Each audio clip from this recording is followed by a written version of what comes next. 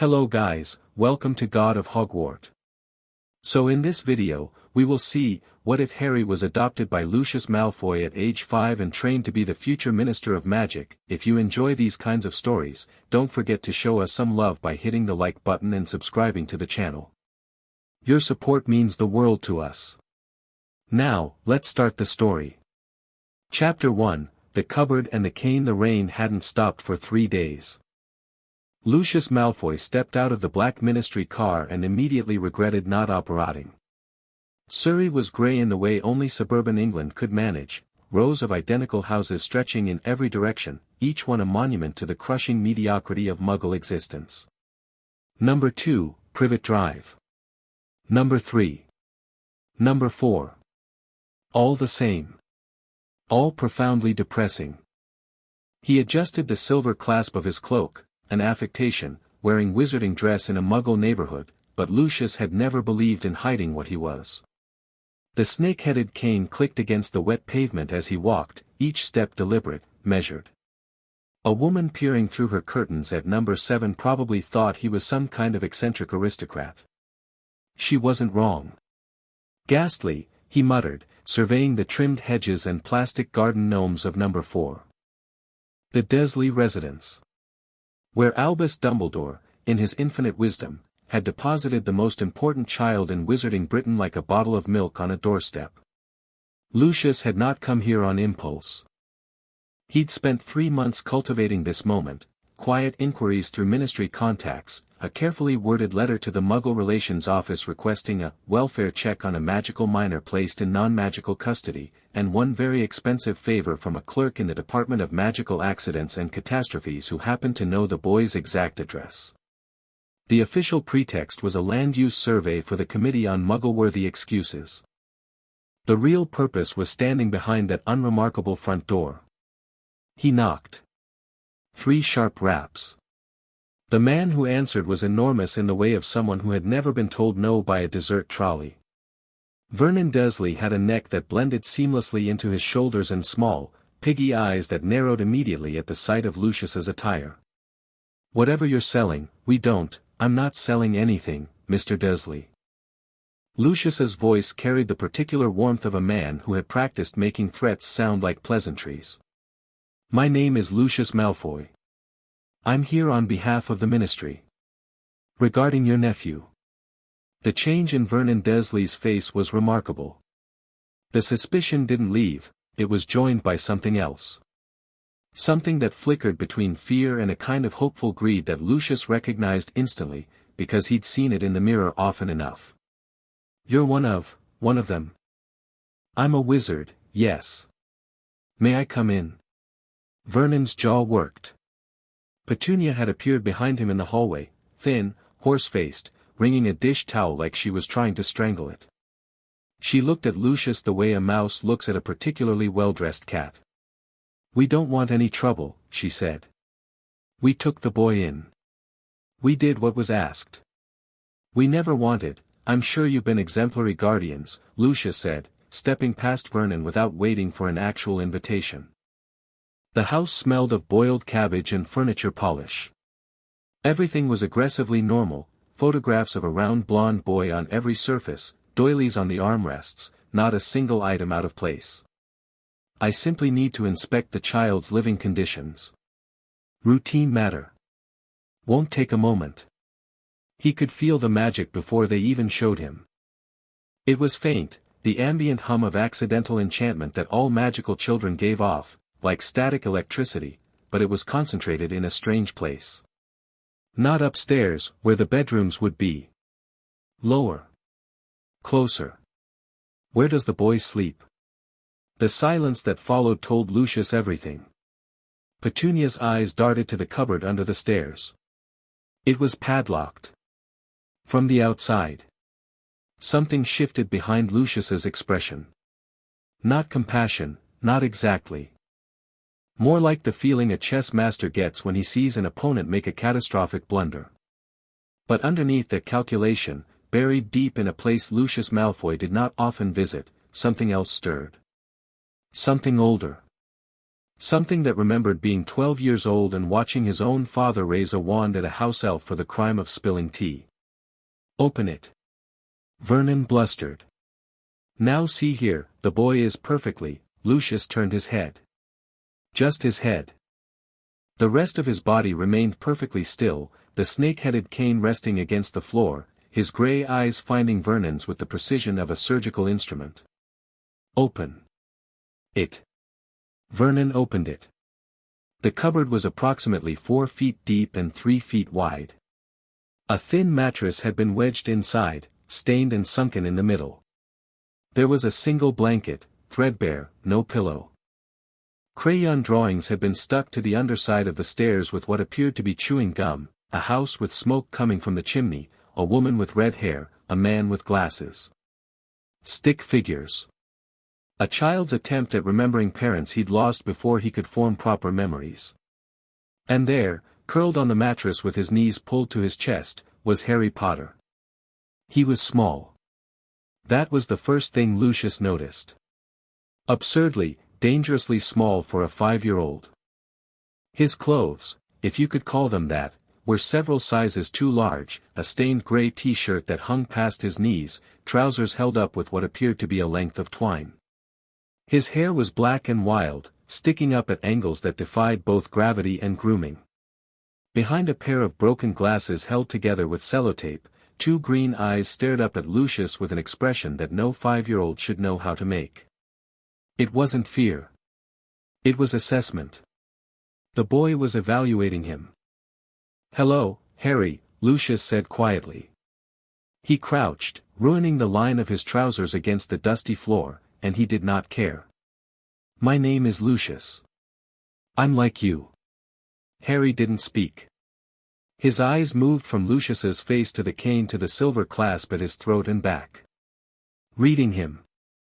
This child who'd been locked in a cupboard and fed scraps was reading him, and doing it with an intensity that would have been unsettling from an adult. "Can you do things?" Lucius asked. "Things the Dursleys can't explain. Things that happen when you're scared, or angry." A tiny nod. Barely a movement. "Those things have a name. It's called magic. You're a wizard, Harry.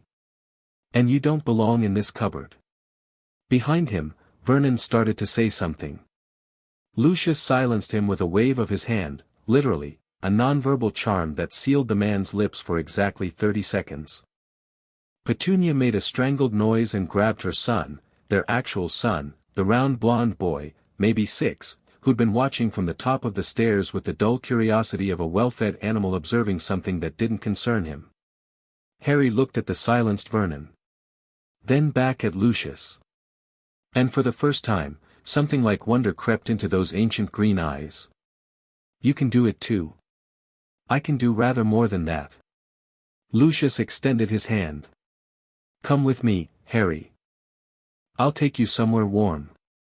Harry's hand was freezing when it slipped into his.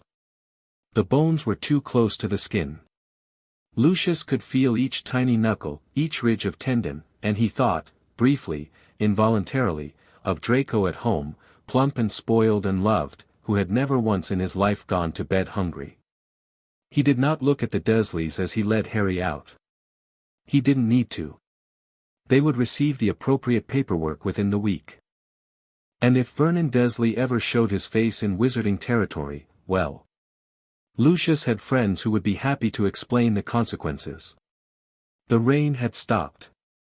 Harry stood on the pavement of Privet Drive, barefoot, squinting at a sky he'd apparently not seen in some time. He turned his face upward and let the last drops of water hit his skin, and he smiled, small, cautious, like a creature that had learned smiles could be taken away. Lucius Malfoy looked at the boy who lived and saw a weapon. A legacy. A political masterstroke that would resurrect the Malfoy name from the ashes of the Dark Lord's defeat. He saw a boy the entire wizarding world loved, and he saw what that love could become if properly directed. Minister of Magic by 30. The Malfoy family, rehabilitated. The old ways, preserved under a palatable new face. He saw all of that. But he also saw the crayon drawings. The woman with red hair. Are you hungry, Harry? Another nod. Smaller this time. Almost ashamed. Lucius tightened his grip on the small hand in his. Then let's fix that. The adoption hearing took place on a Tuesday in December, in courtroom 7 of the Ministry of Magic. It was, by design, the most public proceeding Lucius could arrange. He'd spent 6 weeks preparing. The legal case was airtight: magical child endangerment statutes, the decree for the reasonable protection of underage sorcerers, and a particularly obscure provision in the Wisingamot Charter that allowed any member of the Sacred 28 to petition for guardianship of an orphaned magical child placed in demonstrably unfit care. Lucius hadn't just found the law. He'd practically written the amendment, 15 years ago, as a favor to a colleague whose situation was entirely different. He'd never expected to use it himself. The courtroom was packed. Every journalist in magical Britain had found a seat or conjured one. Lucius could feel the flash of cameras like small explosions of heat against his skin, but he didn't flinch. He stood before the Wisingamot in his finest robes, charcoal grey, silver-trimmed, the Malfoy crest at his breast, and presented his case with the measured cadence of a man discussing the weather. The child was found in a locked cupboard. He had not been fed in 2 days. His only possessions were a broken pair of spectacles and a mattress that I would not give a house elf. Murmurs rippled through the gallery. Lucius let them build before continuing. We owe this boy a debt. Every witch and wizard in this room draws breath because of what Harry Potter survived. And this is how we repaid him. Not with gratitude. Not with protection. With abandonment. He didn't raise his voice. He never raised his voice. The quiet was more effective: it drew people in, made them lean forward, made them feel like he was confiding something precious rather than performing a calculated political maneuver. Dumbledore was there. 3rd row, purple robes, half-moon spectacles, face like carved stone. He'd requested a private hearing. Denied. He'd sent Lucius an owl arguing that the blood wards at Privet Drive provided irreplaceable protection. Lucius had leaked the letter to the Daily Prophet with a 3-word annotation: wards don't feed children. Public opinion had done the rest. When Dumbledore rose to speak, the gallery was already hostile.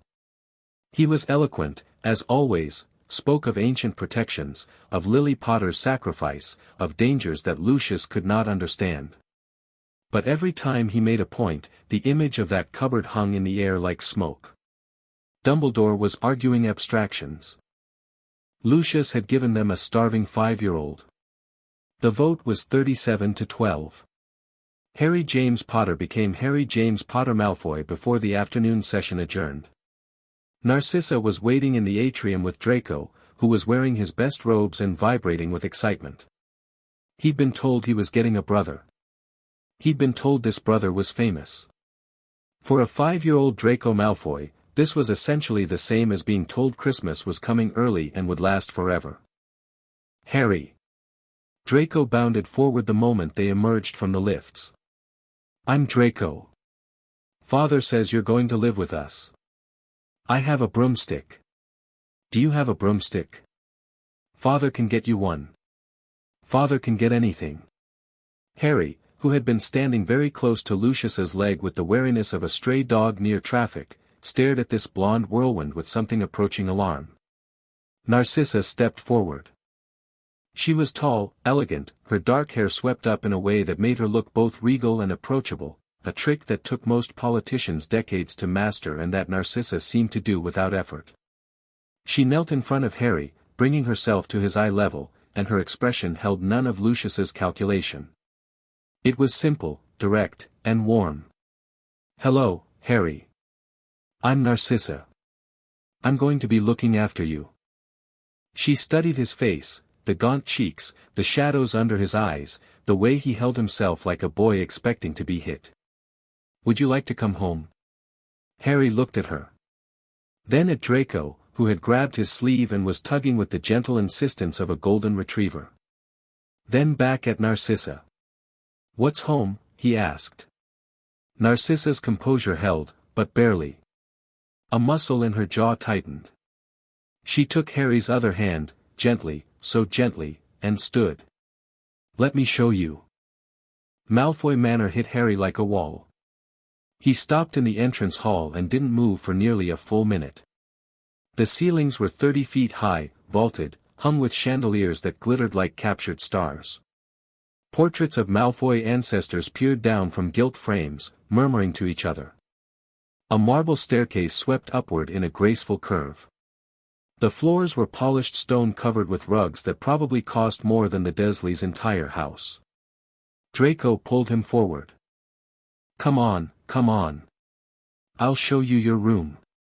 It's next to mine. Father let me pick the color." Harry's room was enormous. Draco had chosen green, because it's the best color, obviously, and the bed was a four-poster that could have comfortably slept a family. There were bookshelves, empty, waiting to be filled. A wardrobe.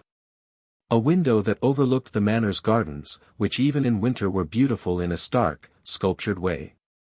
Harry walked to the bed. He touched the duvet. Pressed his palm flat against it. Pressed harder. Sat on the edge. Bounced, once, experimentally. Then he started crying. Not loudly. Not dramatically. Just a steady, silent leaking of tears that he seemed unable to control and deeply embarrassed by. He pressed his fists against his eyes and curled inward, trying to make himself smaller, trying to disappear. Draco panicked. "What's wrong? Don't you like green? We can change it." "Father," Narcissa caught Draco's shoulder and shook her head. She sat beside Harry on the bed and put her arm around him. She didn't say anything. She just held him, firm and present and there, while the boy who lived sobbed into a cashmere duvet because he had never, in his memory, slept in a real bed. Lucius stood in the doorway and watched. Something flickered across his face. It was there and gone so quickly that if you blinked you'd miss it, a crack in the marble, a glimpse of something raw underneath the politics and the plotting. Then it was gone, and Lucius was Lucius again, already turning away, already thinking 3 moves ahead. But he paused. 1 beat. 2. He looked back at the boy on the bed. Then he walked away. The first month was adjustment, and adjustment was war. Harry didn't trust the food. Narcissa would set a plate in front of him, roast chicken, vegetables, bread with actual butter, and he'd stare at it with the focused intensity of a bomb disposal expert. He'd eat slowly, mechanically, hiding rolls in his pockets when he thought no one was looking. Narcissa found bread stashed in his wardrobe, under his mattress, inside his pillowcase.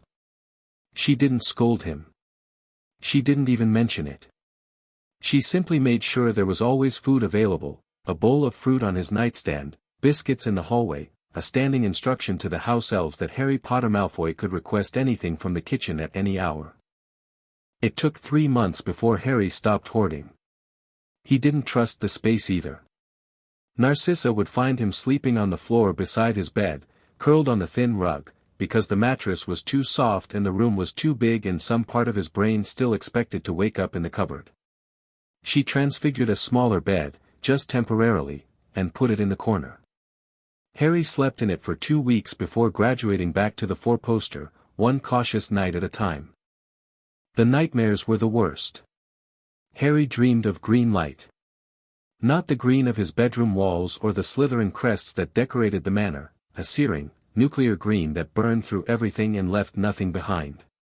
He'd wake up screaming, or worse, he'd wake up silent, rigid, his magic crackling around him like static electricity, making the mirrors crack and the windows rattle. Narcissa came every time. Every single time, no matter the hour. She'd sit on the edge of his bed and brush the hair from his forehead, from the scar, and speak to him in a low, steady voice about nothing in particular. The garden. A book she was reading. What they'd have for breakfast. Ordinary things. Safe things. Anchors in the dark. Lucius came once. Harry woke from the green light dream to find Lucius standing in his doorway, still dressed from a late meeting, his face unreadable in the corridor light. They looked at each other for a long moment. Then Lucius said, "Nightmares are the mind processing what it cannot accept during the day. They have no power over you unless you grant it." It was terrible comfort. But it was, in its cold way, honest. And Harry found that it helped, not the warmth of it, but the logic. The idea that fear was a mechanism, not a monster. That it could be understood, and therefore managed. Lucius stood there a moment longer. Then he turned and walked away, and Harry heard his footsteps fade down the corridor, and the manor was quiet again. The education began immediately. Harry had expected, to the extent that he expected anything, given that his entire world had rearranged itself in the space of a week, something like school. Textbooks, maybe. A classroom. A teacher who would make him sit still and recite things. What he got was Lucius Malfoy at 6 in the morning, standing at the foot of his bed with a cup of tea in one hand and a copy of a history of the Wisengamot in the other. Up. Breakfast in 15 minutes. We have work to do. Harry, who had spent the first week at the manor in a state of perpetual astonishment, at the food, at the space, at the fact that no one yelled at him for existing, scrambled out of bed so fast he tripped over his own pajamas. The first year was foundations. Lucius drilled him in reading, writing, mathematics, and history, but not Muggle history, and not quite wizarding history either. Lucius taught him the architecture of power. Who held it, how they got it, and what they did to keep it. The lessons were conducted in Lucius's study, a room panelled in dark wood with maps of magical Britain pinned to the walls, each one annotated in Lucius's precise handwriting with family names, alliance lines, and voting records.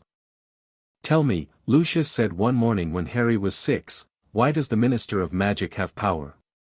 Harry thought about it. Because people elected him? No. That's how he got the title. Why does he have power? Harry frowned. Lucius waited. He was very good at waiting. Because, people do what he says. Closer. And why do they do what he says? Because they're scared not to. Lucius smiled. It wasn't a warm smile, but it was a real one. That's one reason. Fear works. But fear requires constant maintenance, you have to keep people afraid, and that's exhausting. There's something cheaper. Something more efficient. What? They believe he should have power. They believe the system is right. Control the system, Harry, and you never need to threaten anyone. The system does it for you. Harry was 6 years old, and he understood this. That was what scared Lucius, just a little. Not that Harry was clever, Lucius had expected clever. It was the speed.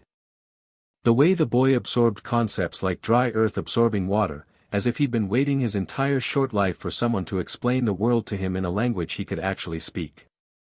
Narcissa's education ran parallel to Lucius's, but it operated in an entirely different register. Where Lucius taught Harry to think, Narcissa taught him to feel, or more precisely, to understand feeling as a tool and a language. "Watch me," she said one afternoon. Harry was 7.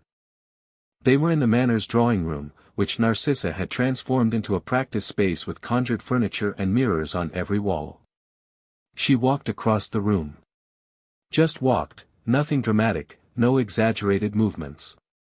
But something about the way she carried herself made it impossible to look away. Confidence without arrogance. Grace without performance. She reached the far wall, turned, and walked back. Same walk. Completely different energy, now she looked approachable, open, warm. The physical movements were identical. The feeling was entirely changed. "How did you do that?" Harry asked. "Intent. Your body follows your mind. If you feel powerful, you look powerful.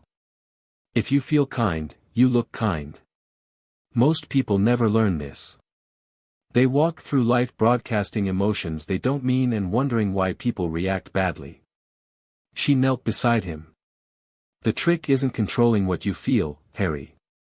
It's choosing what you show. She taught him to dance. Not because he needed to waltz at 7 years old, but because dancing required awareness of another person's body, their rhythm, their signals.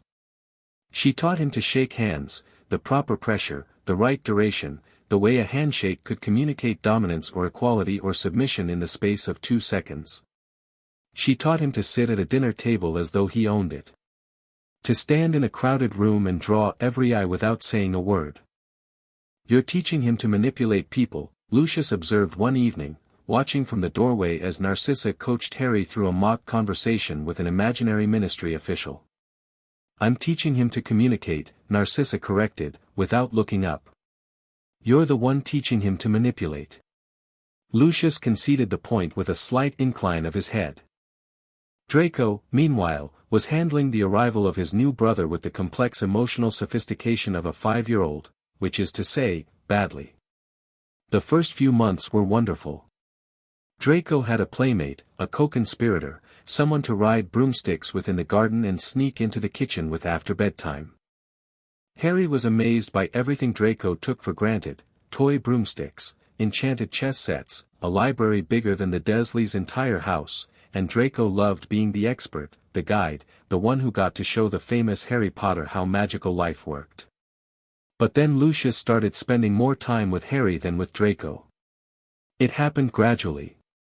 An extra hour of study here. A private conversation there. Lucius inviting Harry, just Harry, to observe a meeting with a ministry contact. Draco would find them in the study, heads bent over some document, and Lucius would say, "Not now, Draco. Harry and I are working." Draco tried not to care. He was 5, then 6, then 7, and each year the gap widened. Not in affection, Lucius was not particularly affectionate with either boy, but in attention. In seriousness. In the weight Lucius gave to Harry's words versus Draco's. When Draco said something clever, Lucius nodded. When Harry said something clever, Lucius engaged. The difference was subtle and devastating. Harry noticed. Of course he noticed. Narcissa had trained him to read rooms before he could read chapter books. He tried to bridge the gap, pulling Draco into study sessions, sharing what Lucius taught him, making sure Draco was included in their games and their flights. "Father's just busy," Harry told Draco one night when they were 8, lying on the floor of Harry's room staring at the enchanted ceiling. Narcissa had charmed it to show constellations. "He's like that with everyone." "He's not like that with you," Draco said quietly. Harry didn't have an answer for that. Because Draco was right. The dinner party happened when Harry was 9. Lucius had been hosting them for years. Of course, the Manor was a perpetual revolving door of ministry officials, Wisengamot members, wealthy donors, and various other players in the endless game of magical politics. But this was the first time Lucius told Harry to attend. Not as a guest. As an observer. Lucius adjusted Harry's collar, new dress robes, tailored, dark green with silver trim. "You will stand near the fireplace. You will not speak unless spoken to. You will watch everything. After, you will tell me what you saw." The guests arrived by flew and by apparition, shaking rain from their cloaks and handing them to house elves who appeared and disappeared like smoke. Harry stood where he was told and watched. Cornelius Fudge arrived first, a stout man in a lime-green bowler hat who laughed too loudly and stood too close to people. He shook Lucius's hand with both of his, which Harry noted because Narcissa had taught him what a two-handed grip meant. The person was either trying to convey deep sincerity or deep insecurity. Looking at Fudge, Harry guessed insecurity. Amelia Bones came next, tall, severe, wearing a monocle that she used like a weapon, focusing it on whoever she was evaluating. She shook Lucius's hand once, firm, brief, and immediately scanned the room. Her eyes landed on Harry for a moment. She didn't smile, but she didn't frown either. She simply noted his presence and moved on. Harry decided he liked her. Then came the ones who made Harry's skin prickle. They arrived together, 3 men and a woman, all in dark robes, all carrying themselves with the particular arrogance of people who believed the world owed them something. Augustus Rookwood. Walden McNair. A woman whose name Harry didn't catch but whose smile never reached her eyes. And behind them, arriving late, looking annoyed about it, a thin man with greasy hair and black robes who surveyed the room like someone attending a funeral he'd rather not be at. Severus Snape. Harry had heard the name. Lucius mentioned him occasionally, brilliant mind, poor temperament, useful in specific contexts. Snape's eyes found Harry across the room, and something complicated happened in them. Recognition. Pain. A flash of something like hatred, though it didn't seem directed at Harry exactly. More at the sight of him. At the fact that he existed, standing in Malfoy robes in Malfoy Manor, looking out from behind his mother's eyes. Snape looked away first. The dinner lasted 3 hours. Harry ate nothing, Lucius hadn't told him to eat, just to watch, and by the end, his feet ached and his brain was buzzing. He'd catalogued everything. Every interaction, every glance, every shift in tone. Lucius found him afterward in the study. He settled into his chair, poured himself a brandy, and fixed Harry with that particular gaze, expectant, assessing, the look of a man administering a test he expected to be passed. "Tell me." Harry took a breath. "Fudge is afraid of you." He laughed at every joke you made, even the ones that weren't funny. He kept checking your face before he said anything important, like he was looking for permission. Lucius sipped his brandy. "Go on." "Madam Bones doesn't trust you. She sat as far from you as she could at dinner. She spent most of the evening talking to the man from the Goblin Liaison Office. I think she was gathering information about the gold transfer bill you mentioned last week." Perceptive. "What else?" Harry hesitated. This was the part he wasn't sure about. The part that had made his stomach tighten. The ones in dark robes, Rookwood and the others. "They're not your friends. They're your soldiers." "No. They're people who used to follow someone else, and now they follow you because that person is gone. But they don't respect you the way Fudge does. They respect what you represent." Lucius's brandy glass paused halfway to his lips. His eyebrows rose, a tiny movement, but for Lucius Malfoy, it was the equivalent of a standing ovation. "And what do I represent?" "The old way." "Before." Harry stopped. He'd heard enough fragments of conversation, caught enough loaded silences, to know the shape of the thing he wasn't supposed to see. "Before Voldemort." The glass came down hard on the desk. The sound cracked through the study like a gunshot. "Never say that name in this house." Harry didn't flinch. He'd spent 5 years in a cupboard. Loud sounds didn't scare him anymore.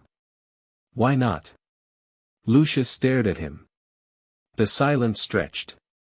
Rain hit the windows. Somewhere in the manor, a clock chimed. Then Lucius laughed. Quiet, controlled, but genuine, a real laugh, which was rare enough to be notable. "Because names have power, Harry. And you should never hand power to someone who hasn't earned it." He drained his brandy. "Excellent work tonight. You may go to bed." Harry turned to leave. At the door, he paused. The man with the dark hair. Snape. He looked at me like he knew me. Lucius's expression didn't change, but something behind his eyes shuddered, like a window closing. "Professor Snape knew your mother. They were friends, once. It's not something you need to concern yourself with." Harry filed this away in the growing cabinet of things Lucius told him not to concern himself with, which was rapidly becoming the most interesting collection of information he possessed. He went to bed. He did not sleep for a long time. The next morning, over breakfast, Draco asked what he'd thought of the party. "Boring," Harry said, buttering his toast. "Grown-ups talking about money and pretending they weren't." Draco laughed. Narcissa smiled into her tea. Lucius, behind his copy of the Daily Prophet, said nothing, but Harry caught the slight twitch at the corner of his mouth. Amusement, or something close to it. It was around this time that Harry discovered the library.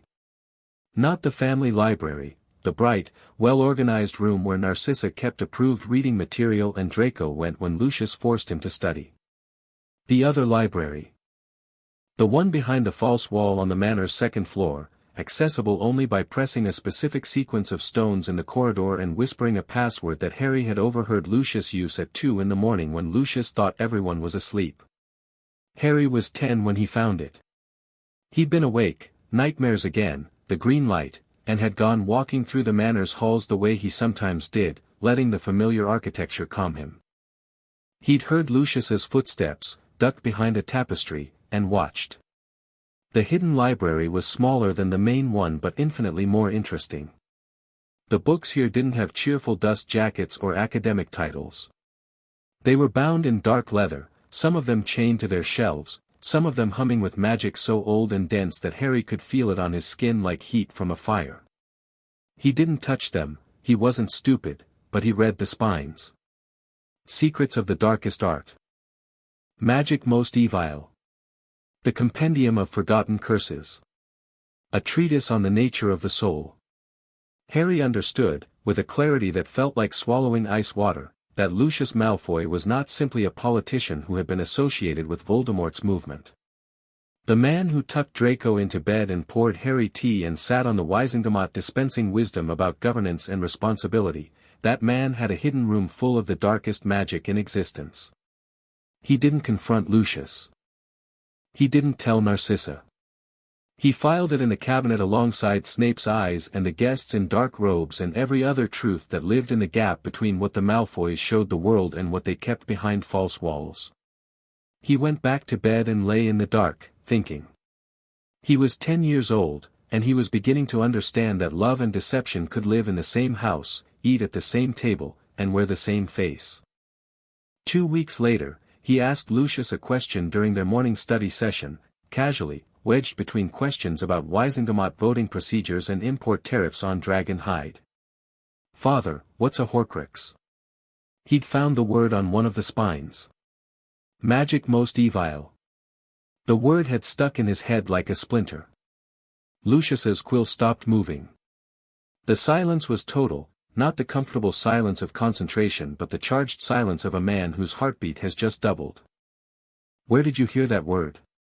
Harry had prepared for this. A book in the main library. It was mentioned in a footnote in Rise and Fall of the Dark Arts. This was technically true, the word appeared in a heavily redacted passage that most readers would skip. Harry had not skipped it. Lucius studied him. Harry kept his expression neutral, curious but not urgent. A student asking about an unfamiliar term. Nothing more. "It's a piece of extremely dark magic," Lucius said carefully. "Theoretical. Not practiced. Not relevant to your education." 3 lies in 4 sentences. Harry could hear them the way a musician hears a wrong note. "Understood," Harry said, and moved on to import tariffs.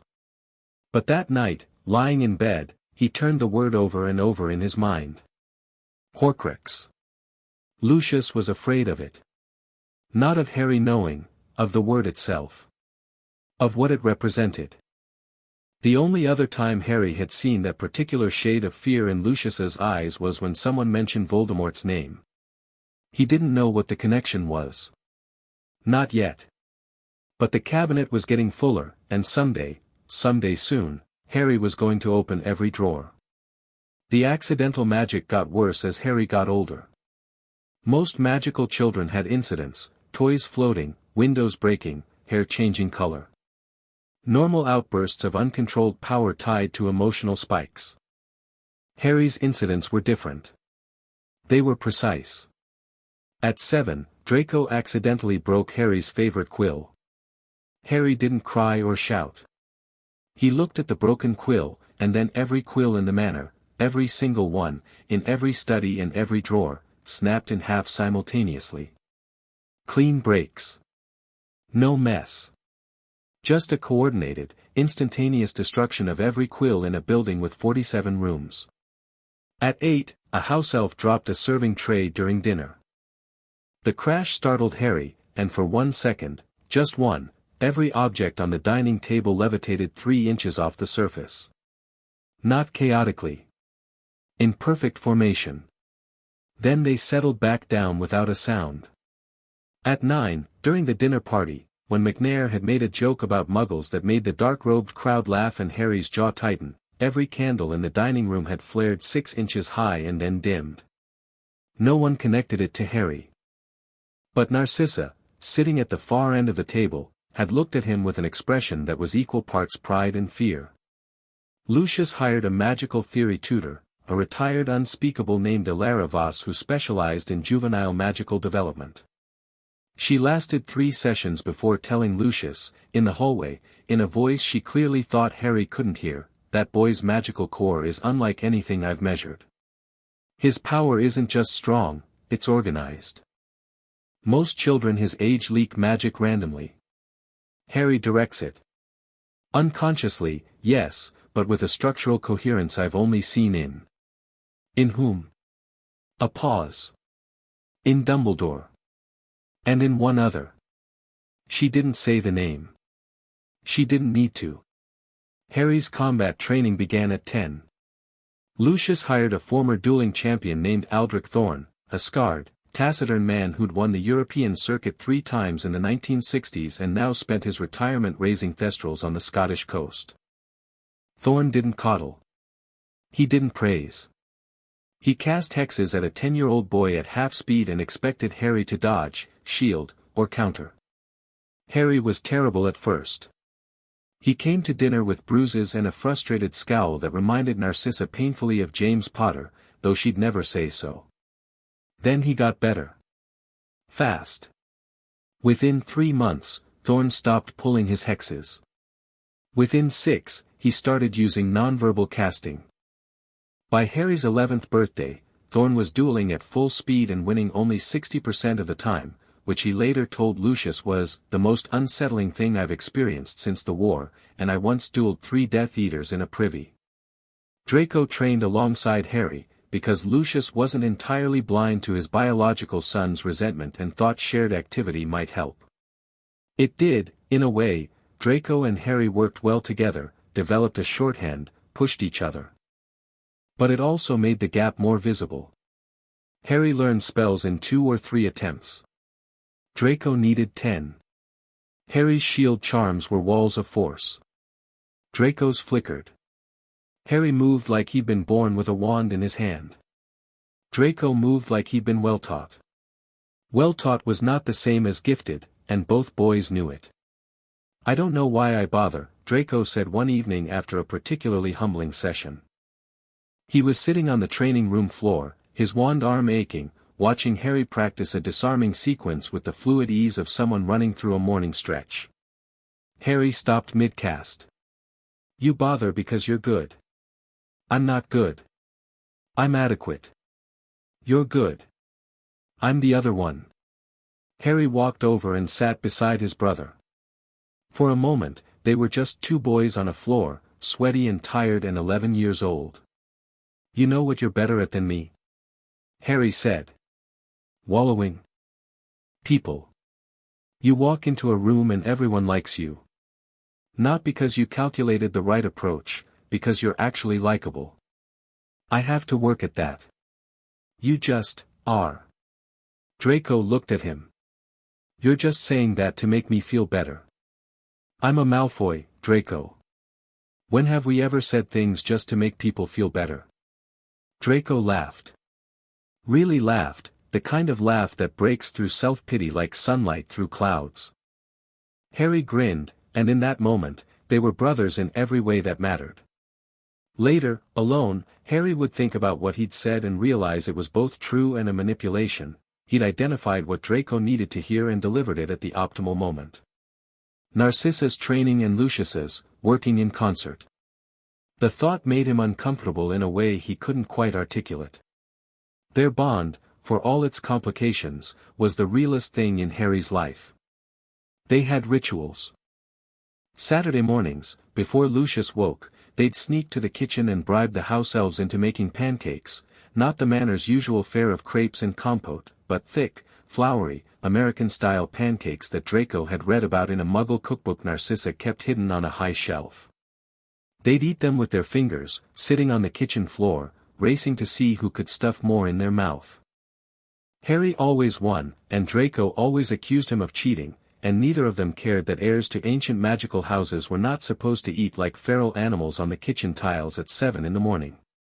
They'd fly in the afternoons, the Manor's ground stretched for acres, protected by anti-Muggle wards that meant they could go as high and as fast as they wanted. Draco was the better flyer, actually. More natural, more instinctive, with a joy in the air that Harry envied. Harry flew like he did everything else, with focused, relentless competence. Draco flew like a bird. The broom was the one place where Draco never felt second best, and Harry never tried to take that from him. And at night, when the Manor was dark and Lucius was in his study and Narcissa was reading in her parlor, they'd lie on the floor of Harry's room and talk. About nothing. About everything.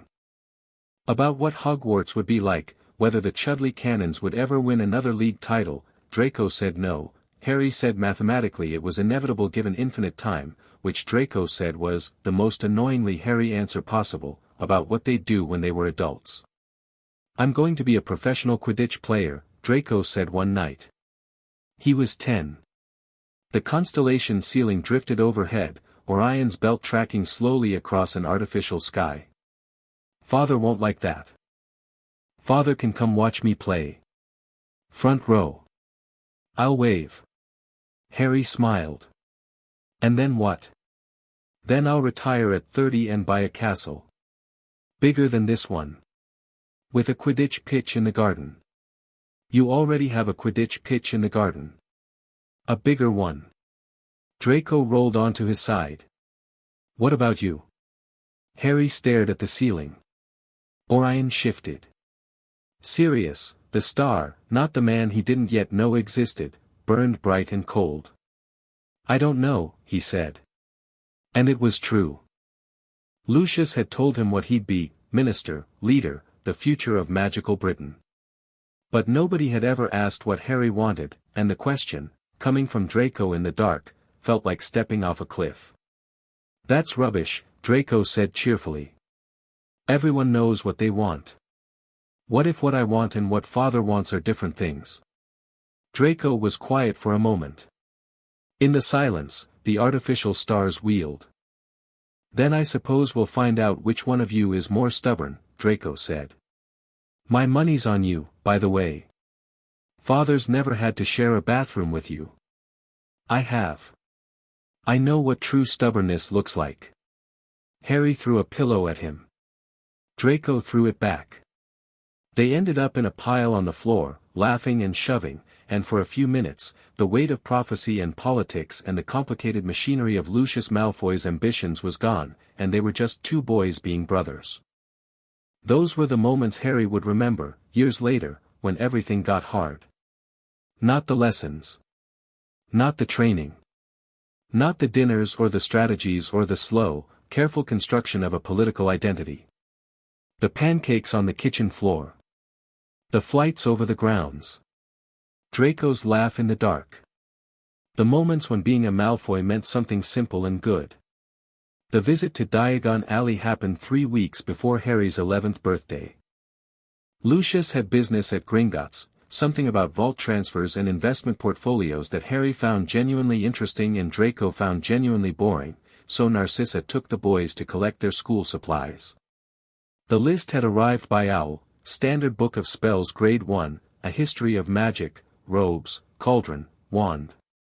Harry had been to Diagon Alley before, but never as Harry Potter Malfoy, heir to 2 of the most famous names in Wizarding Britain. The reaction was immediate and overwhelming. People stared. They whispered. They pointed at his scar, visible above his left eyebrow, a thin lightning bolt that no glamour could fully conceal because its magic resisted external alteration. "That's him," The boy who lived, with the Malfoys, can you believe, looks just like his father, but the eyes, Harry walked through it with his chin level and his expression calm, exactly as Narcissa had taught him. Inside, his heart was hammering. This was different from the manor, from the controlled environment of dinner parties and private tutors. This was the world, and it wanted a piece of him. A woman grabbed his arm outside Flourish and Blots. Middle-aged, tears streaming down her face. "Mr. Potter, Harry, you saved my family. My husband, he would have, the Dark Lord would have," she couldn't finish. She just gripped his arm and cried. Harry didn't pull away. He put his free hand over hers and said, "Thank you for telling me. I'm glad your family is safe." His voice was warm, his eyes steady. The woman left looking like she'd been blessed. Narcissa watched this from 3 feet away and felt a chill that had nothing to do with the weather. The boy had been kind. Genuinely kind. But he'd also been perfect, the right words, the right tone, the right body language, delivered without hesitation.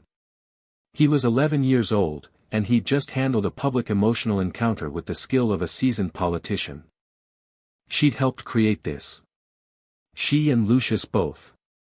And watching Harry smile at the crying woman with those bright green eyes, Lily's eyes, always Lily's eyes, Narcissa wondered, not for the first time, whether they'd built something wonderful or something terrible.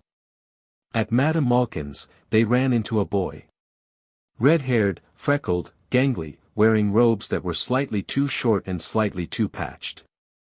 He was standing on a stool being fitted while a tired-looking woman with the same red hair argued prices at the counter. "Hogwarts too?" the boy asked, grinning at Harry. "I'm Ron. Ron Weasley." Harry felt Narcissa tense beside him. The Weasleys and the Malfoys had a feud that predated living memory, something about politics and blood purity and a public insult at a Wisingamot session in 1953 that had never been forgiven. Lucius spoke of Arthur Weasley the way one might speak of a particularly persistent stain. But Harry had made his own observations about the Weasley family. Arthur Weasley sat on the Wisingamot's Muggle Affairs subcommittee. Molly Weasley was related to the Pruitts, who'd been war heroes. The family was poor but connected, and in politics, connection was currency. "Harry," he said, shaking Ron's hand. "Harry Potter Malfoy." Ron's eyes went wide. Then wider. Then he seemed to short-circuit entirely, cycling through recognition of the Potter name, confusion at the Malfoy name, and a sort of helpless awe that settled on his freckled face like weather. "Bloody hell," Ron whispered. "Language," the red-haired woman called from the counter without turning around. Harry laughed, a real laugh, surprised out of him.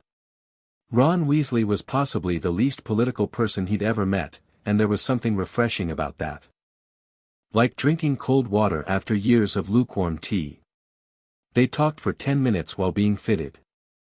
Ron told Harry about his brothers, too many of them, honestly, and about Hogwarts. "My brother Charlie says the food is brilliant," and about Quidditch, "The cannons are going to turn it around this year, I can feel it."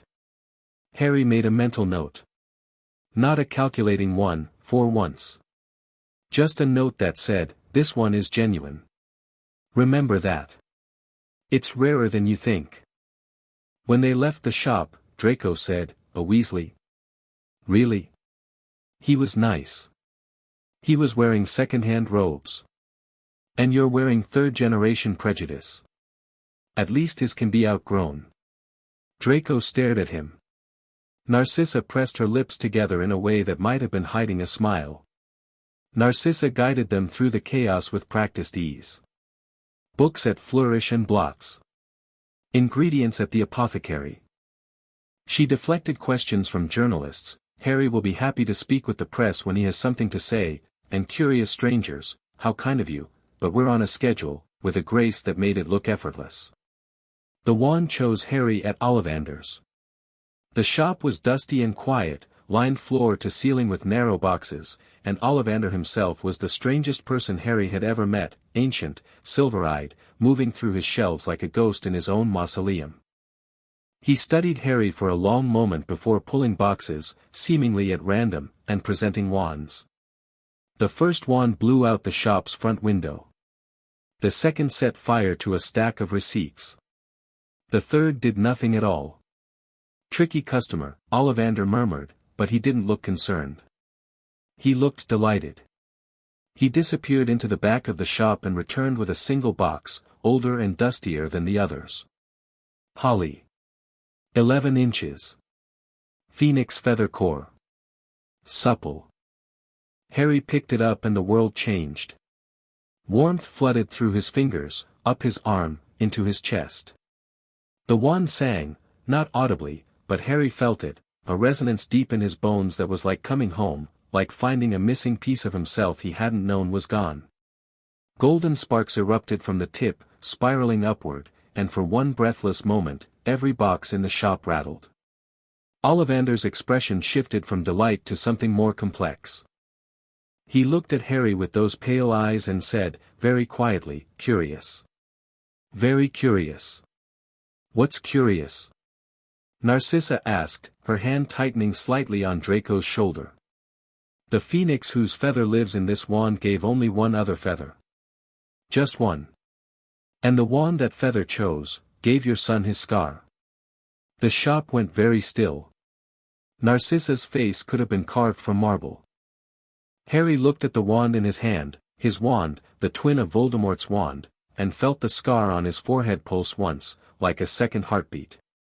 "Thank you, Mr. Ollivander," Harry said. His voice was steady. Narcissa would have been proud. "What do I owe you?" On the walk back through Diagon Alley, Draco chattering about wanting an owl, Narcissa moving through the crowd with her usual poise, Harry held his wand inside his pocket and thought about twins. About connections. About the fact that the most evil wizard in history had left a mark on him that ran deeper than skin. He didn't tell Lucius about the twin cores. Not because he was hiding it, Lucius would find out, Lucius always found out, but because he wanted time to understand what it meant before Lucius could tell him what to think about it. It was, perhaps, the first truly independent decision of Harry's life. The Hogwarts letter arrived on July 31st, Harry's 11th birthday. The manor was decorated. Narcissa had insisted on a proper celebration, enchanted streamers in green and silver, Draco had lobbied for green and gold, to be different, but had been overruled, a cake the size of a small table, and presents stacked in the drawing room. Draco had given Harry a set of professional-grade dueling gloves, so I can stop pretending your stinging hexes don't hurt. Narcissa had given him a set of dress robes in deep emerald that made his eyes look like they were lit from within. Various family friends and political allies had sent gifts, books, sweets, magical instruments, most of which Harry suspected had been vetted by Lucius for hidden enchantments. Lucius's gift was different. He presented it after dinner, in the study, just the two of them. A wooden box, unadorned, old. Inside, resting on velvet, was a wand holster, dragon leather, custom-fitted, with the Malfoy crest embossed in silver on the inner strap. It was beautiful work. It was also clearly antique. "This belonged to Abraxas Malfoy," Lucius said. "My father. He wore it when he sat on the Wisengamot for 37 years. He wore it when he shaped the laws that still govern our world. And now it's yours." Harry ran his fingers over the leather. The crest gleamed under the lamplight.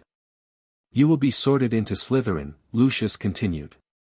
His voice carried the particular weight of a statement that had been rehearsed until it sounded spontaneous. "You will be the best student in your year. You will build alliances that last a lifetime.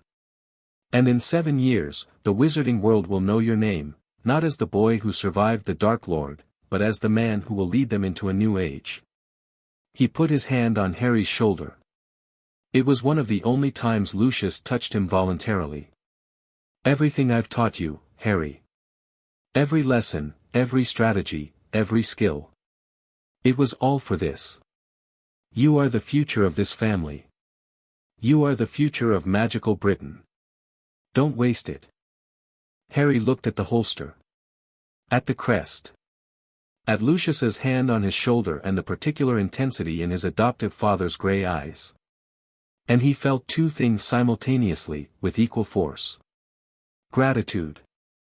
Because this man had pulled him from darkness and given him light, given him purpose, given him a life.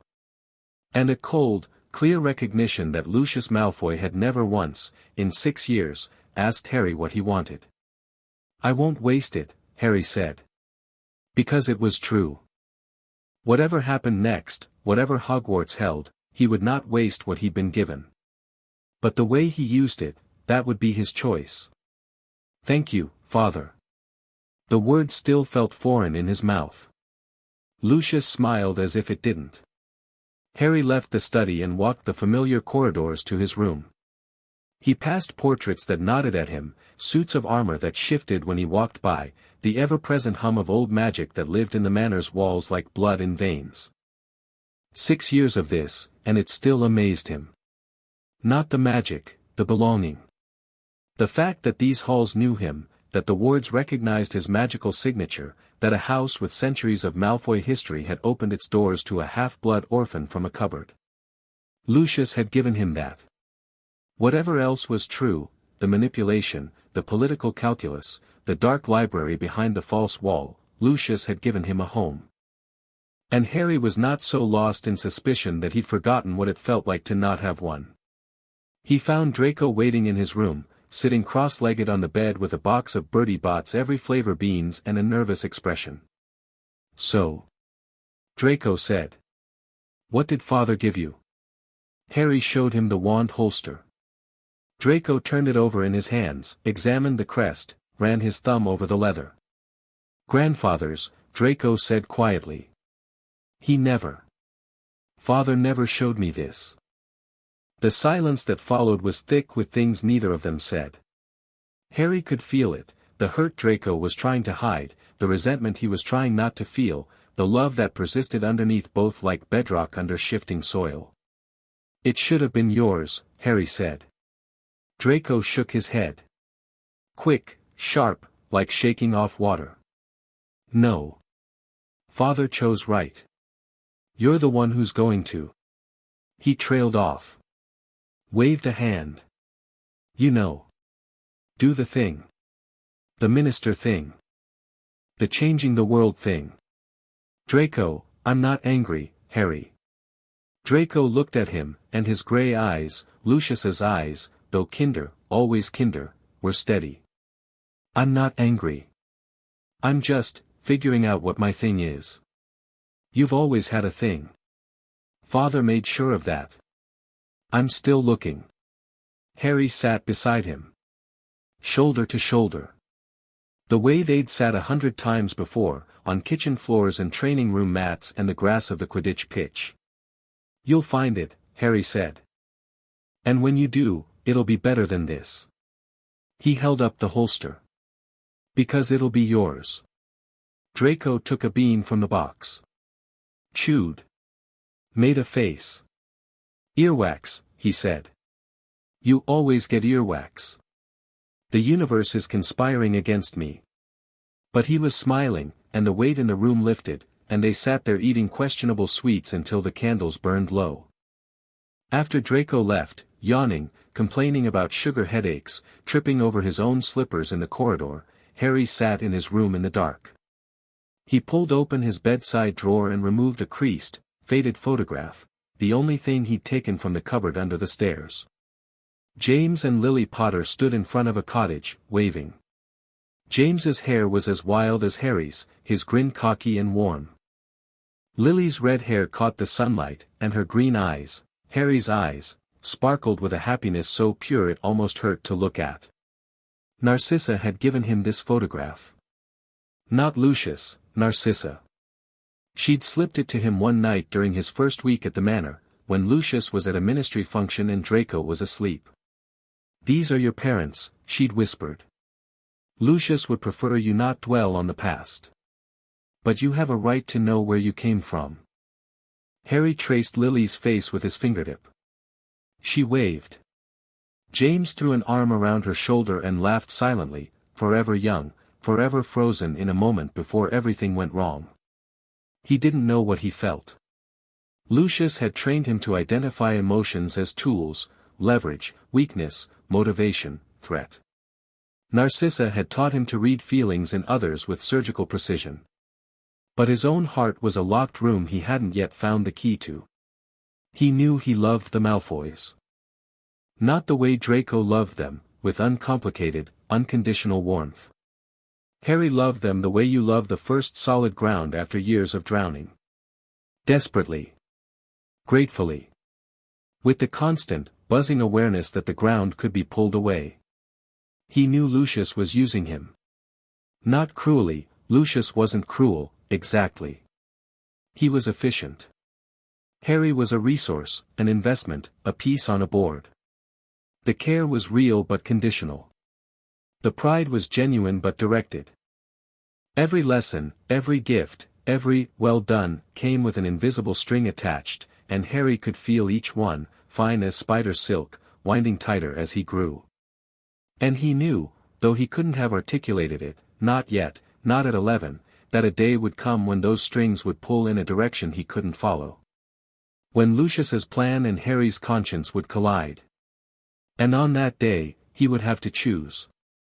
But not tonight. Tonight he was 11, and tomorrow he was going to Hogwarts, and the photograph in his hand was warm from his touch, and his mother waved, and waved, and waved. He slid the photograph back into the drawer. He put on the wand holster. It fit perfectly, like it had been made for him. He lay in the dark and listened to the manor settling around him, old stone and older magic, a house full of beautiful things and hidden agendas. He closed his eyes. The manor breathed around him. Somewhere, a clock ticked. Somewhere else, an owl called from the grounds. In the portrait above his fireplace, a long-dead Malfoy ancestor snored softly in an armchair, painted moonlight falling across painted features. Harry thought about the Sorting Hat. Lucius had told him what to expect, a sentient artifact that read your mind and placed you in one of 4 houses based on your dominant traits. Slytherin for ambition and cunning. Gryffindor for courage. Ravenclaw for wisdom. Hufflepuff for loyalty. Lucius had discussed each house with the clinical precision of a general assessing enemy formations, and his conclusion had been delivered with the certainty of a mathematical proof: Harry would be Slytherin. But Harry had done his own reading. He'd found a passage in Hogwarts, a history, the unabridged edition, not the sanitized one Lucius kept in the main library, that described the sorting as a conversation, not a verdict. The hat listened. It considered. And sometimes, it offered choices. Harry wondered what the hat would see when it looked inside his head. The cupboard and the cane. The green light and the green bedroom. A boy who loved his brother and suspected his father and missed parents he'd never known. A boy who could read a room full of politicians and cry over a real bed. A boy who was, perhaps, too many things at once to fit neatly into any single house. He supposed he'd find out soon enough. Tomorrow, the game began for real. Chapter 1 End. Chapter 2, The Snake's Garden. Platform 9 3/4 was chaos. Harry had expected grandeur, something befitting the departure point for the most prestigious magical school in Britain. What he got was a packed, sweltering train platform that smelled of owl droppings and nervous sweat, overrun with parents who couldn't stop crying and children who couldn't stop shouting. Trunks were stacked haphazardly. Owls shrieked. A toad made a desperate bid for freedom across the platform floor, pursued by a round-faced boy Harry recognized with a jolt, Neville Longbottom, whose parents had been tortured into madness by Bellatrix Lestrange, who was Narcissa's sister, which made Neville's tragedy a branch on Harry's own twisted family tree. He filed that away. Later. Lucius had not come to see them off. A Wisingamot session demanded his presence, or so he said. Harry suspected the real reason was strategic. Lucius didn't want to be photographed on the platform, hovering over Harry like an anxious parent. Better to project confidence. The boy doesn't need coddling. The boy is ready. Narcissa was there, though, and she was magnificent. She swept through the platform crowd like a ship through choppy water, parting the masses with nothing more than posture and presence. She hugged Draco, who squirmed, mortified, and then turned to Harry. "Remember who you are," she said. Not Lucius's version of that sentence, which meant remember the plan. Narcissa's version meant something different, something warmer. Remember the boy who cried over a real bed. Remember the boy who traces his mother's photograph. Remember that politics is a game, but you are not. She kissed his forehead. "Write on the scar. Write to me," she whispered. "Both of you. Every week." "Mother, people are staring," Draco hissed. "Let them stare." She straightened up. Smiled. The public smile, warm, composed, untouchable. "Make us proud." The Hogwarts Express was a scarlet steam engine that looked like it had been designed by someone who thought trains should have personality. Harry and Draco found a compartment near the middle of the train. Draco immediately claimed the window seat, sprawled across it like he owned the entire carriage, and began unwrapping a chocolate frog. 6 hours to Hogwarts, Draco said through a mouthful of chocolate. "What's the plan?" Harry was already thinking 3 steps ahead. "We let people come to us. Don't seek anyone out. Don't make promises. Just listen. You sound like father. I sound like someone who paid attention." Harry leaned back. "The whole school knows I'm coming. Half of them worship the boy who lived. The other half resent the Malfoy name. We don't need to win anyone over today. We just need to not make enemies." Draco raised an eyebrow. "That's your strategy? Don't make enemies? On the first day?" "Yes. Enemies are expensive. We can't afford them until we know what the currency is." The compartment door slid open before Draco could respond. 2 boys stood in the corridor, one tall, dark-skinned, with an expression of carefully cultivated boredom that was almost certainly practiced, the other shorter, thin, with sharp features and watchful eyes that reminded Harry of a fox. "Blaise Zabini," the tall one said. "Not a question, not a request. Just a statement of fact, delivered with the confidence of someone who expected his name to mean something." "Theodore Knott," the fox-faced boy added, quieter. His eyes moved between Harry and Draco, assessing. Harry had dossiers on both, mental dossiers, compiled from Lucius's dinner party guest lists and Narcissa's social commentary.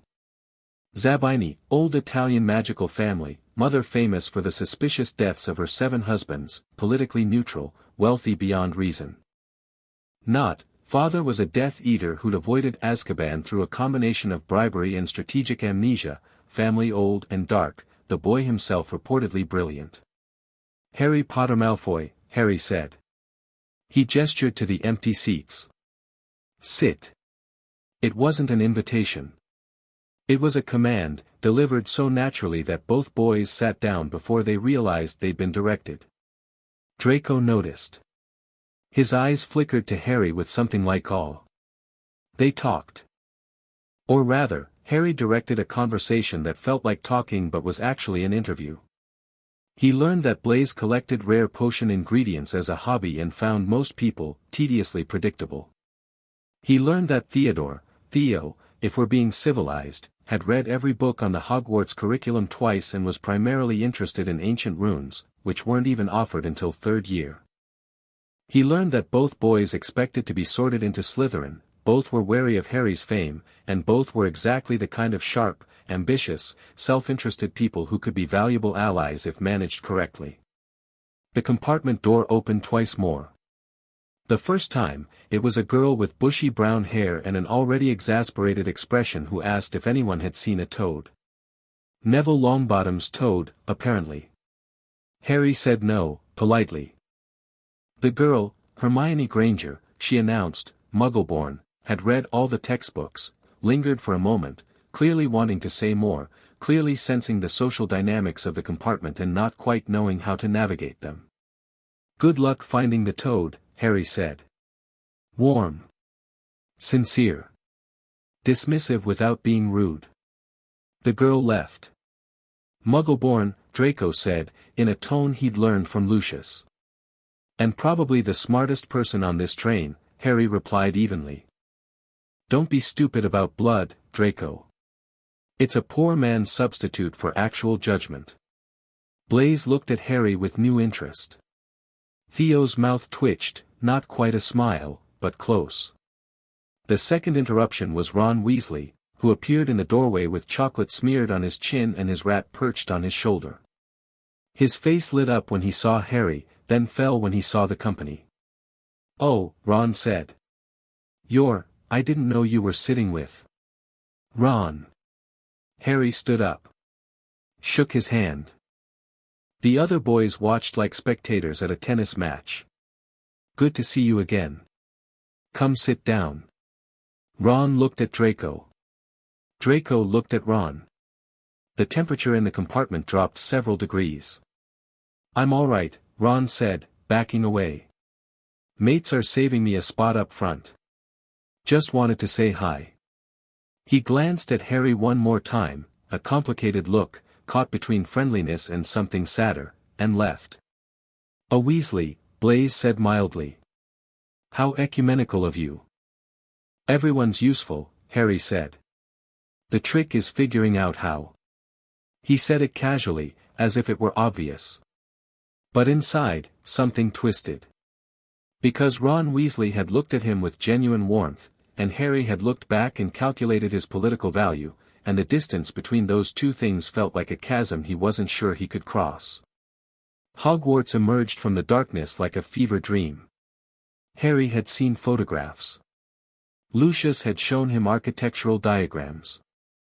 Narcissa had described the Great Hall's enchanted ceiling in detail. None of it prepared him for the reality, a castle erupting from a cliff face above a black lake, every window blazing with light, towers and turrets and bridges stacked impossibly high, the whole thing radiating magic so dense and old that Harry could taste it on the back of his tongue. It was like standing at the foot of something alive.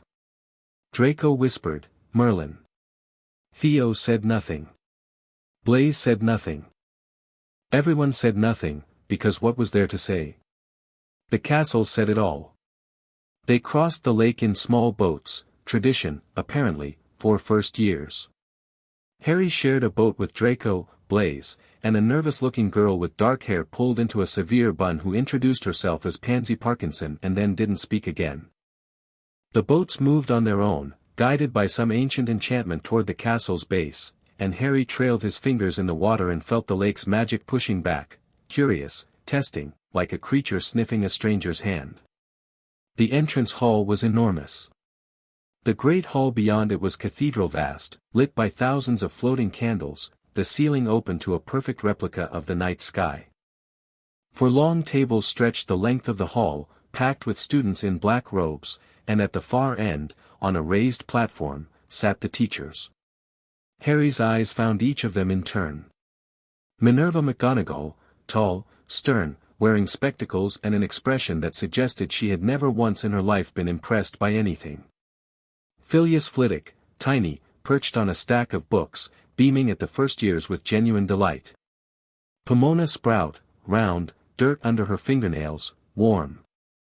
Quirinus Quirrell, pale, twitchy, wearing an absurd purple turban that Harry's instincts immediately flagged as wrong. He couldn't explain why. Something about the way Quirrell sat, too carefully, too still, as if held in place by something other than his own muscles. And at the center, in a golden chair, Albus Dumbledore. He looked exactly like his photographs and nothing like them.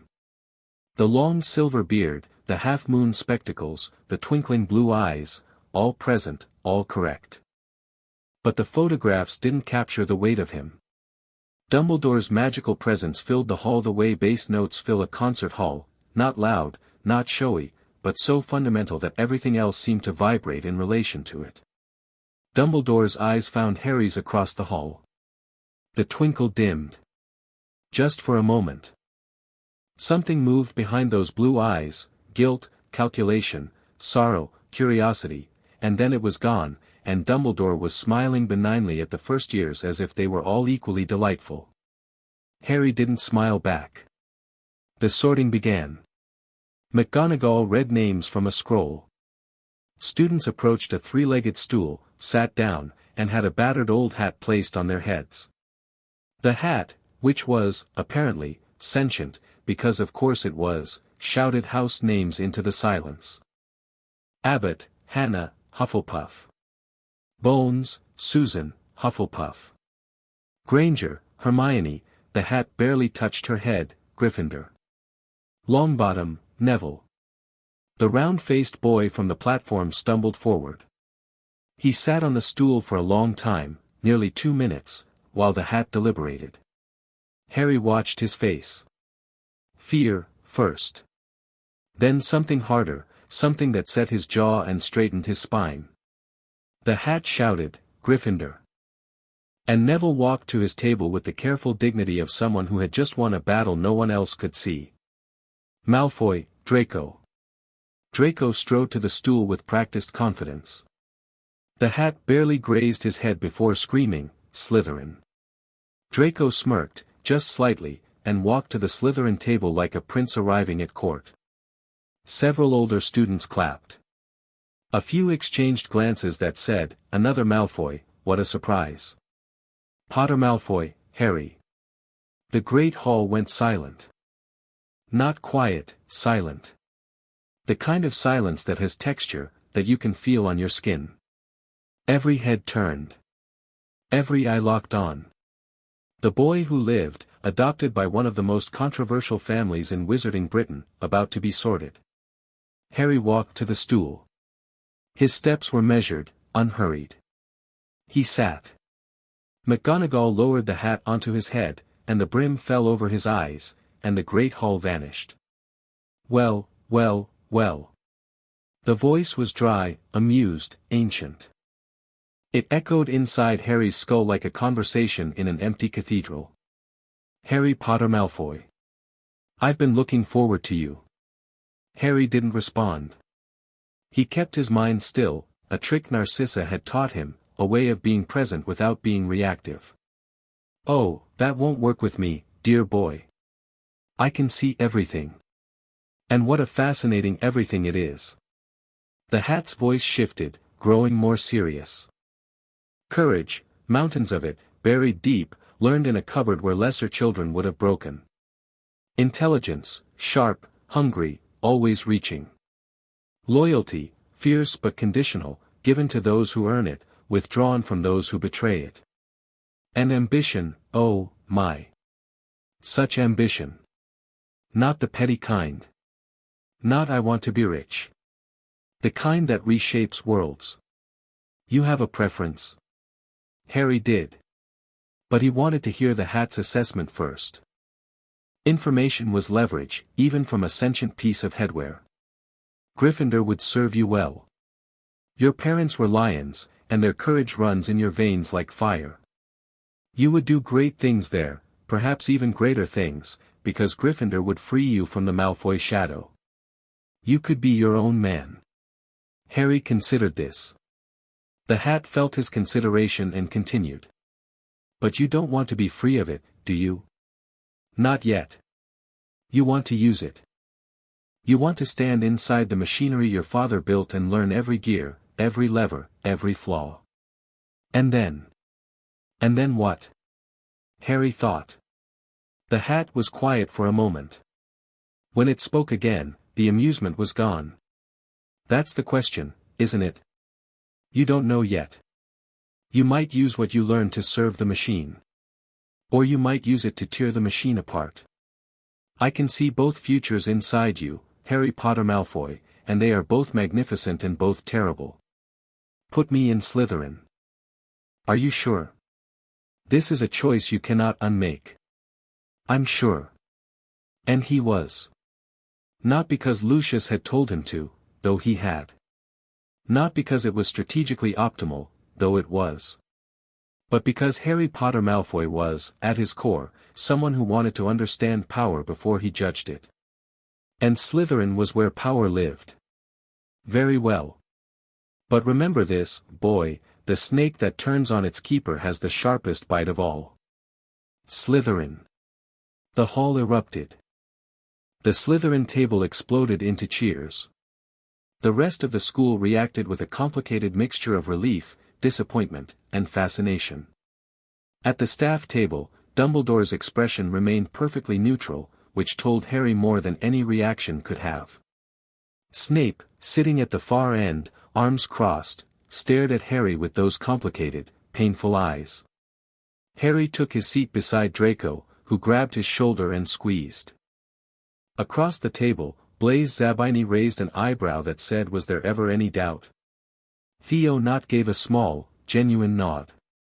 And at the end of the table, a girl with pale blonde hair and ice-blue eyes watched Harry sit down with an expression of cool, clinical evaluation, no hero worship, no resentment, no agenda. Just assessment. Daphne Greengrass. Harry didn't know her name yet. But he felt the weight of that gaze, and something in him sat up straight. The first week at Hogwarts was reconnaissance. Harry mapped the castle, not just physically, though he did that too, memorizing corridors and shortcuts and the particular behavior of the moving staircases. He mapped the social landscape.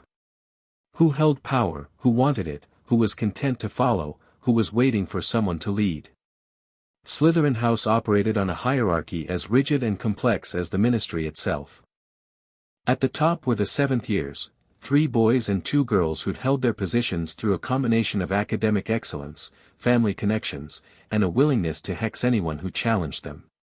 Below them, each year group had its own internal pecking order, established through a silent, ongoing tournament of favors, insults, alliances, and demonstrations of skill.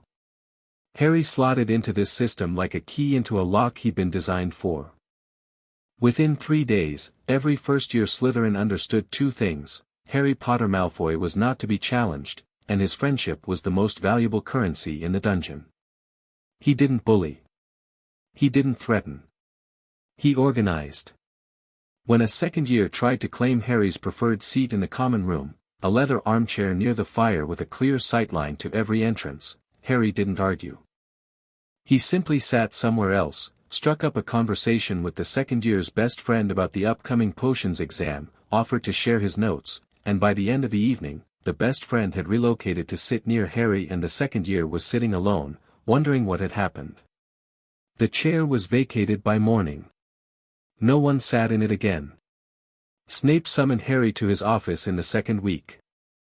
The potions classroom was in the dungeons, naturally. Everything in Slytherin's domain existed underground, like the house itself was a creature that preferred the dark. Snape's office was attached to the classroom, and it smelled of formaldehyde and bitterness. "Sit," Snape said. He didn't look up from the essays he was grading, his quill scratching across parchment with vicious red ink. Harry sat. He waited. Narcissa had taught him that silence was a weapon. The person who spoke first in an uncomfortable quiet was the person who surrendered control. Harry was 11. He could outwait a glacier. Snape lasted 40 seconds. "Not bad. You are not your father," Snape said, finally looking up. His black eyes were impossible to read, layers of emotion compressed so tightly they'd become something like stone. "I've been told I look like him." "You look exactly like him. It's deeply inconvenient." Snape set down his quill. "But you are not him." James Potter was arrogant without substance. Talented, yes. Brave, certainly. But he coasted on charm and privilege and never once questioned whether the world he'd been given was worth preserving. Harry said nothing. This wasn't a conversation. It was a monologue, and interrupting would only prolong it. "Lucius has told you, I assume, that I knew your mother." He mentioned it. Lily Evans was the most gifted witch of her generation. She was also kind, which is rarer than talent and considerably more dangerous. Snape's voice didn't change, still flat, still controlled, but something in the air around him shifted. A pressure. A weight. "She would have hated what Lucius is doing with you. You think she'd have preferred the cupboard?" The words landed like a slap. Snape's jaw tightened. For a moment, raw fury blazed in those black eyes, not at Harry, but at the world that had produced this situation, at the failures that had led to Lily Potter's son sitting in a Slytherin dungeon trading barbs with a man who'd loved her. "I think," Snape said quietly, "that she would have wanted you to be more than a weapon." "Then we agree on something." Snape stared at him. Harry stared back. Green eyes meeting black, Lily's eyes in James's face wearing Lucius's expression, and somewhere in the space between them, the ghost of a woman who died to save a boy who'd grown up to be something none of them had expected. "You will excel in my class," Snape said. It wasn't encouragement. It was an order. "You will not embarrass yourself or the name you carry. And if you ever, behave with the careless cruelty your biological father was so fond of, I will make your life at this school profoundly unpleasant. Are we clear?" "Crystal. Get out." Harry got out. In the corridor, he leaned against the cold stone wall and breathed.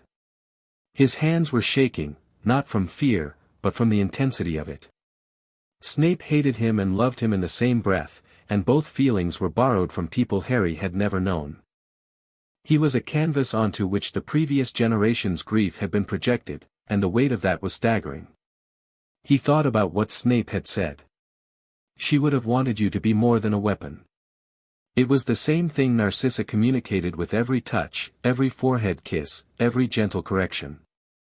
The same thing Dumbledore would later say in different words. The same thing Lucius would never say at all, because for Lucius, the weapon was the point. The question was whether Harry agreed. He steadied himself. Walked to the common room. Filed the conversation in the cabinet, not the Lucius cabinet or the private cabinet, but a new one. The Lily cabinet. The space where he kept the things that connected him to the mother he'd lost. It was very small, that cabinet.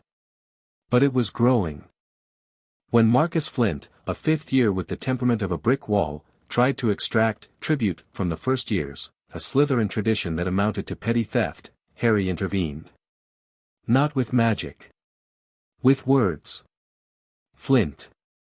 You're on the Quidditch team, yes?" "Chaser." Flint grunted. "There's a Wisingamot subcommittee reviewing the funding allocation for school Quidditch programs. My father chairs it. New brooms for the team, expanded pitch access, priority scheduling for matches. All very much on the table." Harry paused. "Let it land. I'd hate for the committee to hear that Slytherin's team captain was spending his time shaking down 11-year-olds instead of practicing." Flint stared at him.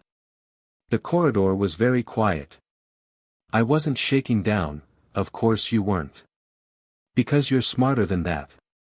Harry smiled. "Warm. Friendly. Absolutely lethal. Aren't you, Marcus?" Flint left. The tribute tradition ended.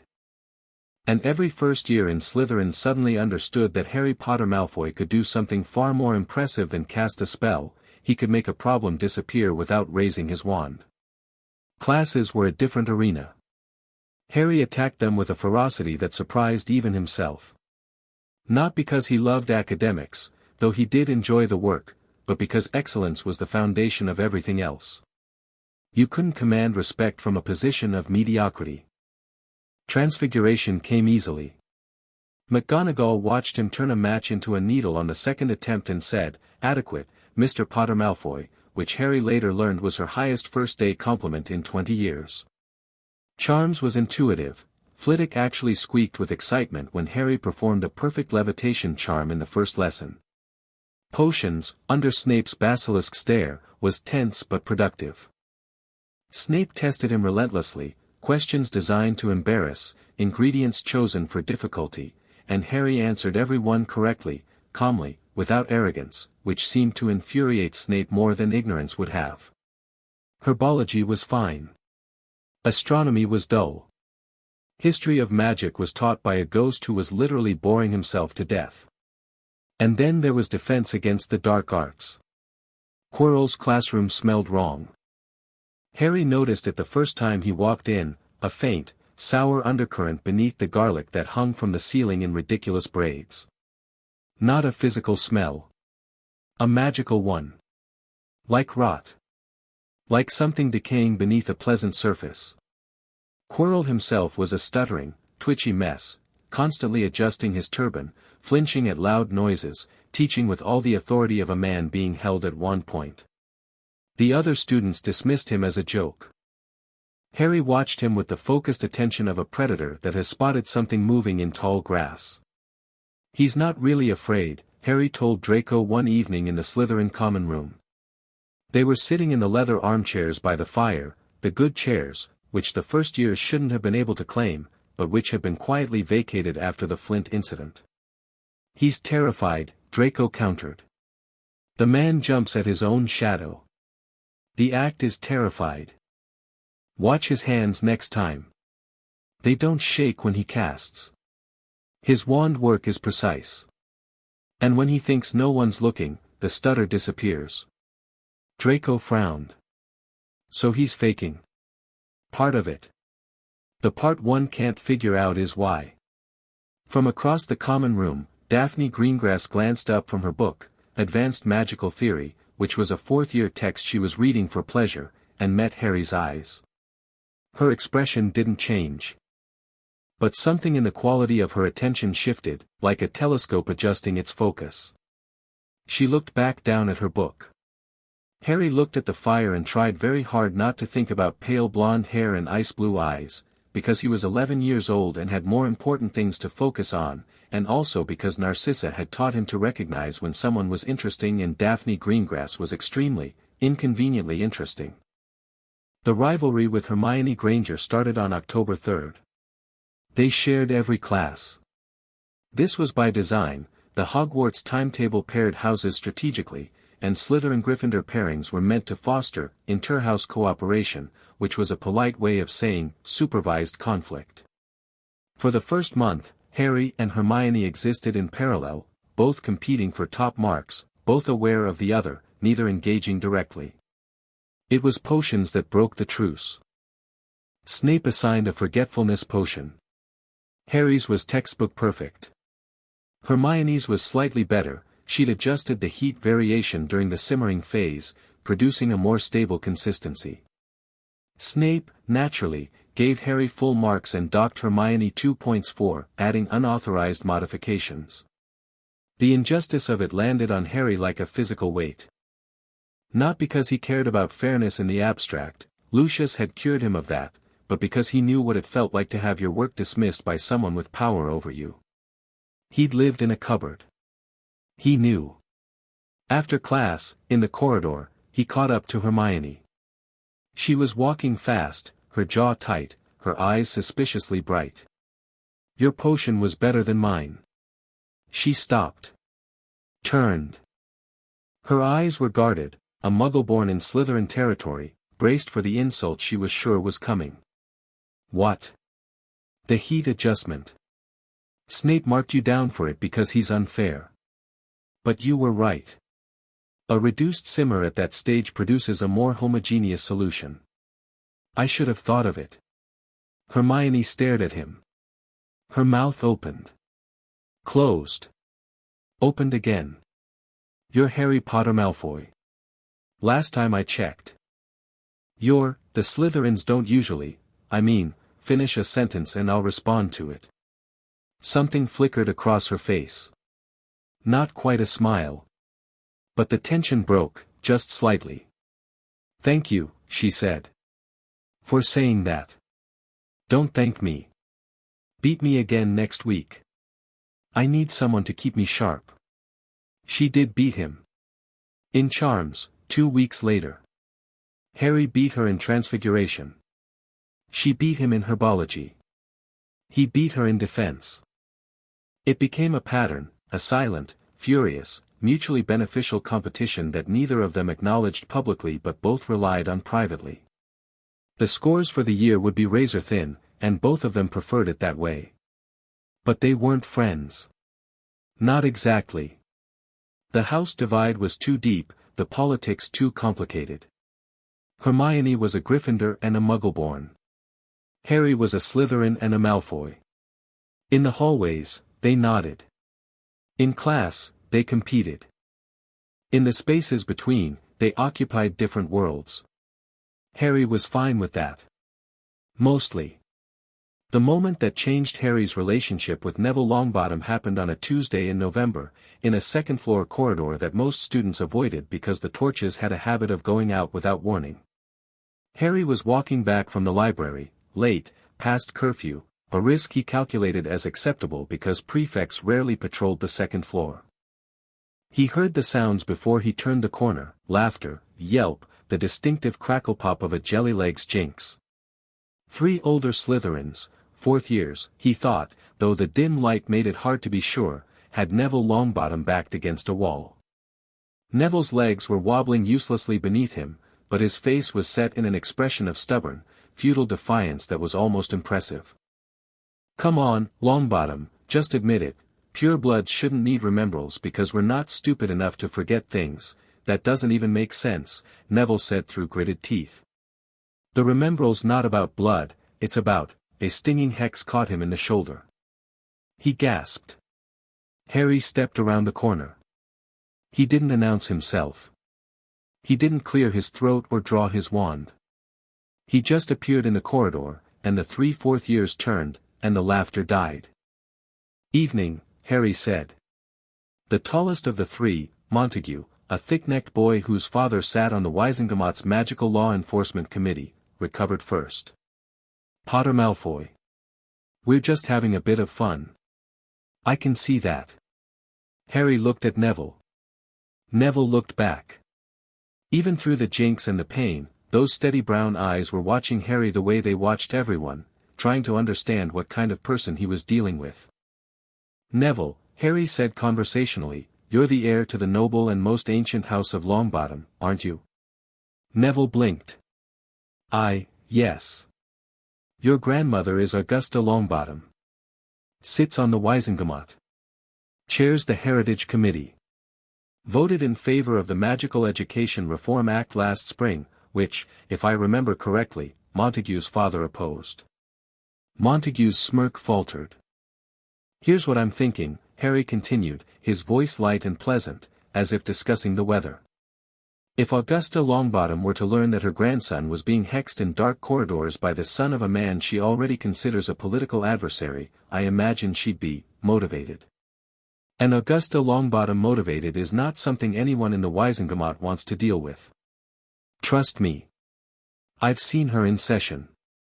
Silence. The torches flickered. "We were just leaving," Montague muttered. The 3 of them slunk away. Harry waited until their footsteps faded, then turned back to Neville and cast the counter-jinx without being asked. Neville's legs solidified. He stood up, rubbing his shoulder where the hex had landed. "Thanks," he said. Then, after a beat, "You didn't do that because it was right. You did it because it was useful." The words landed harder than any hex. Harry felt them settle into his chest, a stone dropping into still water, sending ripples in every direction. "Does it matter?" he asked. "Not defensively. Genuinely." Neville looked at him. 11 years old, round-faced, trembling slightly from the residual jinx, wearing pajamas that were slightly too big for him.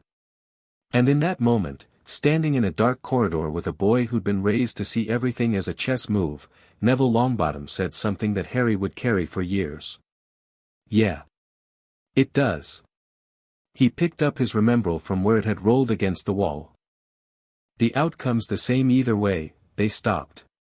"But who you are when no one's keeping score, that's the part that matters." He walked away. No dramatic exit, no parting shot. Just a boy going back to his dorm. Harry stood in the corridor for a long time.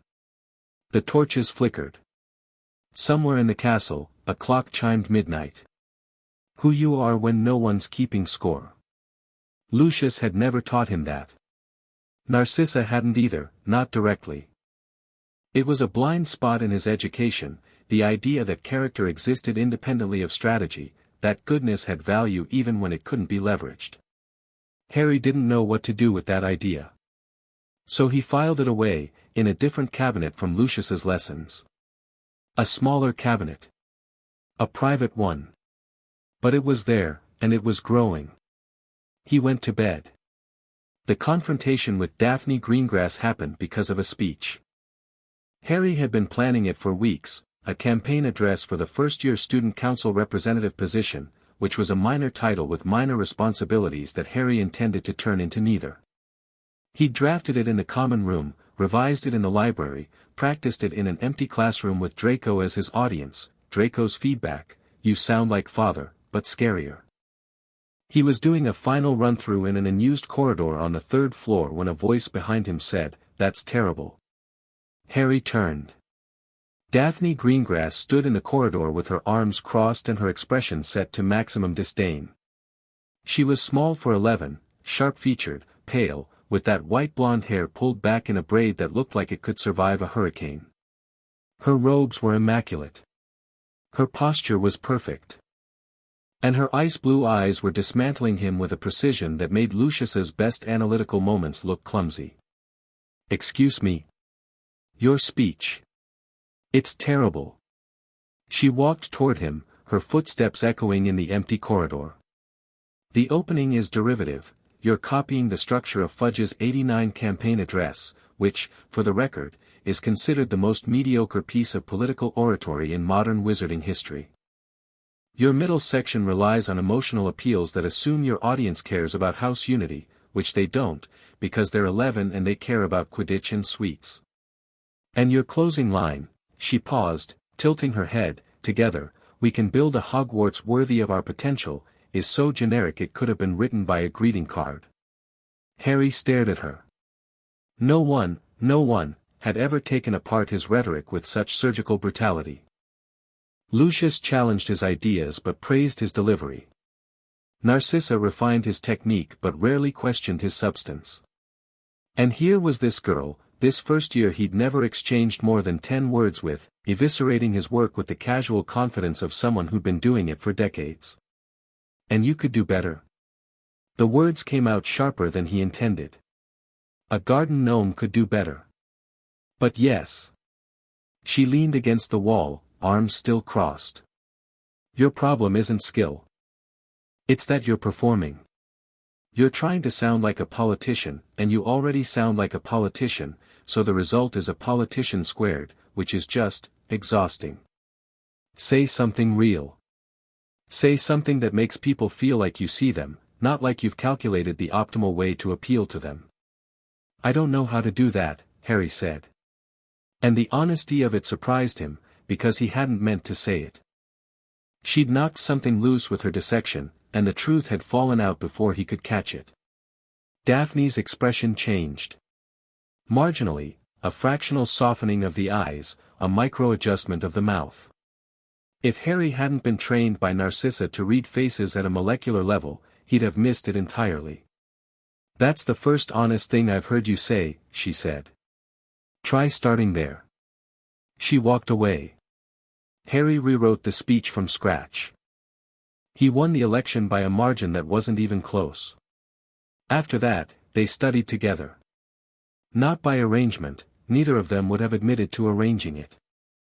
It just happened that they tended to occupy the same corner of the library at the same hours, and it was natural to share a table, and once you were sharing a table it was efficient to discuss assignments, and once you were discussing assignments it was inevitable that those discussions would spiral into debates about magical theory, political philosophy, the structural failures of the Wizengamot, the best way to brew a draught of living death, whether Merlin was overrated, Daphne, yes, Harry. Blasphemy, and the fundamental question of whether the wizarding world's problems were caused by bad systems or bad people. Systems, Harry argued. Always systems. People respond to incentives. Change the incentives, change the behavior. People, Daphne countered. Systems are built by people. Corrupt people build corrupt systems. You can redesign every institution in magical Britain and it won't matter if the people running them are the same power-hungry idiots who designed the old ones. So what's the solution? Better people. She looked at him over the top of her book. But people who are actually better. Not people who are just better at pretending. Harry felt the barb. He wasn't sure if she'd meant to aim it at him, but it hit anyway. Their debates attracted attention. Other students drifted toward their table: Theo, who contributed obscure historical references; Blaise, who offered sardonic commentary; occasionally Tracy Davis, a half-blood Slytherin girl who was quiet in groups but devastating one-on-one. An informal study group formed, and Harry realized, with mild surprise, that he was actually enjoying himself. Not strategically. Not as an exercise in alliance building. He was just having fun. Being 11. Arguing about ideas with people who were smart enough to argue back. Daphne never let him get comfortable. Every time he slipped into politician mode, polished, calculated, performing, she called him on it. Not cruelly. Just honestly. She was the only person at Hogwarts who seemed completely immune to his charisma, which was maddening and also, though he would never have admitted it, the most compelling thing about her. Halloween nearly killed them all. Not the troll, though that was bad enough. A fully grown mountain troll had somehow gotten into the castle, announced at dinner by a stuttering Quirrell who burst through the great hall doors, screamed "Troll in the dungeon," and then fainted. The panic was immediate and spectacular, students screaming, teachers shouting, food going everywhere. Harry didn't panic. He counted heads. His people, Draco, Theo, Blaise, Daphne, were all at the Slytherin table. Safe. But his mind snagged on something: Hermione Granger wasn't at the Gryffindor table. She'd missed dinner. Ron Weasley had said something cruel about her in Charms earlier, Harry had overheard, and she'd been crying in the girls' bathroom ever since. The girls' bathroom was on the first floor. The troll was heading for the first floor. Harry made a decision that Lucius would have called reckless and Narcissa would have called humane. He broke from the Slytherin line, ignored Draco's hissed, "Where are you going?" and sprinted toward the first floor. He found the troll outside the bathroom. 12 feet tall, gray-skinned, smelling like a sewer had been composted inside another sewer. It was trying to break through the door. Inside, Hermione was screaming. Harry didn't have a plan. For possibly the first time in his life, he acted on pure instinct, not political instinct, not strategic instinct, but the raw, animal instinct of someone who couldn't stand by while another person was hurt. He hit the troll with every offensive spell he knew. Stinging hexes, knockback jinxes, a reductor curse he'd learned from Thorn and probably shouldn't have been able to cast at 11. The troll stumbled, confused, turned toward him with tiny, furious eyes. Harry dodged a club swing that shattered the stone floor where he'd been standing. He rolled, cast again, tried to find an angle. Neville Longbottom appeared from nowhere. He'd followed Harry. Later, he'd explained that he'd seen Harry break from the group and something in him refused to let Harry face it alone. Neville couldn't cast half the spells Harry could, but he threw himself into the fight with a courage that was almost absurd, distracting the troll while Harry aimed. The levitation charm. Flitwick's lesson. First-year material. Harry aimed it at the troll's own club, ripped it from its grip, levitated it 20 feet up, and dropped it. The troll went down. The bathroom went quiet. Hermione emerged, white-faced, shaking. She looked at Harry. She looked at Neville. She opened her mouth to speak. "You're welcome," Harry said. "Now let's get out of here before a teacher finds us and we all lose 50 points. They didn't become best friends. This wasn't that kind of story. But something shifted, a thread of connection that hadn't existed before, linking a Slytherin politician, a Gryffindor crusader, and a Muggle-born genius in a way that none of them had anticipated and none of them quite knew how to name. And that night, in bed, Harry's scar burned. Not the sharp, alert pain of Quirrell's proximity. Something deeper. A pulse, slow and rhythmic, like a heartbeat that wasn't his own. He pressed his hand against the scar and felt something stir behind it, ancient, patient, aware. Something had woken up when the troll attacked. Something that fed on violence and fear and chaos. Something that was not Quirrell and not the shade of Voldemort in the mirror but something else entirely, something that lived inside Harry, and had been there since the night his parents died. He lay in the dark and listened to it breathe. He told no one. The Philosopher's Stone became Harry's primary focus in February. He'd noticed the anomalies before anyone else, the third-floor corridor that Dumbledore had declared off-limits with a warning about painful death, which was either an absurd overreaction or a significant understatement, and Harry wanted to know which. The three-headed dog that Neville Longbottom had stumbled upon and described, white-faced, at breakfast. The way certain teachers, McGonagall, Flitwick, Sprout, seemed tense in a way that had nothing to do with exam season. And Quirrell. Always Quirrell. Moving through the castle with his stutter and his turban and that sour magical smell that only Harry seemed to notice. Harry didn't investigate the way a normal curious student might, sneaking through corridors, breaking rules, stumbling into danger. He researched. He spent 3 weeks in the library tracing references to Nicholas Flamel, which Draco had overheard in a staff room conversation. He cross-referenced the teachers' schedules with the third-floor patrol patterns. He mapped the magical signatures around the off-limits corridor, using a detection technique Lucius had taught him that was technically 7th-year material.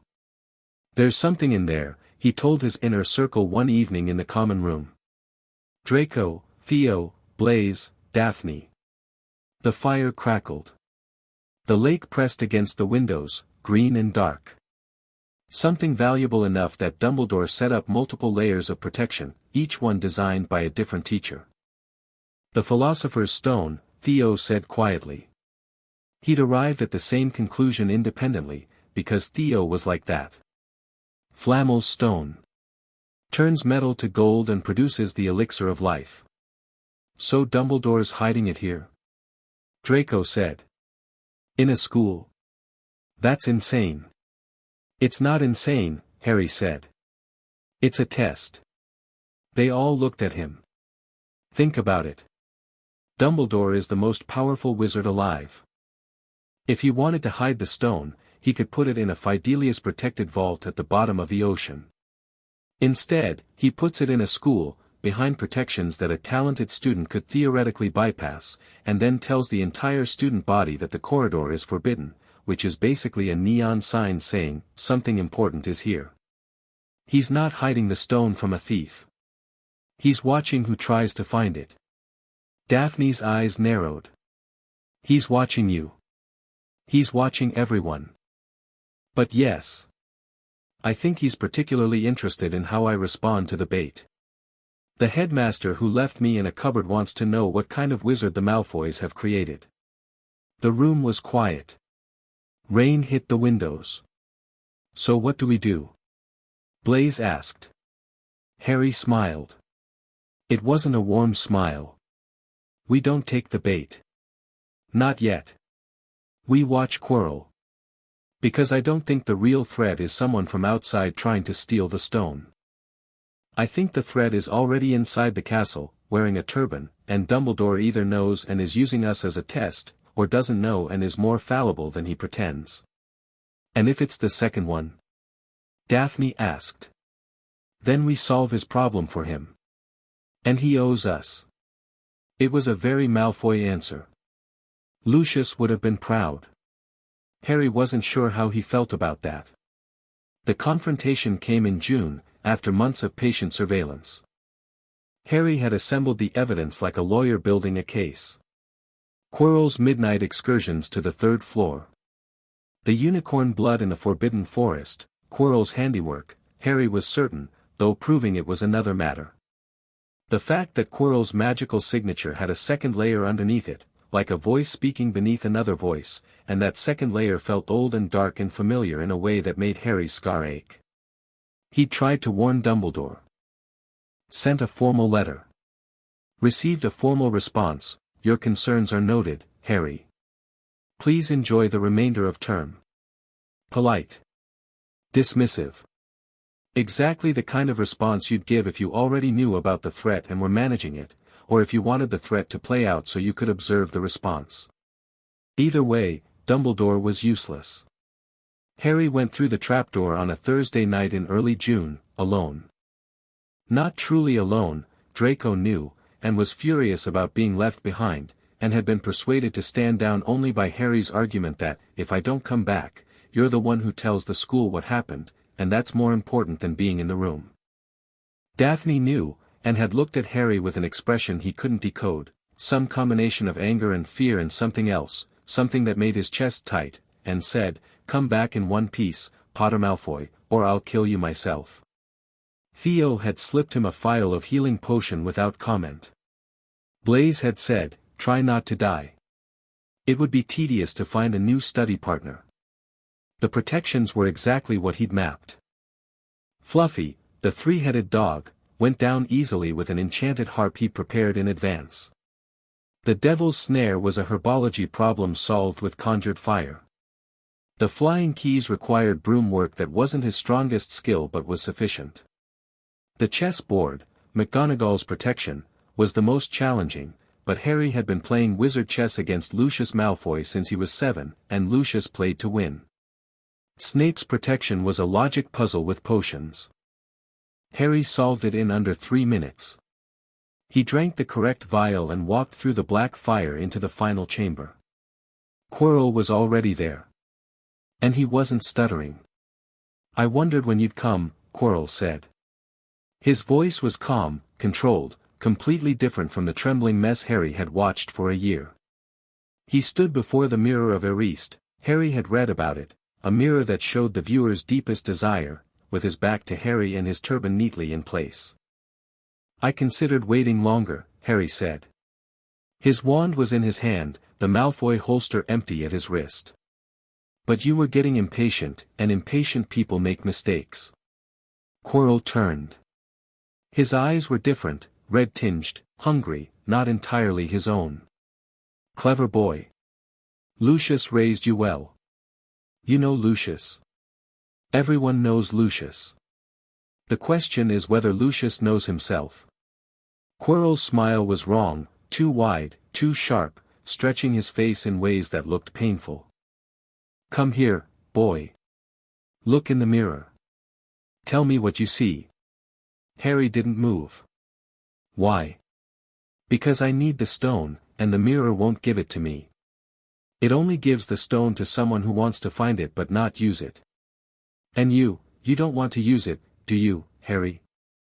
You don't want gold. You don't want immortality. You want power. The real kind. The kind that doesn't come from a red rock. And you do. I want to live." Quirrell's voice cracked, and for a moment, the mask slipped, and Harry saw something underneath: fear, desperation, the wild eyes of a man being consumed from the inside. "He promised me life, Harry. All I have to do is bring him the stone." "Who promised you?" Quirrell reached up and began unwinding his turban. Harry had been prepared for many things. Lucius's training had covered dark magic, cursed artifacts, possessed objects, and the theoretical mechanics of soul manipulation. Harry had read about Voldemort, not just the sanitized version in history books but the real stories, pieced together from Lucius's guarded comments and Narcissa's careful warnings and the fragments he'd found in the Manor's hidden library. He was not prepared for a face growing out of the back of Quirrell's skull. The face was barely human. White as bone, with slitted red eyes and nostrils like a snake. It was pressed against the back of Quirrell's head like a mask melted into flesh. And when it spoke, the voice was high and cold and scraped against Harry's scar like a razor.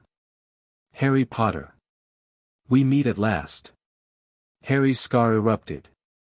Pain, blinding, white-hot, the kind of pain that exists beyond description. He staggered. His vision blurred. But he did not fall, because he'd spent 5 years in a cupboard learning to endure things that should have broken him, and Tom Riddle's parasite face was terrifying, but it was not worse than being 5 years old and alone in the dark. "Voldemort," Harry said. "Not a question. What remains of him?" The face smiled. It was the worst thing Harry had ever seen. "Look in the mirror, boy. Take the stone. And I will offer you something far more valuable, a place at my side. Lucius promised you the ministry. I promise you everything. Power without limits. The dark arts, mastered. A world remade in our image. Harry looked at the face of the most dangerous wizard who'd ever lived, reduced to a parasite feeding on the back of a mediocre professor's head, and felt something shift inside him. Not fear. Not anger. Contempt. You're offering me the world, Harry said. And you can't even afford your own body. The red eyes blazed. Quirrell lunged. Harry was already moving, ducking, rolling, casting a knockback jinx that hit Quirrell square in the chest and sent him stumbling. But Quirrell recovered fast, faster than a professor should have been able to, and Harry realized with cold clarity that it wasn't Quirrell fighting anymore. It was the thing on the back of his head, puppeting a body it was slowly destroying. A curse flew. Harry shielded. Another. He dodged. A third, and this one wasn't a student spell, wasn't anything in the Hogwarts curriculum. It was dark, vicious, and it shattered Harry's shield like glass and sent him crashing into the wall. Harry tasted blood. His vision swam. Quirrell advanced, wand raised, the face on the back of his head hissing instructions. The stone, boy. Give me the stone or I'll take it from your corpse. Harry looked at the mirror of Eriste. He saw himself, not as he was, bloodied and 11 and outmatched, but as he wanted to be. Older. Stronger. Standing not behind Lucius, not in Voldemort's shadow, but alone. His own man. A leader, not a weapon. In his reflection's hand, a small red stone appeared, and Harry felt something heavy materialize in his actual pocket. He didn't look down. Didn't react. Narcissa's training, show nothing you don't choose to show. I see my family, Harry lied. My parents. The ones you killed. The face on Quirrell's head sneered. Sentimental. Isn't it? Harry agreed. And then he moved. Not toward the door. Toward Quirrell. Straight at him, closing the distance in 2 strides, and when Quirrell raised his wand for a killing curse, because it was going to be a killing curse, Harry could see it in the stance, in the grip. Thorn had taught him to read dueling intent. Harry grabbed Quirrell's face with both hands. The effect was instantaneous and horrific. Quirrell screamed, a sound that barely registered as human. His skin blistered where Harry's hands touched it, cracking and blackening like paper in a fire. Harry could feel it too, searing heat in his palms, in his scar, in every nerve, but he held on, because the thing on the back of Quirrell's head was screaming too, and that scream told Harry everything he needed to know. Voldemort was afraid of him. Not of Harry's magic. Not of his training or his politics or his name. Of his touch. Of something in Harry's blood or his skin or his soul that burned the Dark Lord like acid, and Harry didn't know what it was but he knew it was his, and it was the first weapon he'd ever held that Lucius Malfoy hadn't given him. Quirrell collapsed. His body crumbled, literally crumbled, turning to ash and dust on the chamber floor. The face on the back of his head dissolved into smoke, into a shrieking shadow that swept through the room and vanished through the wall. Gone. Not destroyed, Harry could feel it, somewhere distant, weakened but alive. But gone. Harry stood in the empty chamber, hands burned and bleeding, a philosopher's stone in his pocket and a dead man's ashes at his feet, and breathed. He was 11 years old. He sat down on the floor because his legs wouldn't hold him anymore, and he pressed his burned hands against the cold stone, and he thought about what Quirrell had offered and why he'd refused it. Not because Voldemort was evil, though he was. Not because Harry was good, he wasn't sure about that.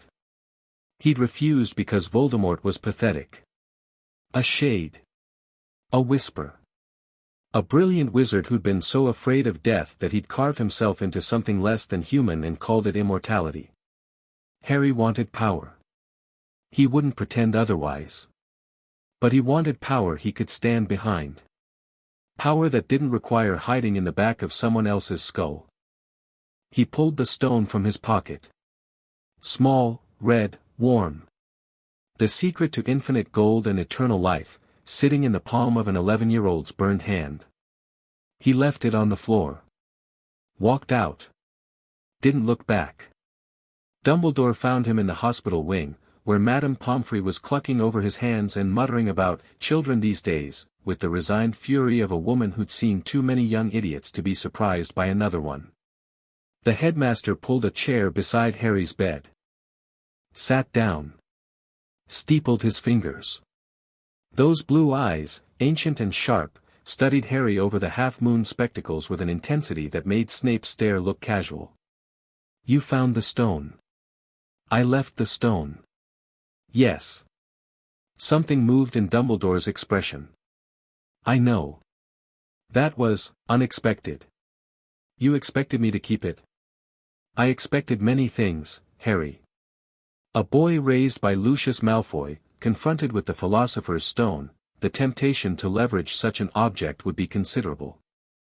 I'm not Lucius. No. Dumbledore was quiet for a long moment. No, you are not. He leaned forward. What did Tom offer you? Everything. Power without limits. A world remade. And you refused because? Harry looked at Dumbledore. The old man's expression was carefully, deliberately open, inviting honesty, projecting warmth. It was a good technique. Narcissa used a similar one. Harry recognized the craft behind the kindness, and it made him both respectful and wary. Because he was weak, Harry said. A strong man doesn't need to share a body with a hostage. Whatever Voldemort was, he's not that anymore. He's a ghost with delusions of grandeur. Dumbledore absorbed this. His expression didn't change, but Harry caught the micro-adjustment, the slight tightening around the eyes that meant this answer concerns me. Most people would have said they refused because it was the right thing to do. Most people would be lying. Or they'd be telling the truth, which is worse, because it means they've never thought about why things are right. They just follow rules. And you? I think about everything, Professor. It's how I was raised. Dumbledore studied him for another long beat. Then he smiled, and this time, Harry thought it might be genuine, though he couldn't be sure. Nicholas has agreed that the stone should be destroyed. He and Perenelle have enough elixir to set their affairs in order. Then they will die. That's sad. Is it? Harry considered. Choosing to die when you don't have to. Deciding that enough life is enough life. That takes a kind of courage I'm not sure I'd have. You'd be surprised, Harry, at the courage people find when they're finally honest with themselves. The headmaster stood. Paused.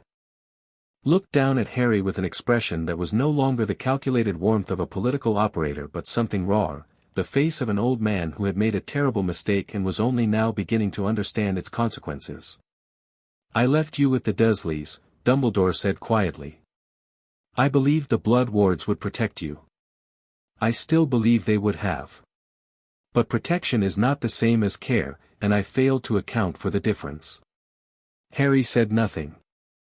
I cannot undo what was done. But I want you to know that I see what Lucius has built in you, Harry.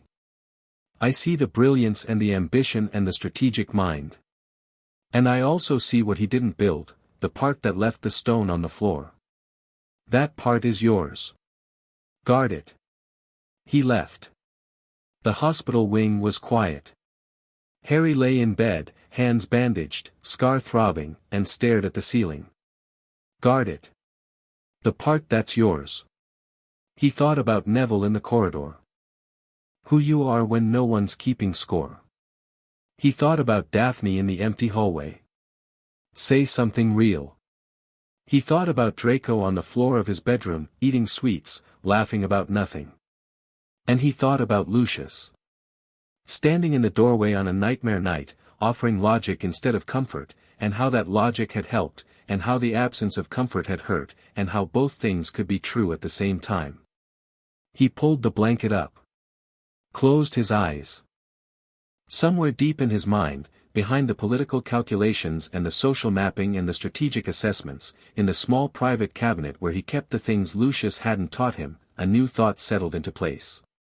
I am not what they made me. I am what I choose to be. He didn't know if he believed it yet. But it was there. And it was growing. The letter arrived on the last day of term. Harry was packing his trunk in the Slytherin dormitory, folding robes with the precise, military neatness that Narcissa had drilled into him, when an owl swooped through the enchanted window and dropped a heavy parchment envelope on his bed. The Malfoy seal, silver wax, snake emblem. He opened it. Harry, I've received detailed reports of your year. Your academic performance is exemplary. Your handling of the stone situation was resourceful, if reckless. Your political positioning within Slytherin House exceeds my expectations. However, I am aware that you confronted the remnant of the Dark Lord without consulting me. This was unwise. The Dark Lord's return is not a matter for children, regardless of their talents. We will discuss this at length when you return. I have also learned that you have been associating with the Longbottom boy and the Granger girl. I understand the strategic value of cross-house connections, but I caution you against attachments that could complicate your position. Sentimentality is a luxury, Harry. One we cannot afford. Your mother sends her love. Draco is eager for your return. The Manor awaits. L.M. Harry read it twice. The first time, he absorbed the content. The second time, he read between the lines. Your handling of the stone situation was resourceful. Translation, you were brave, and I won't say so because courage is a Gryffindor trait, and Gryffindor traits make me uncomfortable. Without consulting me. Translation, I am losing control of you, and that frightens me. Sentimentality is a luxury. Translation, do not become someone I cannot predict. Harry folded the letter carefully and placed it in his trunk. He looked around the dormitory, the green hangings, the lake light filtering through the windows, the beds where he'd spent a year learning to be something more than Lucius Malfoy's project. First year was over. He'd topped his class in 3 subjects, tied with Hermione in 2, established dominance in Slytherin House, built the foundation of a cross-house network, faced a fragment of the Dark Lord and walked away, and earned something from Dumbledore that was more valuable than approval, attention.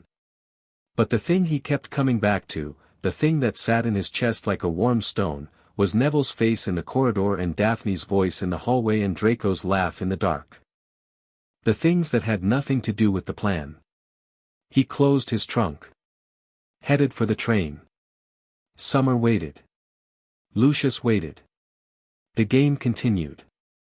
But for the first time, Harry Potter Malfoy was beginning to suspect that the most important moves weren't the ones on the board. They were the ones that happened when you stopped playing. When the mask came off. When the strategy dissolved. When you were just a boy in a corridor, choosing to help someone because they needed it. Harry didn't know if he was capable of that yet. Not fully. Not consistently. The Malfoy training ran deep, every instinct screamed calculate, leverage, optimize. But the other thing, the private thing, the Neville and Daphne and Draco thing, that was there too. Growing. Pushing against the walls Lucius had built. Someday those walls would crack. Harry was looking forward to it. Chapter 2 End. Chapter 3, Blood and Inheritance. The diary arrived in August. Harry found it on Lucius's desk during a thunderstorm, not by accident, because nothing in Malfoy Manor happened by accident. The study door had been left ajar, which never happened. Lucius was at the ministry, which Harry knew because he tracked Lucius's schedule the way a sailor tracks weather patterns. And the diary, small, black, leather-bound, with the name T.M. Riddle embossed on the cover in faded gold, was sitting in the center of the desk like a gift waiting to be opened. Harry didn't open it. He didn't touch it. He stood in the doorway and felt the magic rolling off the thing like heat from a furnace, dark and dense and wrong, and every instinct he developed over the past year screamed at him to back away. He knew that magic. Not the specific signature, he'd never encountered this particular artifact before. But the type. The sour, layered, parasitic resonance that he'd felt in Quirrell's classroom, in the final chamber beneath Hogwarts, in the thing that had worn Voldemort's face on the back of a professor's skull. Whatever this diary was, it had been touched by the same darkness. Maybe created by it. Harry backed out of the study. Closed the door. Went to his room. Sat on his bed and stared at the wall for 20 minutes. Then he went to the hidden library. He'd visited it 3 more times since discovering it at 10, always at night, always carefully, always replacing the false wall exactly as he'd found it. He didn't read the books. He read the spines. Titles. Authors. Publication dates. Cross-referencing with the main library's catalogs and the academic indexes he'd found in Flourish and Blots. Building a map of Lucius's interests, his research, the particular corners of dark magic that drew his attention. Tonight, he was looking for something specific. The word he'd asked Lucius about a year ago. The word that had made Lucius's brandy glass hit the desk like a gunshot. Horcrux. He found it in Secrets of the Darkest Art, wedged between chapters on blood curses and soul magic. The passage was brief. The book's author had apparently found the topic so repulsive that even a comprehensive guide to dark magic couldn't bring itself to linger. But the definition was clear. A Horcrux was an object in which a wizard concealed a fragment of their soul. To create one, you committed murder, the ultimate act of evil, which fractured the soul. Then, through a ritual the book declined to describe, you sealed the broken piece inside an object. As long as the Horcrux existed, you couldn't truly die. Your body could be destroyed, but the soul anchor held you to the mortal world. Harry read the passage twice. Then he sat on the cold floor of the hidden library and felt the world rearrange itself around him. The diary on Lucius's desk contained a piece of Voldemort's soul. Lucius knew. Lucius had this thing in his house, steps away from where his children slept, and he knew what it was. Harry thought about the face on the back of Quirrell's head, what remains of him, and understood now why Voldemort had survived his own killing curse rebounding. He hadn't just been powerful. He'd been anchored. Split. Distributed across objects like a spider spreading its web. And one of those objects was sitting on Lucius Malfoy's desk in a study where Harry had learned to read political maps and debate Wisengamot procedure and call a man, father, who kept pieces of the darkest wizard in history next to his brandy decanter. Harry's hands were shaking. Not from fear. From rage. He put the book back. Sealed the library. Went to bed. Didn't sleep. The diary disappeared from the study 3 days later. Harry checked. The desk was clean, the usual documents in their usual places, no trace of the black leather book with the golden name. Lucius returned from the ministry that evening in an unusually good mood, expansive, generous, suggesting a family dinner at a restaurant in Diagon Alley. Draco was delighted. Narcissa seemed cautiously pleased. Harry watched Lucius across the dinner table and felt something fundamental shift between them. Not a break, not yet. More like a fault line revealing itself. The ground looked the same on the surface, but underneath, plates were moving. He didn't confront Lucius. What would he say? I found your secret library and read about soul magic and I know you're hiding pieces of Voldemort. Lucius would deny it. Or worse, he'd confirm it and explain it away, reframe it as political necessity, as safekeeping, as a burden nobly borne. Lucius could justify anything. It was his greatest talent and his most dangerous flaw.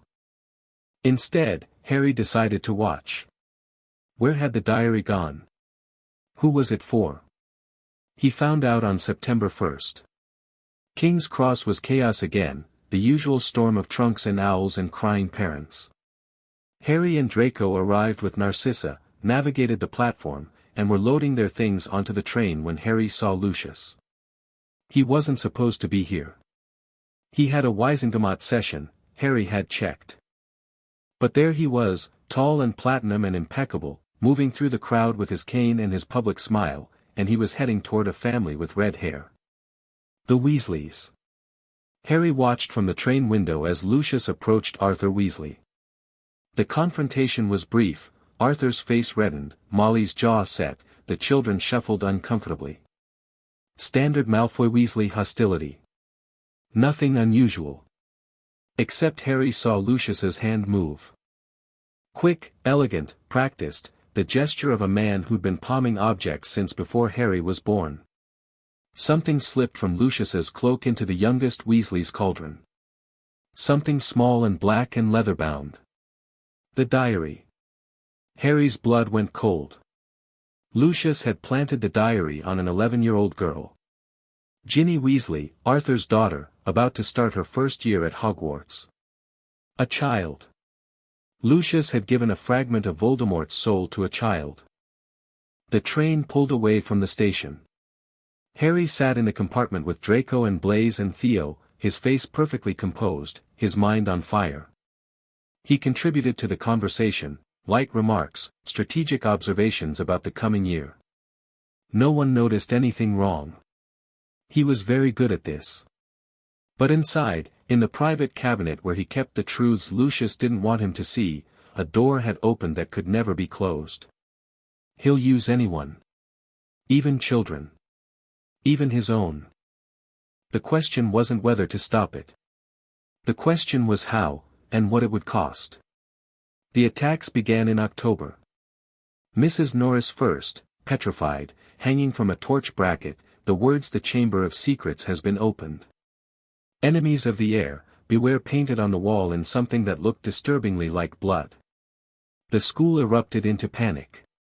Dumbledore addressed the students with measured calm. The teachers patrolled the corridors in pairs. Harry watched Ginny Weasley. She was getting worse. He could see it, the shadows under her eyes deepening week by week, the color draining from her face, the way she'd lose focus mid-conversation and stare at nothing with blank, glassy eyes. The diary was feeding on her. Drawing her life force, her magic, herself into its pages, using her as a vessel for whatever piece of riddle lived inside. Harry knew because he recognized the symptoms. He'd felt the same pull from his scar, that second heartbeat, that foreign presence, whispering at the edges of his consciousness. Whatever the diary was doing to Ginny, something similar lived inside him. The thought made his skin crawl. Colin Creevey was petrified next. Then Justin Finch-Fletchley. Then nearly headless Nick, which shouldn't have been possible. How do you petrify a ghost? The school descended into fear. Students moved in groups. The corridors emptied after dark. Rumors spread like fire, the Chamber of Secrets was real, the heir of Slytherin had returned, Muggleborns were being targeted. The suspicion fell on Harry. It was almost funny. Harry Potter Malfoy, Slytherin, adopted son of a known former Death Eater sympathizer, the only Parselmouth in the school, though no one knew that last part yet. The whispers followed him through the corridors like a second shadow. Students who'd smiled at him in September now averted their eyes. Even some of his own housemates looked at him sideways. Draco was furious. They think you're the heir of Slytherin. You're a half-blood. It's ridiculous. It's logical, Harry corrected. I fit the profile.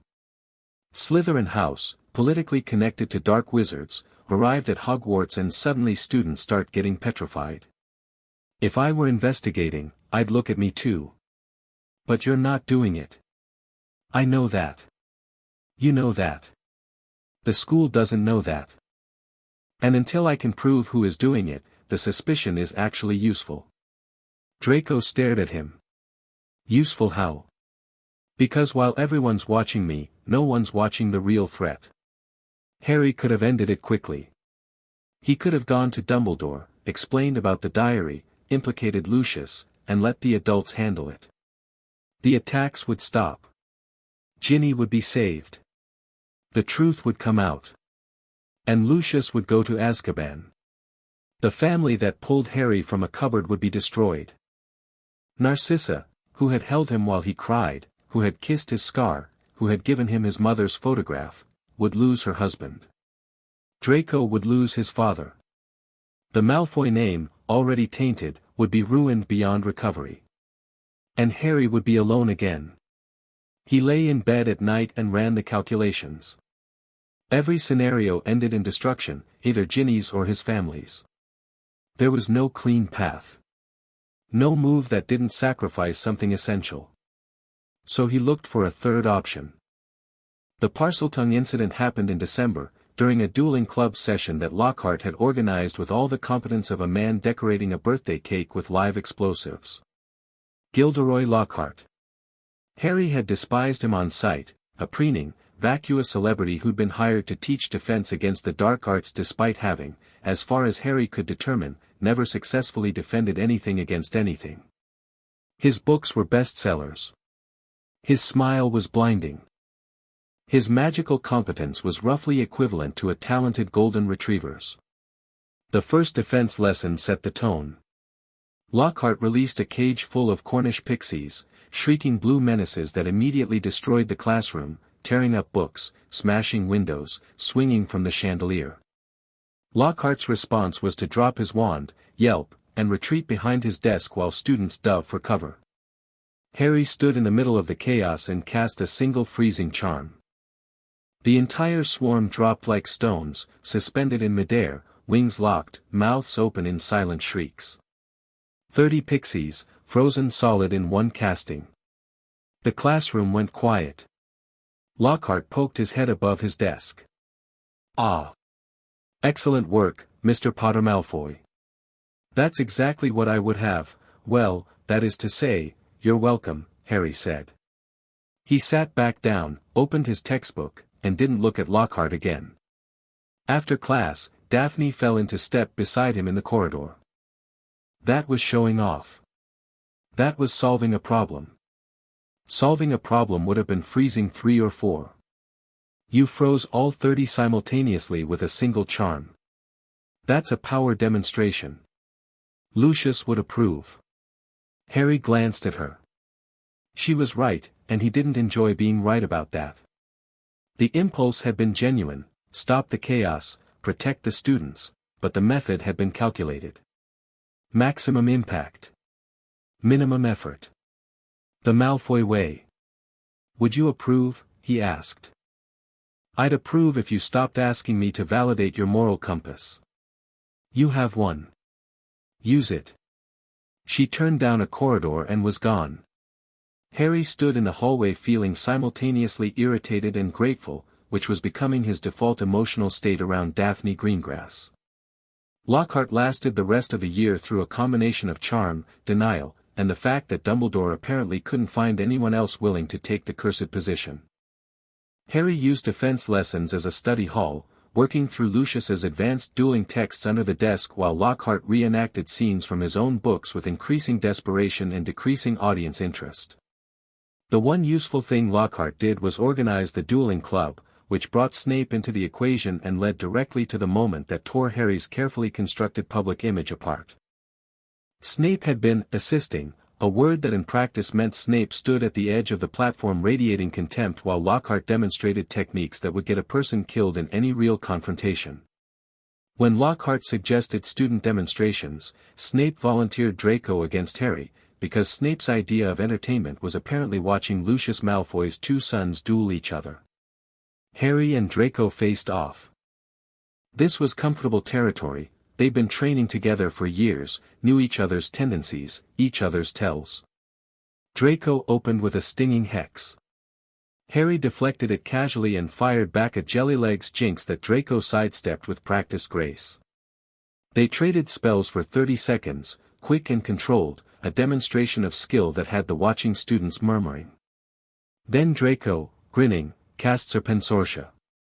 A large black snake erupted from his wand and landed on the platform between them. It coiled, hissing, its head swiveling toward the crowd. Students screamed. Lockhart lurched forward with a spell that only angered the snake further, sending it rocketing toward the nearest student, Justin Finch-Fletchley, who stumbled backward, white-faced. Harry didn't think. He just spoke. Stop. Leave him alone. The words came out wrong. Not English. Something older, something that slid from his tongue like water through rocks, hissing, sibilant, alien. The snake froze. Turned toward Harry. Lowered its head to the floor in what was unmistakably submission. The great hall went absolutely silent. Harry looked up and saw 200 faces staring at him with an expression he'd never received before, fear. Not the wary, political fear that Lucius cultivated in his allies. Not the respectful caution of students who knew Harry was smarter and better connected than them. This was primal. This was monster fear. Because Parseltongue was the language of Salazar Slytherin. And only his heirs were supposed to speak it. Harry, Draco whispered from behind him. His face had gone gray. What did you just? Harry walked off the platform. Through the silent crowd. Out of the great hall. Down the corridors. Into an empty classroom where he locked the door and sat on a desk and pressed his palms against his eyes and breathed. He'd known he was a Parselmouth. He'd known since he was 8, when a garden snake at the manor had startled him and he'd told it to go away, and it had. He'd kept it secret, practiced alone, in his room, whispering to conjured snakes he vanished afterward. He'd understood instinctively that this ability was dangerous. Not the ability itself, but what it meant, what people would assume about a boy who spoke the language of the darkest Hogwarts founder. And now the secret was out. In the worst possible way, at the worst possible time, while a monster was petrifying Muggleborns and the school was hunting for the heir of Slytherin. The political fallout was immediate and severe. The Daily Prophet ran a front-page story, Potter Malfoy speaks Parseltongue, heir of Slytherin. Howlers arrived by the dozen. Students crossed the corridor to avoid him. Even some of his Slytherin allies pulled back, not Draco, not Daphne, not Theo or Blaise, but the outer circle, the ones whose loyalty was conditional on Harry's reputation. Daphne found him in the library 2 days after the incident. He was alone, he'd been alone a lot lately, which was a new and unwelcome experience. She sat across from him. Opened a book. Read for 10 minutes without speaking. Then, without looking up, you've known for years, haven't you? It wasn't a question. Harry didn't insult her by pretending it was. Since I was 8. And you kept it hidden because it would scare people. Yes. It's scaring people now. I noticed. She closed her book. Looked at him. Those ice blue eyes, always assessing, always cutting through the performance to the person underneath. Are you the heir of Slytherin? No. Do you know who is? Harry held her gaze. The answer to that question was complicated. He knew what was causing the attacks, if not exactly who was being used as the instrument. But telling Daphne meant involving her, and involving her meant risking her, and the thought of Daphne Greengrass in danger made something in his chest clench in a way he wasn't prepared to examine. I'm working on it, he said. That's not an answer. It's the best one I have right now. She studied him for a long moment. Whatever she saw, whatever calculation she ran behind those cool eyes, the result was apparently satisfactory, because she nodded once and opened her book again. When you're ready to tell me, she said, I'll be here. She went back to reading. Harry went back to planning. And the space between them, the table, the silence, the trust that was forming slowly and stubbornly like ice crystals on a winter window, felt more solid than anything Lucius had ever built. Harry entered the Chamber of Secrets in May, alone, because there was no third option that included company. He'd spent months preparing.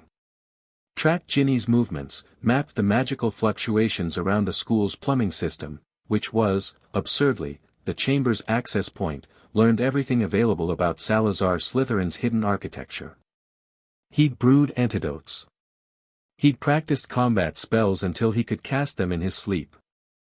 He'd told Draco where he was going and made him swear on their brotherhood not to follow. If I'm not back by morning, take this to Dumbledore.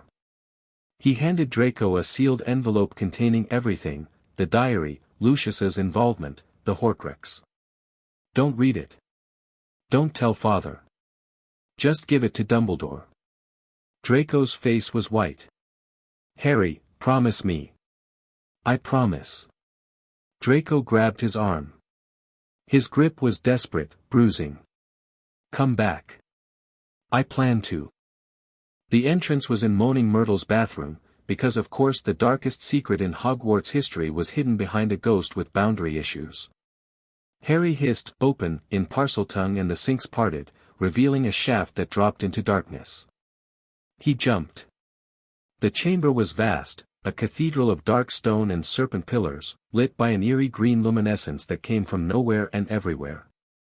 Water trickled along channels in the floor. The air was cold and still and ancient, heavy with magic that predated the castle above. Ginny Weasley lay at the far end, at the base of a massive stone statue of Salazar Slytherin. She was barely alive, pale as paper, her breathing shallow, the diary clutched in her hand like a holy relic she couldn't bear to release. And standing over her, solid and handsome and smiling with a warmth that didn't reach his eyes, was Tom Riddle. Not a ghost. Not a memory.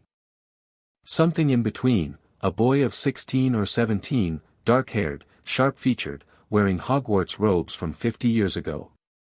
He was drawing Ginny's life force through the diary, solidifying himself, becoming real.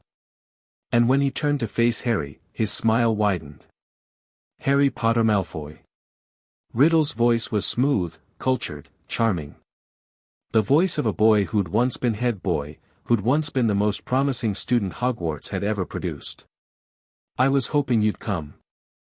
I know what you are, Harry said. His wand was drawn. His heart was pounding.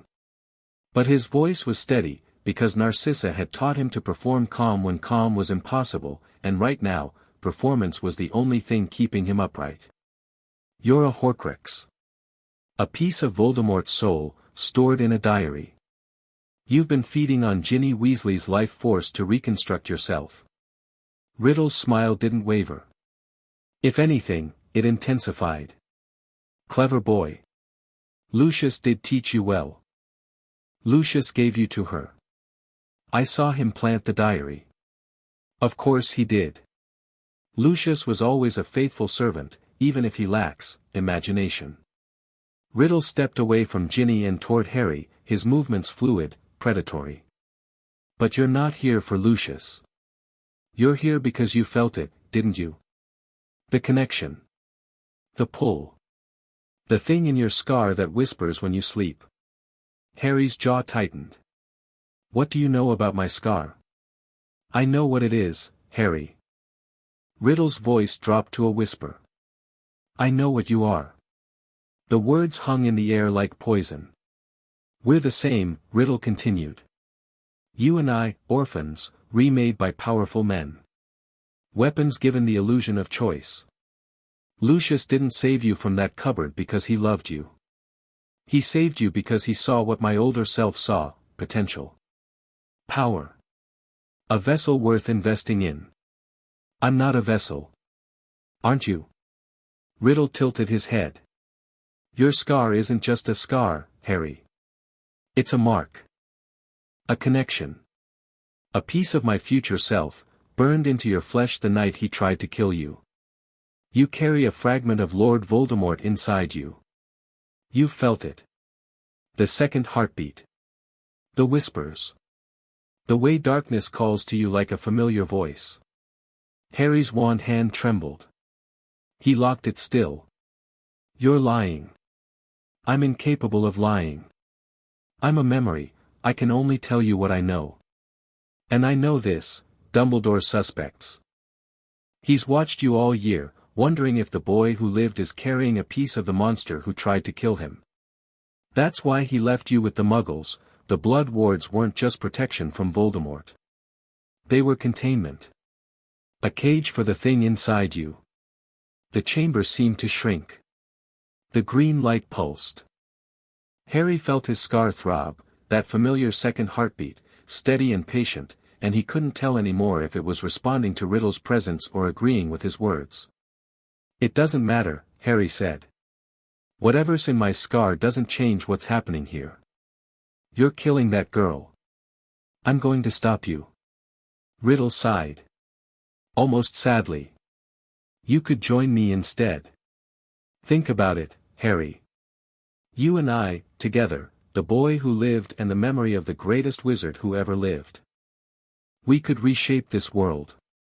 Not Lucius's way, with his petty politics and his pathetic blood purity nonsense. Our way. With power. Real power. Harry looked at Riddle, this beautiful, brilliant, monstrous boy, and saw what Voldemort had been before the murders and the Horcruxes and the descent into something less than human. Charming. Persuasive. Reasonable. The kind of evil that didn't look like evil at all, that wore a smile and spoke softly and made destruction sound like destiny. No, Harry said. Riddle's expression didn't change. Pity. He raised his hand and hissed a command in Parseltongue. The stone mouth of Salazar's Slytherin statue ground open, and from the darkness within, something massive and terrible began to emerge. The basilisk. Harry didn't look. He'd done his research. A basilisk's gaze was instantly lethal, its stare petrifying even through indirect contact. He shut his eyes and cast on instinct alone. A blasting curse toward the sound of scales on stone. A shielding charm against the rush of air as the serpent lunged. He dodged, rolled, felt the floor shake as 60 feet of armored snake crashed into the stone where he'd been standing. He was outmatched. He knew it. An 12-year-old wizard against a 1,000-year-old magical serpent, guided by a fragment of the most dangerous dark wizard in history. The mathematics were clear. He was going to lose. Unless he changed the equation. Harry spoke in Parseltongue. Not to the basilisk, to the chamber itself. To the magic woven into its walls, the ancient enchantments that Slytherin had laid a millennium ago. He didn't command. He asked. And the chamber, recognizing a speaker of its creator's tongue, answered. The stone pillars shuddered.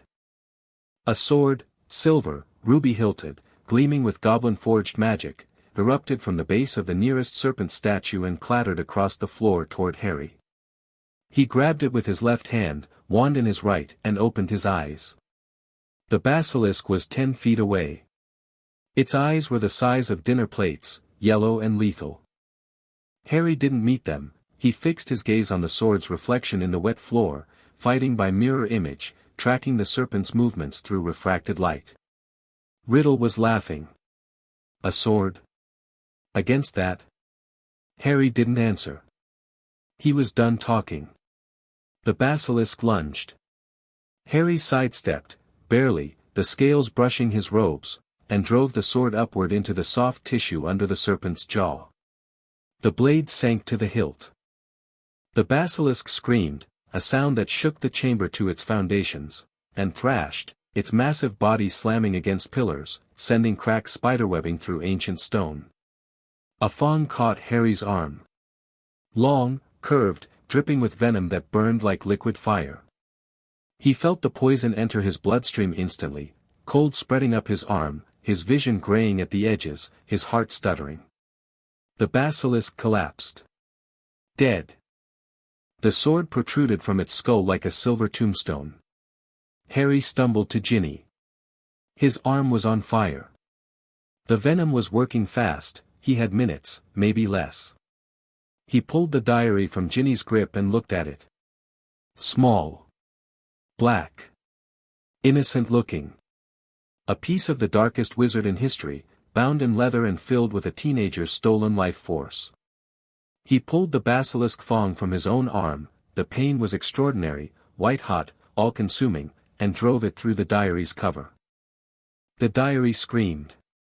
Ink, black, viscous, not quite liquid, erupted from the wound like blood. The pages convulsed. Riddle's form flickered, distorted, his handsome face twisting into something monstrous as the Horcrux fought to survive. He reached for Harry, his fingers passing through him like smoke, and for one terrible moment, his eyes met Harry's with an expression of pure, animal terror. Then he was gone. The diary went still. The ink dried. The chamber was silent. Ginny gasped. Color flooded back into her face. She sat up, confused, terrified, and saw Harry kneeling beside her with a thong wound in his arm and blood on his hands and a destroyed diary in his lap. "What, where am I? You're safe," Harry said. His vision was fading. The venom was in his chest now, wrapping around his heart like cold fingers. "You're going to be fine." The phoenix arrived then, Fawkes, Dumbledore's bird, appearing in a burst of golden flame that filled the chamber with warmth and light. It landed on Harry's arm and wept, and the tears, phoenix tears, the most potent healing substance in the magical world, burned away the venom and sealed the wound and pulled Harry back from the edge of death with the casual miracle of a creature that existed to save. Harry looked at Fawkes. The phoenix looked back with ancient, knowing eyes. "Thank you," Harry whispered. And meant it more than he'd ever meant anything. He brought Ginny to the hospital wing. He told Dumbledore enough, the chamber, the basilisk, the diary, without mentioning Lucius. Not yet. Dumbledore accepted the story with his usual inscrutability, though Harry caught the old man's eyes lingering on the destroyed diary with an expression that suggested he understood far more than he was letting on. Then Harry went to the manor. It was a Saturday. Term hadn't ended. He used the flue in Dumbledore's office. The headmaster offered it without being asked, which told Harry that Dumbledore knew exactly what was about to happen and was choosing not to interfere. Lucius was in his study. Of course he was. The desk was clean, the brandy poured, the room exactly as it always was, dark wood, political maps, the smell of old leather and quiet power. Harry placed the destroyed diary on the desk. Neither of them spoke. The diary sat between them like a corpse at a dinner table. Ink stained the desk's surface. The thong hole gaped like a wound. Lucius looked at the diary. Then at Harry. His face underwent a series of rapid, barely perceptible changes: recognition, calculation, fear, recovery. The fear lasted the longest. Not fear of Harry. Fear of what Harry now knew. "I assume you have questions," Lucius said. His voice was controlled. Almost. "No," Harry said. "I don't have questions. I have facts. You gave a piece of Voldemort's soul to an 11-year-old girl. Students were petrified. A student nearly died. I killed a basilisk and nearly died myself." He paused. "Let the words settle. I'm not asking for an explanation, Father. I'm telling you what happened. And I'm telling you this, don't make me choose again." Lucius was quiet. The clock ticked. Rain began against the windows, a soft, steady percussion that filled the silence. "You're 12 years old," Lucius said. Not dismissively. Almost wonderingly. "And you just destroyed one of the most dangerous dark artifacts in existence. I had help. A phoenix and a sword. And a lot of luck. You also could have exposed me. Given the diary to Dumbledore. Let the investigation run its course." Lucius's voice was careful now, the voice of a man navigating a minefield he hadn't known was there. "Why didn't you?" Harry looked at him. The man who'd pulled him from a cupboard. The man who'd taught him to read rooms and speak to power and think in systems. The man who'd hidden pieces of a monster in his home and planted them on children and lied about everything that mattered. "Because you're my father," Harry said. The word didn't feel foreign anymore. It felt heavy. Like a chain. "And I don't destroy family. But I will never clean up your mess again. Next time, the diary goes to Dumbledore. And whatever happens to this family after that, that's on you." He left the diary on the desk. Walked out of the study. Didn't look back. In the corridor, his hands started shaking. He pressed them flat against the stone wall and breathed, deep, ragged breaths that weren't quite crying but weren't far from it. He'd just drawn a line with the most powerful person in his life. He'd threatened the man who owned the roof over his head, the food in his stomach, the very foundation of his existence. And Lucius's fear, that flicker in his eyes, that barely controlled tremor in his voice, had confirmed the worst thing Harry could have learned. Lucius Malfoy was afraid of losing Harry. Not afraid of Harry's anger or his power or his moral outrage. Afraid of losing the project. The investment. The future minister who carried the Malfoy name and the Potter legacy and the political capital of both. Lucius didn't love Harry the way Narcissa did, unconditionally, fiercely, without agenda. Lucius loved what Harry represented. And when Harry deviated from the plan, Lucius's fear wasn't I might lose my son. It was I might lose my weapon. Harry had known this intellectually for years. Knowing it emotionally was different. Knowing it emotionally felt like the basilisk fang all over again, a wound that went deep and spread fast and poisoned everything it touched. He found Draco in the corridor outside. Draco had been waiting, of course he had. He took one look at Harry's face and didn't ask questions. He just pulled his brother into a hug, fierce and clumsy and real, and Harry held on and didn't cry. "It's done," Draco whispered. "It's done. Are we okay?" Harry thought about this. About the diary and the chamber and the basilisk and the fang and the truth about what lived in his scar and the truth about what lived in his father.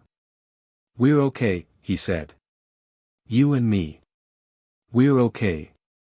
It was the only thing he was sure of. The weeks that followed were strange.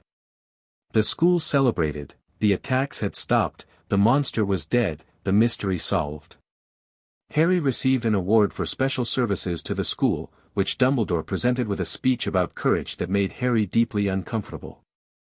Hermione was unpetrified and immediately demanded a full account of the chamber encounter, which Harry provided in a heavily edited version that left out the Horcrux, the soul fragment, and anything that might lead back to Lucius. Daphne cornered him after the award ceremony. "You're lying about something." "I'm always lying about something. More than usual." She studied him with those ice-blue eyes. "Whatever happened down there changed you. You're quieter. More careful. And you keep looking at Draco like he's made of glass." Harry said nothing. Daphne was too perceptive, it was one of her most valuable and most dangerous qualities. She could disassemble his public persona the way Theo disassembled potion ingredients, clinically, completely, with no regard for what was supposed to stay intact. "When you're ready," she said. "I'm not going anywhere." She left. Harry watched her go and thought about trust, what it cost, what it was worth, and whether a boy raised by Lucius Malfoy was capable of giving it. Draco was the one who broke first. It happened in the dormitory, late at night, a week before term ended. The other boys were asleep. Draco sat on the edge of Harry's bed, and his face in the green lake light was haggard in a way that had nothing to do with exams. "I worked it out," Draco said. His voice was barely a whisper. "The diary. Father gave it to the Weasley girl." He opened the chamber. Harry's stomach dropped. He'd hoped, stupidly, naively, that Draco wouldn't make the connection. But Draco was a Malfoy. He was trained to see patterns, trace causes, connect dots. Of course he'd worked it out. "Yes," Harry said. There was no point lying. Not to Draco. Not about this. Draco's hands were fisted in the blanket. His knuckles were white. Students were petrified. "That Creevy boy, he's 12. 12, Harry. And Ginny Weasley nearly," his voice cracked. "Father did that. Our father did that." "Yes. And you went into the chamber. You killed the basilisk. You nearly died." Draco's voice was rising. Harry put a hand on his arm, a warning. The other boys were sleeping. "You nearly died cleaning up his mess. And you didn't tell me. You protected him. I protected us. All of us, you, mother, the family. If I'd gone to Dumbledore, maybe you should have. The words hung in the air. Draco looked like he'd surprised himself by saying them. He stared at Harry, and his grey eyes, Lucius's eyes, always Lucius's eyes, were bright with tears he was refusing to shed. I'm scared of him, Draco whispered. Not scared he'll hurt me. Scared of becoming him. Scared that one day I'll look at a child and see a tool. That I'll make a choice that gets someone killed and call it necessary. Harry moved closer. Shoulder to shoulder. The way they'd sat 1,000 times, on kitchen floors, on the training mat, on the grass after flying. You won't, Harry said. You know how I know. Because you're sitting here, in the dark, terrified that you might. Lucius never asked himself that question. He doesn't think he needs to. Draco was quiet for a long time. The lake pressed against the windows. Shadows of fish moved through the green light like ghosts. Swear something to me, Draco said. Anything. Swear that no matter what happens, with Father, with Voldemort, with any of it, we protect each other. Not the name. Not the legacy. Each other. Harry took Draco's hand. Squeezed. I swear. And if Father asks us to do something wrong, then we don't do it. Together. He can't destroy both of us. Draco laughed, wet, shaky, but real. He could try. Let him try. I killed a basilisk last week. A middle-aged aristocrat with a cane should be manageable. The laugh that followed was stronger. They sat in the dark until the lake light dimmed toward dawn, and the pact between them, unwritten, unwitnessed, more binding than any magical contract, settled into their bones like warmth. Whatever came next, they'd face it together. Third year began with a wanted poster and a werewolf. Sirius Black had escaped from Azkaban, the first person in history to manage it. His face was plastered across every newspaper, every shop window, every ministry notice board, gaunt, wild-eyed, screaming silently from behind a matted curtain of dark hair. Convicted mass murderer. Extremely dangerous. Armed and deranged. The wizarding world panicked. Dementors were deployed to guard Hogwarts, soul-sucking wraiths in black robes that turned the air to ice and drained happiness the way the diary had drained Ginny. Harry hated them instantly. Not just because they were terrifying, though they were, but because they affected him more severely than anyone else. On the train to Hogwarts, a Dementor entered their compartment, and Harry blacked out. The green light again, his mother's scream, the rushing darkness, but louder, clearer, closer, as if the Dementors were tuning into a frequency only Harry could receive. The new defense against the dark arts professor was the one who drove the Dementor away. Remus Lupin, thin, shabby, prematurely grey, with scars across his face and a kindness in his tired eyes that reminded Harry, painfully, of Narcissa. He'd been sleeping in the compartment when the Dementor attacked, and he'd produced a Patronus, a shimmering silver wolf, with the ease of someone who'd been fighting darkness for a very long time. Eat this, Lupin said, handing Harry a piece of chocolate after the Dementor left. It helps. Professor, I'm fine, you fainted. Eat the chocolate. Harry ate the chocolate. It did help. Lupin's classes were a revelation. After 2 years of Quirrell's possession-addled twitching and Lockhart's criminal incompetence, having a defense professor who actually knew defense was like drinking clean water after years of swamp runoff.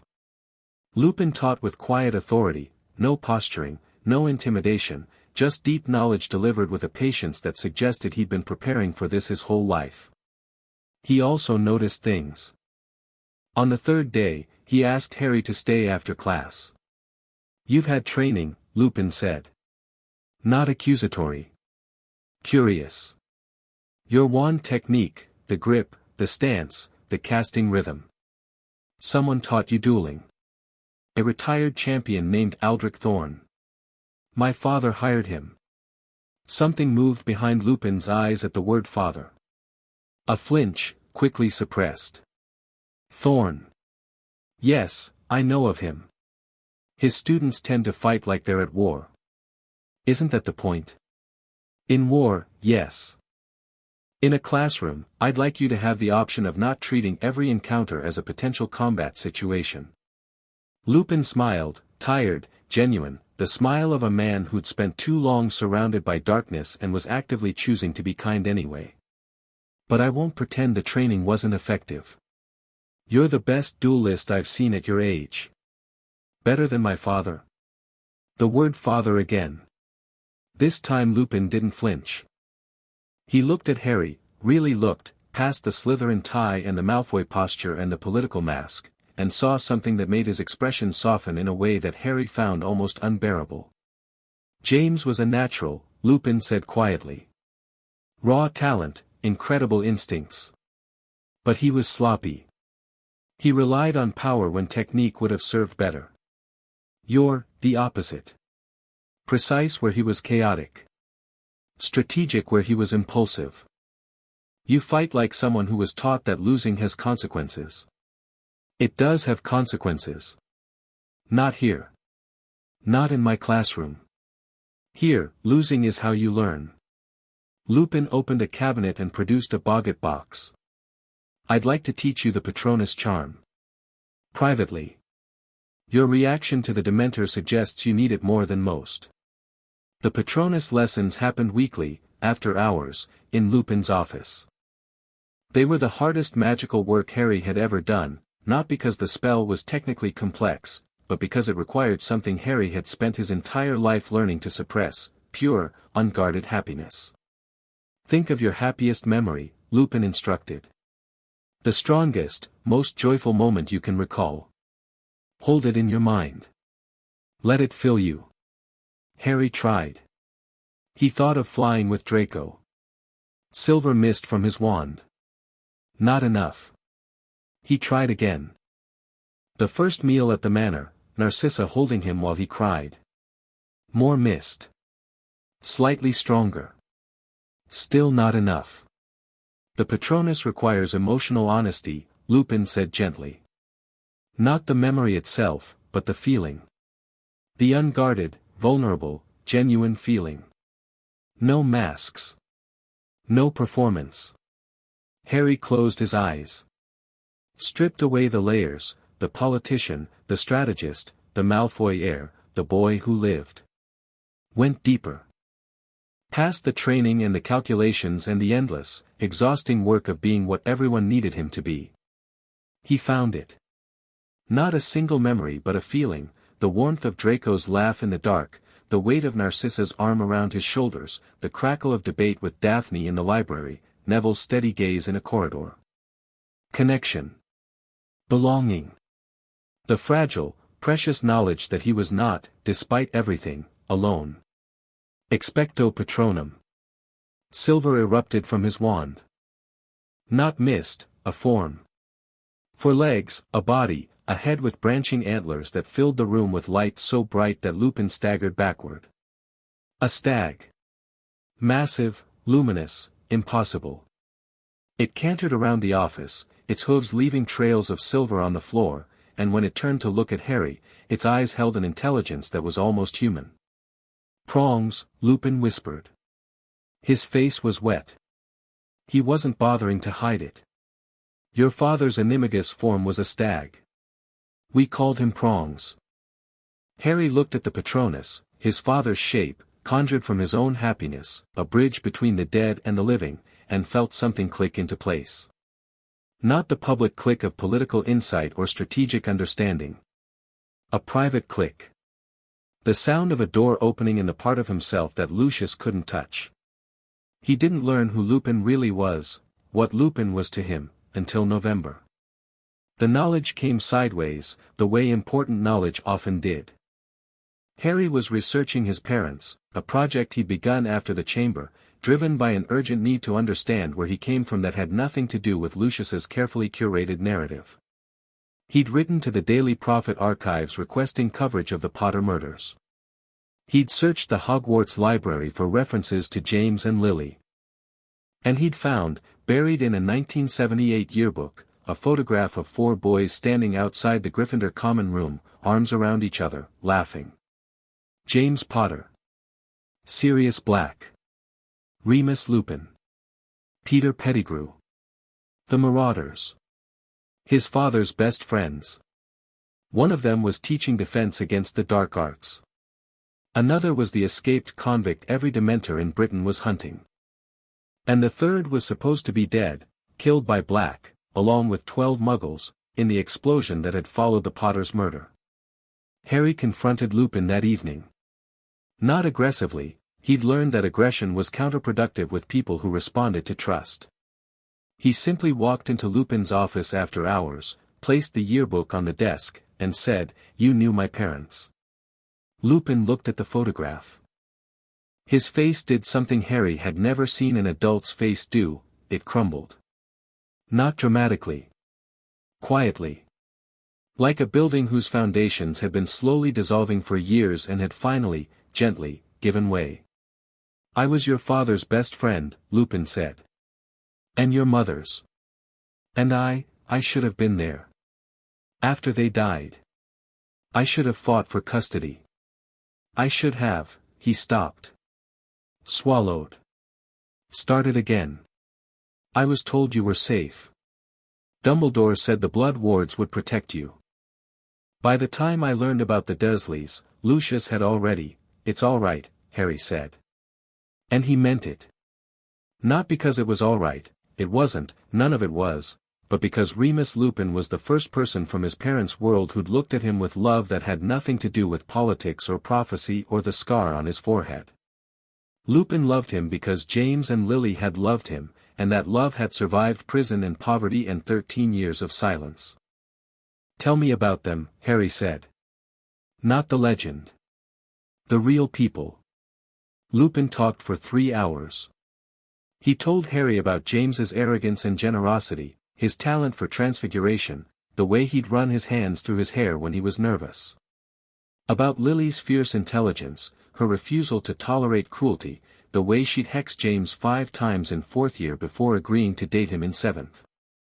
About the Marauders, their adventures, their loyalty, the map they'd created. Lupin produced it from a drawer with a sad smile. "I confiscated it from the Weasley twins. It belongs with you." And about Sirius. "He didn't do it," Lupin said. His voice was barely a whisper. "I didn't believe it at the time, I was so consumed with grief that I accepted the story. But I've had 13 years to think, Harry. Sirius was your father's brother. Not by blood, by choice. He would have died before betraying James. Something else happened that night. Something we don't understand." "Pettigrew," Harry said. Because the pieces were falling into place, the photo, the timeline, the too neat narrative of the betrayal and explosion. Peter was the secret keeper. Not Sirius. They switched at the last moment. Sirius thought he'd be the obvious target, so they used Peter as a decoy. If Peter was the one who betrayed them, then Sirius has been in Azkaban for 12 years for a crime he didn't commit. The silence that followed was the heaviest Harry had ever experienced. Harry found Sirius in the Shrieking Shack on a night in April when the moon was full and everything went wrong at once. He'd been tracking Black all year, using the Marauders map, which showed every person in Hogwarts and its grounds as a labeled dot moving across parchment. He'd watched Sirius's dot hover at the edge of the Forbidden Forest for weeks. He'd watched Pettigrew's dot, labeled Peter Pettigrew, not Scabbers, which confirmed everything, shadow Ron Weasley through the castle. And he'd waited, because Harry had learned from Lucius that patience was a weapon, and from Narcissa that timing was everything. The confrontation was not patient. It was not well timed. It was a mess. Ron's rat, Pettigrew, bolted during an evening walk near the Whomping Willow. Ron chased it. The tree attacked. Sirius, in dog form, dragged Ron into the passage beneath the tree that led to the Shrieking Shack. Harry followed, Draco on his heels because Draco had sworn a pact about protecting each other and apparently took it literally. Hermione came because Hermione could not resist an unsolved mystery. Neville came because Neville could not resist a friend in danger. The shack was a ruin, peeling wallpaper, smashed furniture, the dust of decades thick on every surface. Upstairs, in a bedroom that smelled of mold and desperation, they found Sirius Black holding Ron's rat in a grip that was equal parts delicate and murderous. And then Lupin arrived, because Lupin had seen everything on an identical map he'd confiscated earlier that year, and the stage was set for a confrontation that would have been farcical if the stakes hadn't been so devastatingly real. Pettigrew was forced to transform. One moment a rat, the next a man, small, balding, sniveling, with watery eyes that darted between the exits.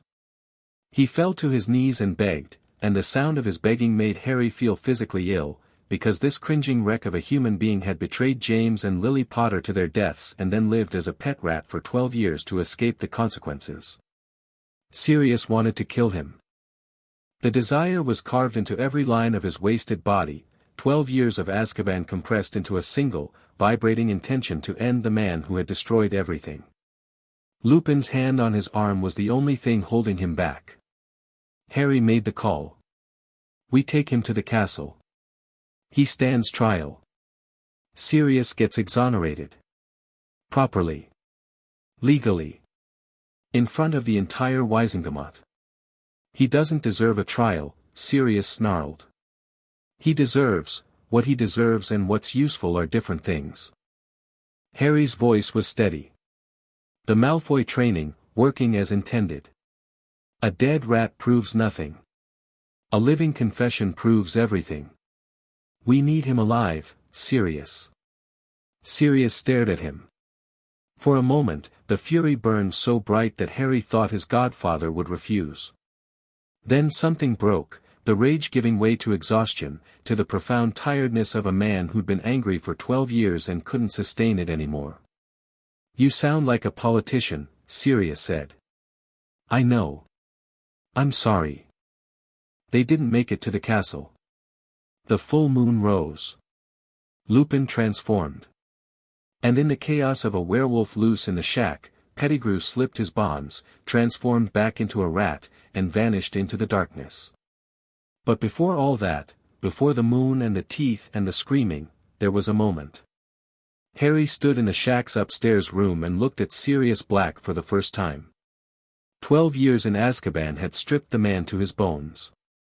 He was skeletal, hollow-eyed, his skin stretched over his skull like parchment over a frame. His robes were rags. His hair was a tangled mess. He looked like death walking, like the Dementors had taken everything but the stubborn, furious spark that kept him breathing. But his eyes. God, his eyes. When they found Harry, when they saw James's face and Lily's eyes and the scar and the Slytherin tie and the Malfoy name embroidered on his robes, those eyes filled with a love so ferocious, so raw, so completely unguarded that Harry took a physical step backward. No one had ever looked at him like that. Not Lucius, who looked at him with pride and calculation. Not Narcissa, whose love was warm but measured. Not even Draco, whose brotherly affection was complicated by rivalry and resentment. Sirius Black looked at Harry the way a drowning man looks at shore, with desperate, all-consuming need that had nothing to do with strategy or agenda or the future of magical Britain. Harry. Sirius's voice was ruined, cracked, hoarse, barely functional. Harry, you look just like, I know. Harry's voice wasn't steady. He wasn't performing calm. He wasn't running calculations. He was 13 years old and standing in front of the last person who'd known his parents as people, not legends, and every wall he'd built was cracking. I know. Sirius reached for him. His hands were shaking, skeletal fingers, broken nails, the hands of a man who'd spent over a decade in hell. Harry didn't flinch. He let Sirius grip his shoulders, those ruined hands trembling against Narcissa's expensive robes, and he watched his godfather's face break open. I should have been there, Sirius whispered. I should have raised you. I should have, Harry, the Malfoys, Lucius is, I know what Lucius is. Harry's voice was quiet. I know what he's done. And I know what he's doing. Then leave. Come with me. I'm your godfather, I have legal rights. We can fight the adoption, Sirius. Harry took the man's hands. Held them. Steadied them. I can't leave. They're using you, kid. Lucius is building you into a weapon. It's what he does, he takes things and he shapes them and he points them where he wants. You're not a person to him. You're a project. I know. Harry swallowed. And I'm going to use everything he taught me to dismantle everything he built. But I can't do that from outside the walls. I need to be inside. Sirius stared at him. The desperate hope in his eyes warred with a growing, terrible understanding. This boy, this 13-year-old with his mother's eyes and his father's face, had already made choices that no child should have to make. And he'd made them with a clarity and a coldness that were pure Malfoy. They've changed you, Sirius said. Not accusatory. Mourning. They've taught me. That's different. Harry squeezed his hands. But I need you too. Not to save me, I don't need saving. I need someone who knew my parents. Who can tell me who I am when the Malfoy name gets too heavy. Sirius's face crumpled. He pulled Harry into a hug, fierce, crushing, the hug of a man who'd spent 12 years with nothing to hold on to, and Harry let himself be held, and for one moment, just one, he was a boy with a family that had nothing to do with politics. I'll be here, Sirius whispered into his hair. Whenever you need me. I'll be here. Pettigrew escaped. The rat had transformed in the chaos of Lupin's werewolf change, slipping through their fingers and vanishing into the night. Harry watched the small, grey form scurry across the moonlit grounds and felt something cold settle in his stomach. Pettigrew would find Voldemort. That was obvious, the rat had nowhere else to go. And when he did, whatever remained of the Dark Lord would gain a servant, a pair of hands, a way back. The clock was ticking now. Harry could feel it. Lupin resigned the next morning. Snape had accidentally let slip the werewolf secret at breakfast, and by noon, owls from concerned parents were already flooding Dumbledore's office. Lupin packed his office with the quiet efficiency of a man accustomed to being driven out. Harry found him as he was closing his trunk. I need to tell you something before I go, Lupin said. He looked older in the morning light, the transformation had taken its toll, grey in his hair that hadn't been there yesterday, new lines around his eyes. About the prophecy. Harry went still. What prophecy? There was a prophecy made before you were born. About you and Voldemort. I don't know its contents, Dumbledore has never shared them with me. But I know it exists, and I know it's the reason Voldemort targeted your parents. Dumbledore knows? Dumbledore has known since before you were born. He's been guarding the prophecy, and guarding you, in his way, ever since. In his way. The bitterness surprised Harry. He usually kept his emotions on a tighter leash. His way involved leaving me in a cupboard. Lupin flinched. I know. And I'm not defending him. But Harry, whatever the prophecy says, it means Voldemort will come for you again. He has to. You need to be ready. I am ready. Lupin looked at him. That tired, kind, devastated gaze that saw James and Lily in grief and hope all at once. I hope so. He extended his hand. It was an honor teaching you, Harry. Your parents would be proud. Harry shook his hand. Then, because he was 13 and the walls were cracking and Lupin was the only person from his parents' world who looked at him like a son and not a symbol, he hugged him. Brief, fierce, unexpected. Lupin held on like a man being thrown a lifeline. Sirius has a two-way mirror, Harry said, pulling back. He gave me one half. He's not what they said, Professor. He's not a murderer. I know, Lupin said softly. I always knew. I was just too much of a coward to fight for it. You're not a coward. I'm a werewolf who let a man rot in prison for 12 years because it was easier to believe the story than to question it. Lupin's voice was flat, brutal in its self-assessment. That's a particular kind of cowardice, Harry. The kind that wears a reasonable face. He picked up his trunk and walked out. Harry watched him go and added Remus Lupin to the growing list of broken people his parents had left behind, a trail of wreckage stretching from Godric's Hollow to the present, touching everyone it reached. Sirius fled on the back of a hippogriff, headed for somewhere warm and hidden, carrying a two-way mirror he'd pressed into Harry's hands with the instruction, anytime. Day or night. I'm here. Harry sat by the Black Lake on the last day of term, alone, watching the giant squid's tentacles break the surface in lazy, meaningless patterns. The sun was setting. The castle behind him glowed gold and rose. Third year was ending, and he was 13, and he knew things now that he couldn't unknow. His scar was a Horcrux. Or something like one, a piece of Voldemort, lodged in his skull, whispering at the edges of his consciousness. Riddle had confirmed it. Lupin, in a private conversation before he left, had mentioned something else, the prophecy. He didn't know its contents, only that it existed, that it connected Harry and Voldemort, that Dumbledore had been guarding it for 13 years. Dumbledore was keeping secrets. Lucius was keeping secrets. Everyone was keeping secrets, and Harry was drowning in them. Daphne sat down beside him. She didn't announce herself. Didn't ask permission. Just sat on the grass, pulled her knees to her chest, and watched the lake. Lupin told me about the prophecy, Harry said. He hadn't planned to tell her. But she was there, and she was real, and he was so tired of carrying things alone. There's a prophecy about me and Voldemort. I don't know what it says. But Dumbledore does, and he's been hiding it. Daphne was quiet for a while.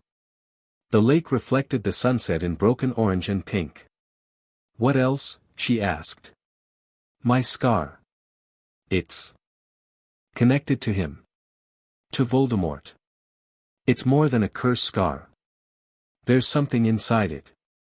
Something alive. Another silence.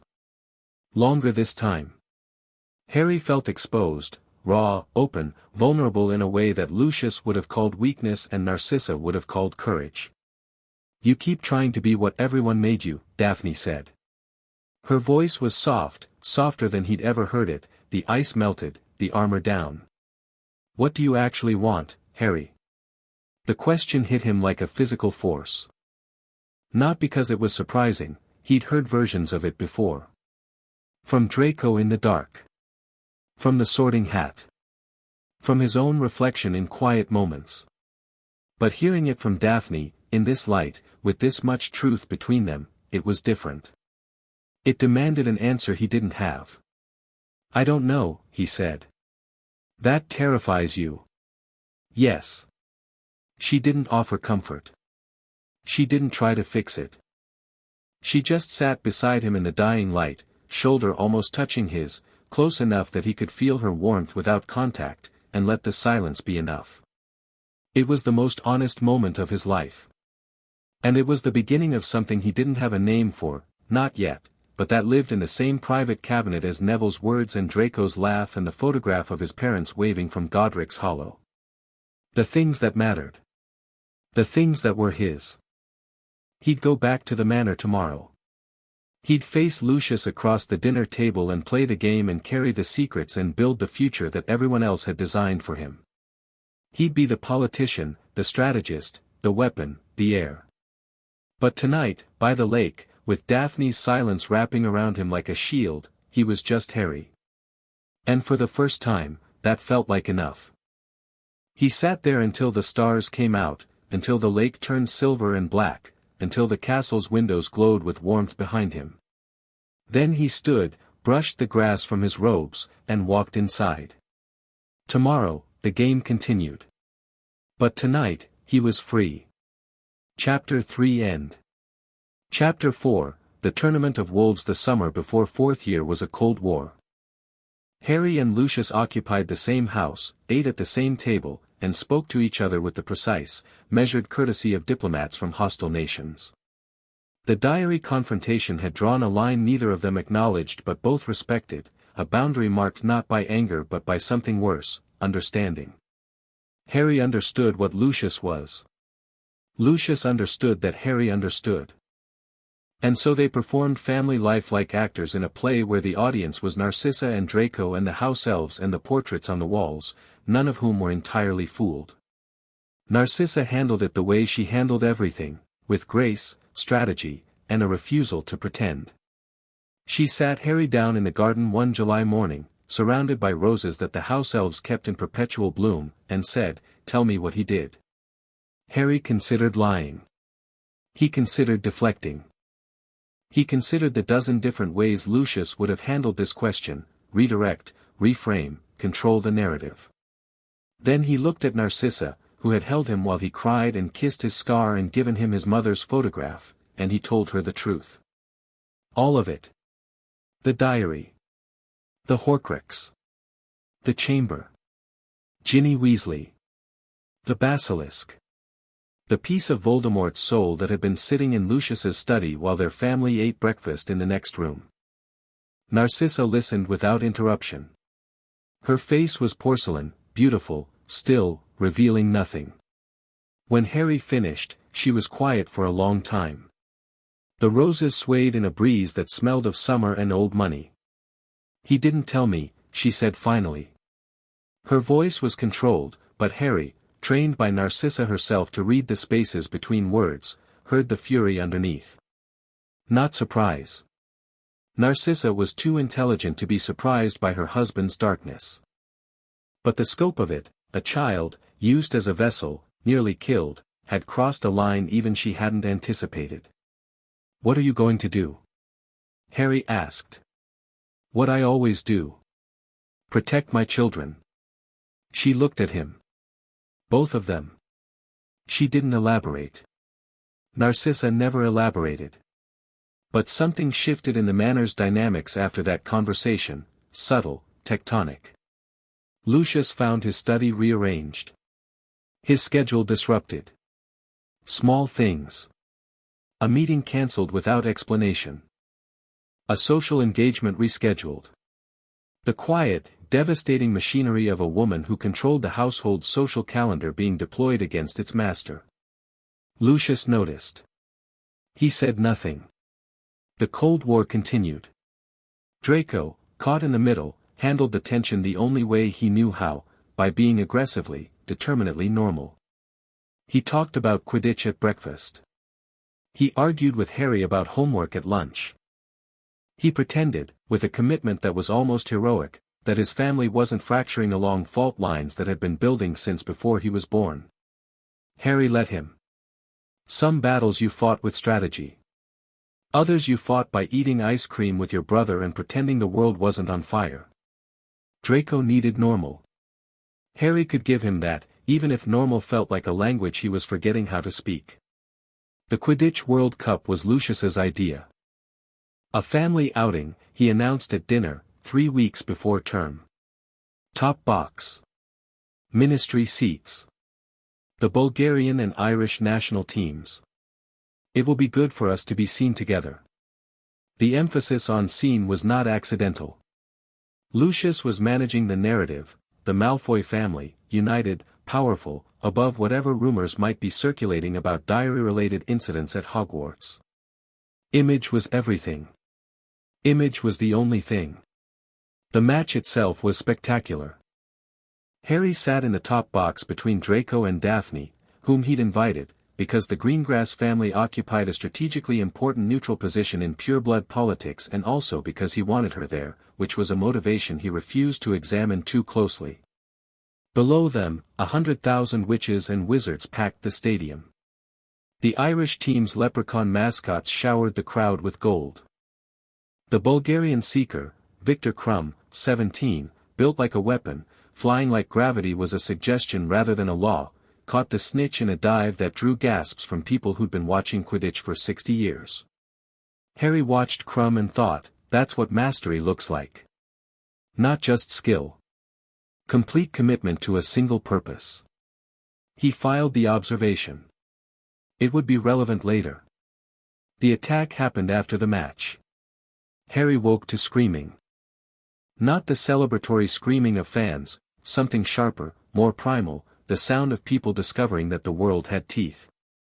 The campsite was burning, tents erupting in flame, people running in every direction, and above it all, floating in the smoke-thick air like a constellation of cruelty, four Muggle bodies levitated and spinning, their limbs twisted at unnatural angles while masked figures below laughed and fired curses into the sky. Death Eaters. Masks, dark robes, the old uniform of Voldemort's army.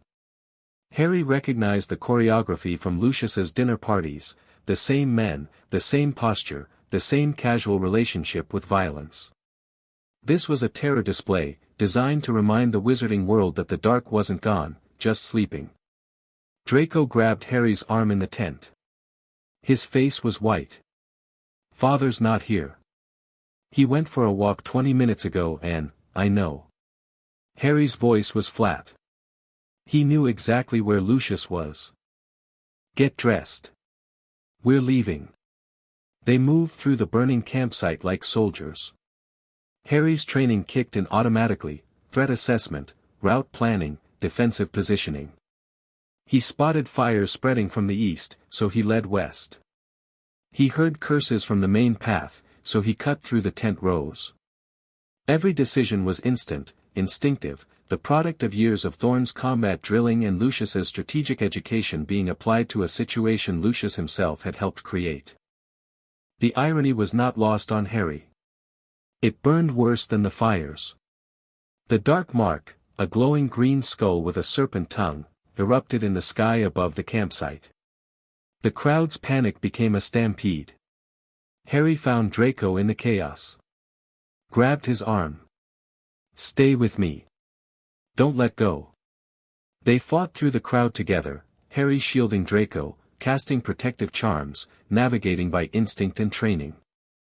He spotted Daphne and her younger sister Astoria near a burning tent and pulled them into the group. Then Neville, who was bleeding from a cut on his forehead but stubbornly refused to leave until he'd found his grandmother. Then Hermione, who'd gotten separated from the Weasleys and was white-faced with fury. Harry assembled them in a defensive cluster, backs together, wands out, moving as a unit toward the edge of the campsite. Not running. Walking.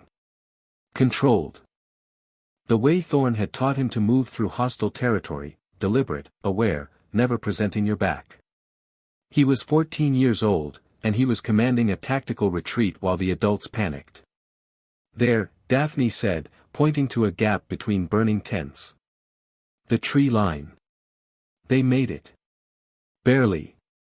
A curse singed Harry's shoulder as they crossed the last open space. Someone had spotted them, someone in a mask who recognized Harry's scar or his face or just saw a target. Harry fired back without breaking stride, a reductor curse that blew the tent behind the attacker into fragments and gave them the seconds they needed to reach the trees. In the forest, breathing hard, the distant screams still echoing, Harry looked at his group. Draco, shaken but unhurt. Daphne, calm, clinical, already assessing escape routes. Astoria, terrified, clinging to her sister. Neville, bloody but steady, his wand grip sure. Hermione, furious, her hands shaking not from fear but from rage. "Everyone okay?" Nods. Murmurs. Daphne's hand brushed his, quick, deliberate, a contact that lasted half a second and communicated everything. "This is what's coming," Neville said quietly. He was looking at the dark mark in the sky, green and terrible. "This is what Voldemort's return looks like." No one corrected the name. No one flinched. Harry looked at the mark and felt his scar pulse, that familiar second heartbeat, stronger now, more insistent. Whatever was coming, it was coming fast. And somewhere in the burning campsite, behind a mask, Lucius Malfoy was walking among the Death Eaters. Harry hadn't seen him. But he knew. The way you know things about family, not through evidence, but through the accumulated weight of 1,000 small truths that add up to one large, unbearable one. Hogwarts welcomed them back with a bombshell. Dumbledore announced the Triwizard Tournament at the opening feast: 3 schools, 3 champions, eternal glory, and 1,000 galleon prize that nobody cared about because the glory part was doing all the heavy lifting. Beauxbatons Academy and Durmstrang Institute would be sending delegations. An age line would restrict entries to 17-year-olds. The Goblet of Fire, an ancient, impartial magical artifact, would select the champions. "This is going to be a disaster," Daphne predicted over breakfast the next morning. She said it the way a weather forecaster announces rain, not with alarm, but with the resigned certainty of someone who understood patterns. "Why?" Draco asked, buttering toast with the focused attention of a boy who found predictions of disaster less interesting than breakfast. "Because someone's going to cheat. Someone always cheats. And when they do, it'll be political." She looked at Harry. 10 galleons says your name comes out of that goblet." Harry paused mid-sip of tea. "I'm 14. The age line means nothing to someone with enough power and enough motivation. You're the most politically valuable student in this school. If someone wants to manipulate the tournament, you're the obvious target." Harry set his cup down. "Who would benefit?" "Anyone who wants you exposed, vulnerable, and away from your support network. Anyone who wants to see what you're capable of under pressure. Anyone who wants you dead and wants it to look like an accident." The table was quiet. Draco had stopped buttering. "I'll take that bet," Harry said. "But I'm going to be very annoyed if you're right." Daphne was right. The Goblet of Fire burned blue in the center of the Great Hall. 3 names emerged, 3 champions chosen: Cedric Diggory for Hogwarts, tall, handsome, decent, the kind of hero you'd cast in a play about heroism. Fleur Delacour for Beauxbatons, silver blonde, formidable, carrying herself with a confidence that suggested she'd been the best at everything since birth. Victor Crumb for Durmstrang, silent, intense, radiating competence like a furnace radiating heat. Then the flames turned red. A 4th name shot from the goblet. Dumbledore caught it, read it, and his face went blank, completely, terrifyingly blank, the expression of a man whose calculations had just been catastrophically wrong. Harry Potter Malfoy. The Great Hall didn't erupt. It froze. Hundreds of faces locked in identical expressions of shock. Then the whispers started, building like water through a crack, filling the silence with disbelief and suspicion and fear. Harry stood. He was aware of every eye in the hall on him: students, teachers, the foreign delegations, Dumbledore's blank stare, Snape's narrowed eyes, Karkaroff's fury, Maxime's disbelief. He was aware of Draco going pale beside him. Of Daphne's jaw tightening.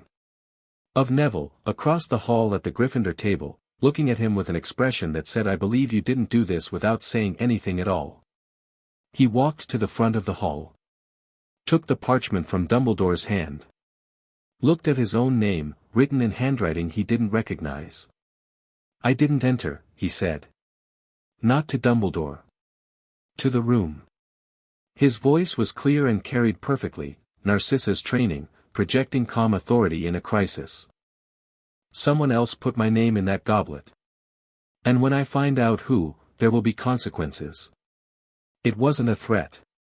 It was a promise. And the particular way he said consequences, quiet, precise, with the exact inflection Lucius used when discussing political rivals, made several people in the hall shift uncomfortably. Draco was on his feet at the Slytherin table, pale and rigid, looking at Harry with an expression that combined fury and fear in equal measure. Not fury at Harry, fury at whoever had done this. At the Slytherin table, Daphne's hand had gone to her wand. Theo was already thinking, his eyes narrowed, his fox face calculating angles. Blaise looked, for the first time since Harry had known him, genuinely alarmed. Across the hall, Neville caught Harry's eye and gave a single, firm nod. "I'm with you. No hesitation. No conditions. Just loyalty, offered freely, the way Neville offered everything, without calculation and without cost." The back room was chaos. Dumbledore, Snape, McGonagall, Moody, the new defense professor, a grizzled ex-Auror with a magical eye that swiveled independently of his real one, Karkaroff, Maxime, Crouch from the Department of International Cooperation. Everyone talking at once. Everyone accusing. He cheated. Karkaroff thundered. The boy is 14.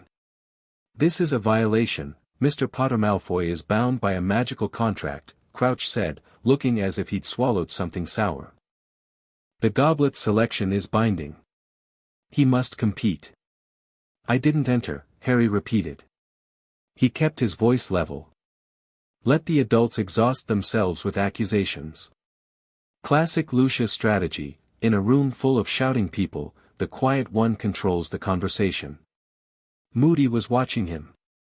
That magical eye, electric blue, spun in its socket and fixed on Harry with an intensity that set his instincts buzzing. Something about Moody was wrong, the same kind of wrong Harry had sensed in Quirrell 3 years ago. Not the eye. Not the scars. Something deeper.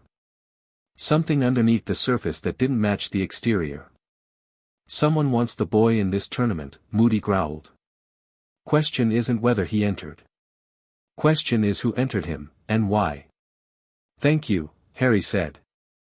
That's what I've been saying. Moody's real eye met his. Something flickered there, amusement. Recognition. And was gone. Harry left the back room knowing 3 things. First, someone had engineered his entry into a tournament where champions regularly died. Second, the magical contract was unbreakable, which meant his only option was to compete and survive. Third, Moody knew more than he was showing, and the wrongness Harry sensed in him was important enough to investigate. He found his inner circle waiting in an empty classroom. Draco, Daphne, Theo, Blaise. Neville arrived 30 seconds later, out of breath, having run from Gryffindor Tower. Right, Harry said. He closed the door. Locked it. Cast 3 privacy wards. This is a trap. I don't know who said it or why, but someone wants me in this tournament, and I don't think it's because they want me to win a trophy. Obvious candidates, Theo said, already thinking 3 steps ahead, because Theo was always thinking 3 steps ahead. Voldemort's sympathizers. Your entry disrupts the tournament, embarrasses the ministry, and puts you in physical danger. If someone wanted to kill you and make it look like an accident, a dragon would do the job, Blaise finished. There are dragons? Draco said, his face achieving a shade of white previously thought exclusive to corpses.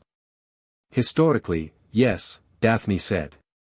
She was already planning, Harry could see it in her eyes, the rapid-fire calculation that made her dangerous. First tasks tend to involve magical creatures. Harry, you need to treat this like combat operations, not a school competition. Intelligence, preparation, contingency plans. Agreed. Harry looked at each of them. I need eyes and ears. Theo, research. Everything about past tournaments, every task, every death, every rule exploit. Blaise, foreign delegations. Get close to the Beauxbatons and Durmstrang students. I want to know who their allies are, what their champions' weaknesses are, and whether anyone in their ranks has connections to known Death Eater families. Draco, home front. Write to Mother. Find out if Father knows anything about this. He won't tell me, Draco said. He might tell Mother. And she'll tell you. She's on our side now. Draco's expression flickered, surprise, gratitude, a complicated emotion that was equal parts relief and grief. He nodded. Daphne, Harry said. He met her eyes. Moody. Something's wrong with him. I can't explain it, it's like Quirrell, a second layer underneath the surface. I need you to watch him. Document his movements. Track his schedule. If he's who he says he is, we lose nothing. If he isn't, then we've identified the person who put your name in the goblet, she finished. I'll handle it. And me? Neville asked from the doorway. Harry looked at him. Neville Longbottom, round-faced, steady-eyed, braver than anyone gave him credit for. The moral compass Harry hadn't known he needed. "I need you to keep me honest," Harry said. "This tournament is going to push me into survival mode. Lucius's training, the ruthlessness, the calculation, that's going to be useful, and it's going to be dangerous. If I start crossing lines, I need someone who'll tell me." Neville considered this. "And if you don't listen? Then tell me louder." Neville smiled. It was a small smile, but it was real. "Deal." The first task was dragons. Harry knew this 3 days before the event, because Theo's research had predicted it and Daphne's surveillance of Moody had confirmed it. She'd overheard him discussing nesting mothers with Hagrid in terms that were unmistakably draconic. Harry used those 3 days to prepare with a focus that bordered on obsessive. He didn't fly. Every champion who'd faced a dragon in past tournaments had tried to outrun it, and most of them had ended up burned.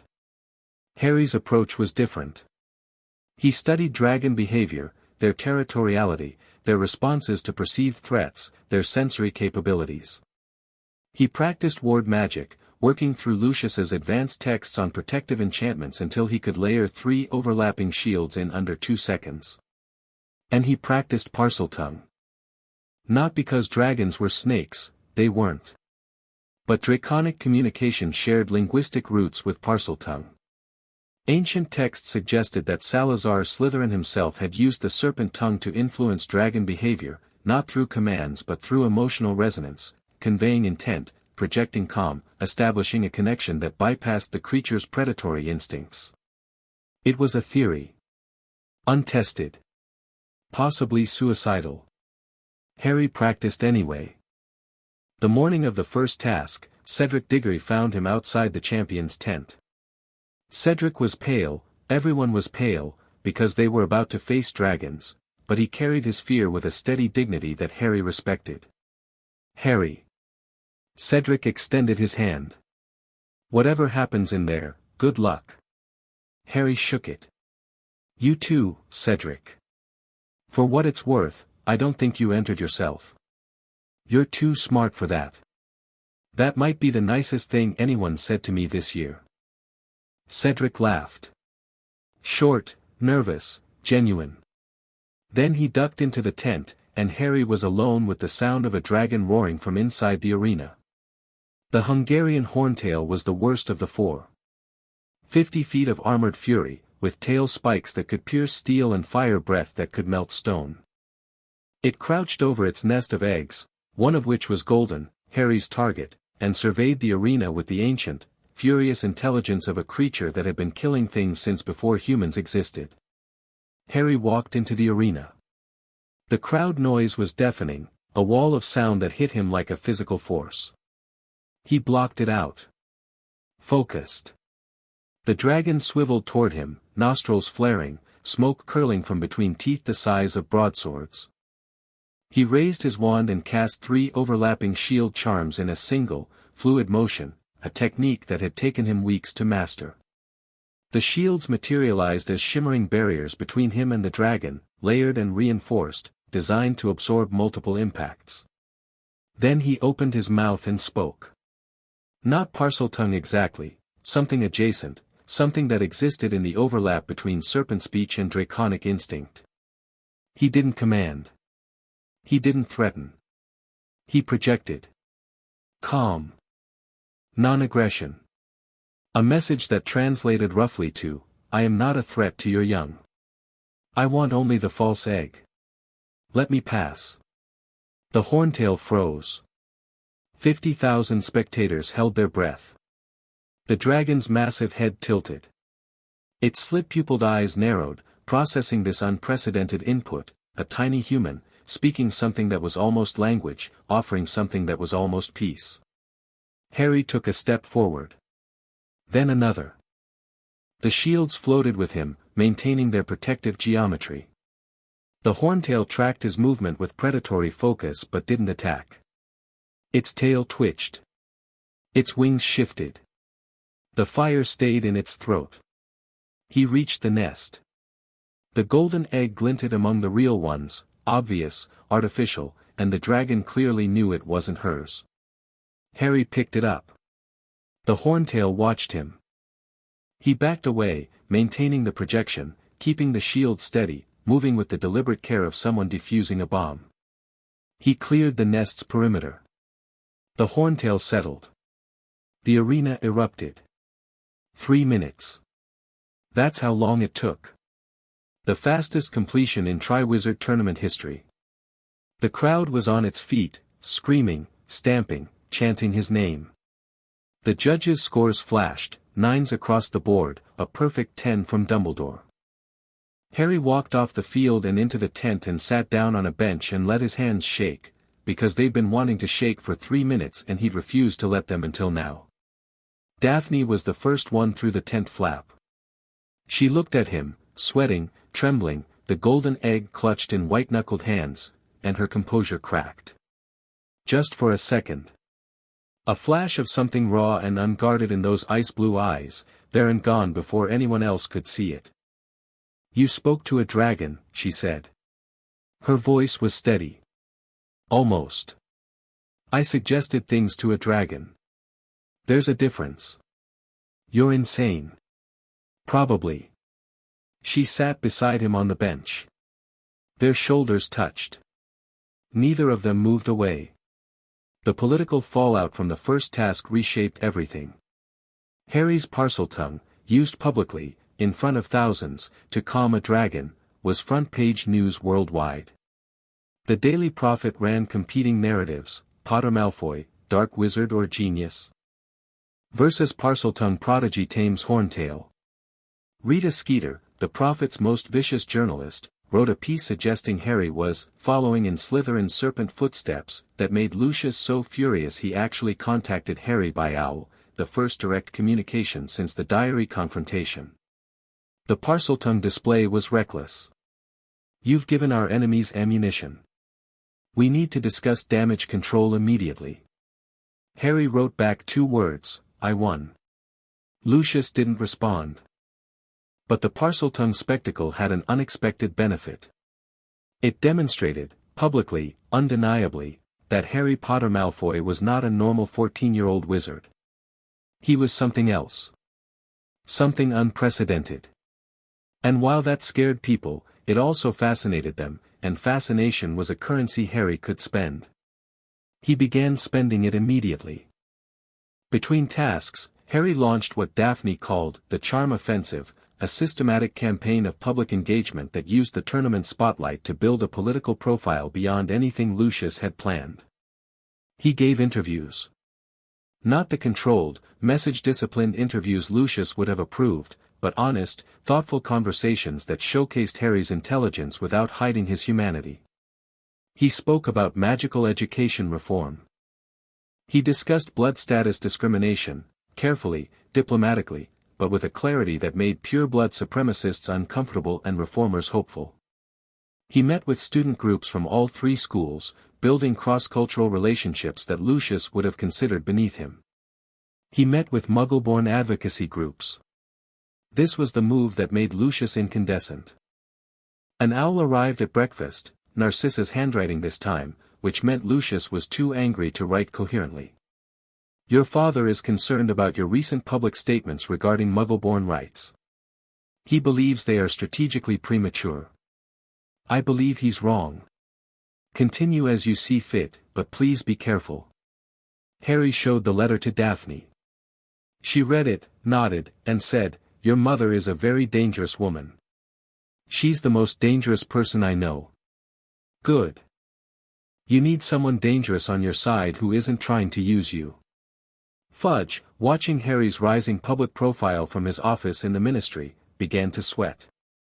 The Minister of Magic was a man who'd achieved his position through mediocrity and maintenance of the status quo, and Harry Potter Malfoy, 14, charismatic, increasingly popular, and clearly positioning himself for a political future, was the most threatening thing Fudge had encountered since the last time someone suggested competence as a criterion for public office.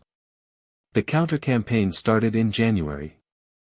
Daily Prophet stories, planted, Harry was certain, through ministry channels, questioning Harry's dark upbringing. Editorials wondering whether a boy raised by Lucius Malfoy could be trusted with the wizarding world's future. Legislative whispers about age restrictions for political candidacy. Small, mean, petty attacks from a man who fought like a man, with the weapons of bureaucracy and innuendo. Harry handled it the way Lucius had taught him, not with anger, but with strategy. For every planted story, Harry gave an interview that made the story look foolish. For every editorial attack, Harry published a response that was so reasonable, so measured, so adult that the contrast with Fudge's pettiness became its own argument. He reached out to Amelia Bones, who despised Fudge with a professional intensity that bordered on art.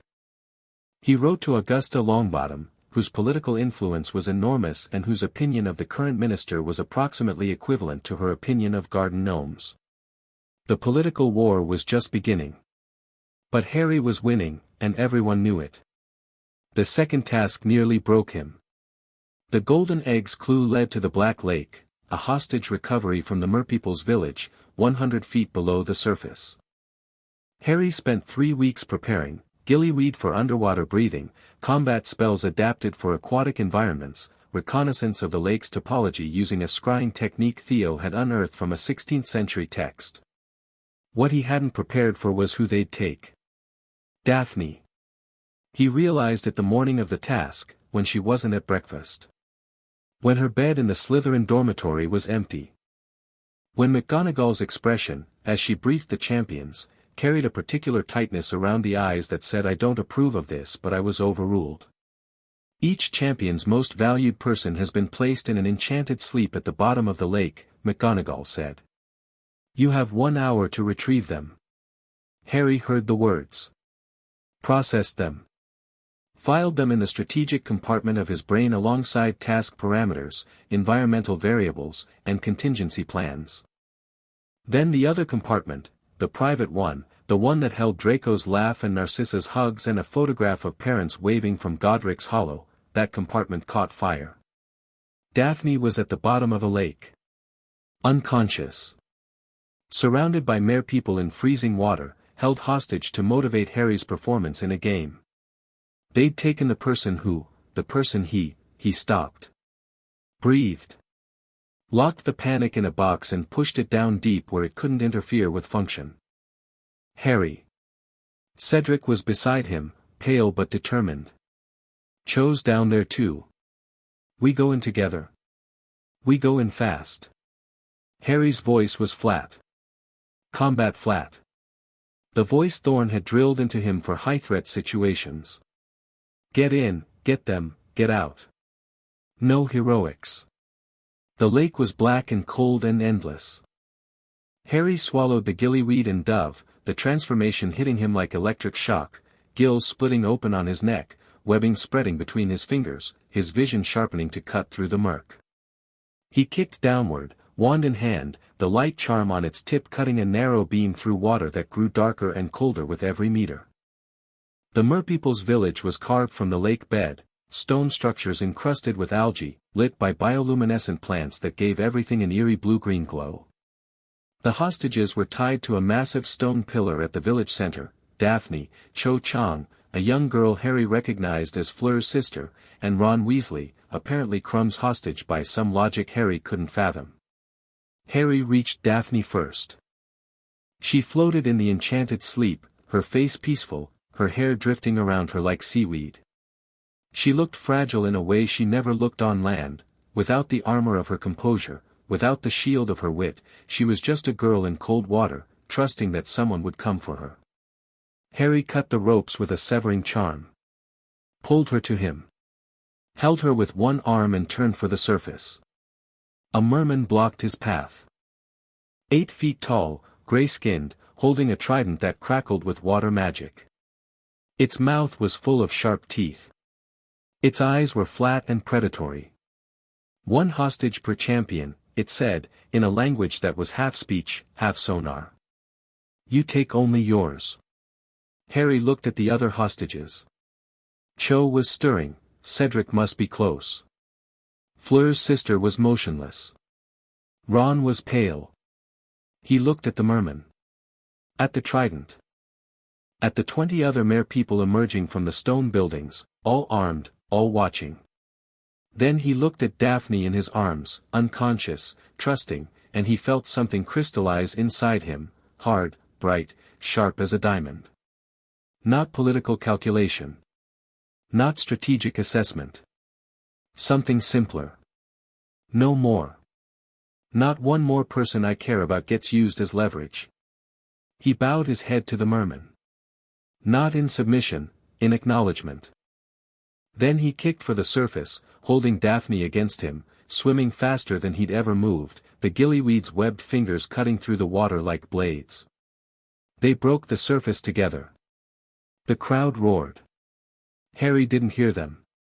He swam to the platform, lifted Daphne onto the wood, and crouched beside her while the enchantment wore off and her eyes fluttered open. Harry. She was confused, disoriented, shivering. What, where, bottom of the lake? They took you as a hostage. You're safe. She looked at him. Water dripped from his hair onto her face. The gills were receding, the webbing shrinking, and he must have looked terrible, wild-eyed, gasping, still running on the adrenaline of diving into a freezing lake to rescue someone from an underwater kingdom. You're shaking, she said. I'm cold. You're lying. I'm always lying. Not to me. She reached up and touched his face. Her fingers were ice-cold from the lake water. The touch lasted 2 seconds.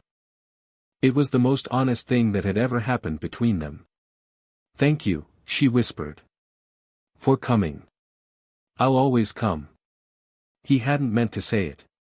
It came out before the filters could catch it, raw, unprocessed, straight from the private compartment he usually kept locked. I'll always come for you. She stared at him. He stared at her. The crowd screamed.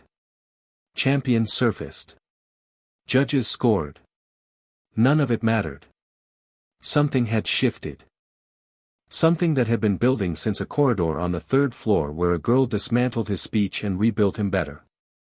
Something that neither of them had named because naming it would make it real, and real things could be used as weapons, and they'd both been raised in worlds where weapons were made from the things you loved. But it was there. And they both knew it. And for one moment, wet and shivering on a wooden platform above a frozen lake, it was enough. The judges scored him first. Full marks for speed. Deductions for not assisting the other hostages. Harry didn't care. Cedric emerged minutes later with Cho. Crumb surfaced with Ron. Fleur never appeared, something had gone wrong with her bubblehead charm, and it was Harry who noticed the time ticking past the hour mark and dove back in, without hesitation, without permission, to retrieve her sister. He carried 8-year-old Gabrielle Delacour to the surface with one arm while the mere people parted around him like water around a stone. They'd seen him command their lake. They'd heard him speak in something close to their language. Whatever Harry Potter Malfoy was, he was not someone the lake's inhabitants wanted to cross. Fleur was waiting on the platform, tears streaming, her Beauxbatons composure shattered. She took Gabrielle from Harry's arms and looked at him with an expression that transcended language. You saved her, Fleur said. Her accent thickened with emotion. You did not, Ave tu. She is not she's someone's sister, Harry said. That's enough. The crowd's response was overwhelming. Not just cheers, something deeper, a collective shift in perception. The boy who lived, the Slytherin politician, the Malfoy heir, all of those identities had been complicated, controversial, debatable. But a boy who dives into a frozen lake to save a stranger's sister. That was simple. That was good. And the wizarding world, desperate for something good, seized it with both hands. Lucius would have called it excellent optics. Harry hadn't been thinking about optics. He'd been thinking about Gabrielle's face, pale and small in the dark water, and about how easily a child's life could be discarded by people who saw them as pieces in a game. The Yule Ball was supposed to be a reprieve. Harry asked Daphne. She said yes with a raised eyebrow and the words, obviously. Who else would you ask? Which was the most Daphne response possible and made Harry smile for the first time in weeks. The great hall had been transformed, ice sculptures, enchanted snowfall, a 12-piece orchestra playing waltzes that echoed off the vaulted ceiling. Harry wore dress robes in deep charcoal with silver trim, tailored by Narcissa's personal clothier. Daphne wore midnight blue that turned her eyes to sapphires and her hair to moonlight. They danced. Not the calculated, performative dancing Narcissa had taught Harry, though that foundation served him well. Something different. Something that happened in the spaces between the choreography, in the way his hand found the small of her back and her fingers laced through his and their bodies moved together with a natural, unrehearsed synchronicity that felt less like dancing and more like conversation. "You're not performing," Daphne murmured, close enough that only he could hear. "Neither are you. First time for everything." The ball swirled around them, students laughing, couples spinning, the orchestra building toward a crescendo. Draco danced with Pansy Parkinson and shot Harry a thumbs up that Narcissa would have found appalling. Neville danced with Hermione and was surprisingly good at it, steady and careful, holding her like she was something precious. Cedric and Cho moved like people who were falling in love and knew it and didn't care who saw. It was beautiful. It was temporary. And Harry, who had learned from Lucius that beautiful things were always temporary, held Daphne closer and tried to memorize the moment, because he could feel, somewhere in the part of his mind that was always running threat assessments, that the reprieve was almost over. After the last waltz, Harry excused himself. Not from Daphne, he walked her to the Slytherin common room first, and at the entrance, in the green-lit corridor, she squeezed his hand and said, "Whatever you're about to do, be careful." Because Daphne always knew. He went hunting. Daphne's surveillance had flagged an anomaly, Moody leaving the castle at midnight 3 times in the past week, each time heading toward the edge of the Forbidden Forest, each time returning 40 minutes later.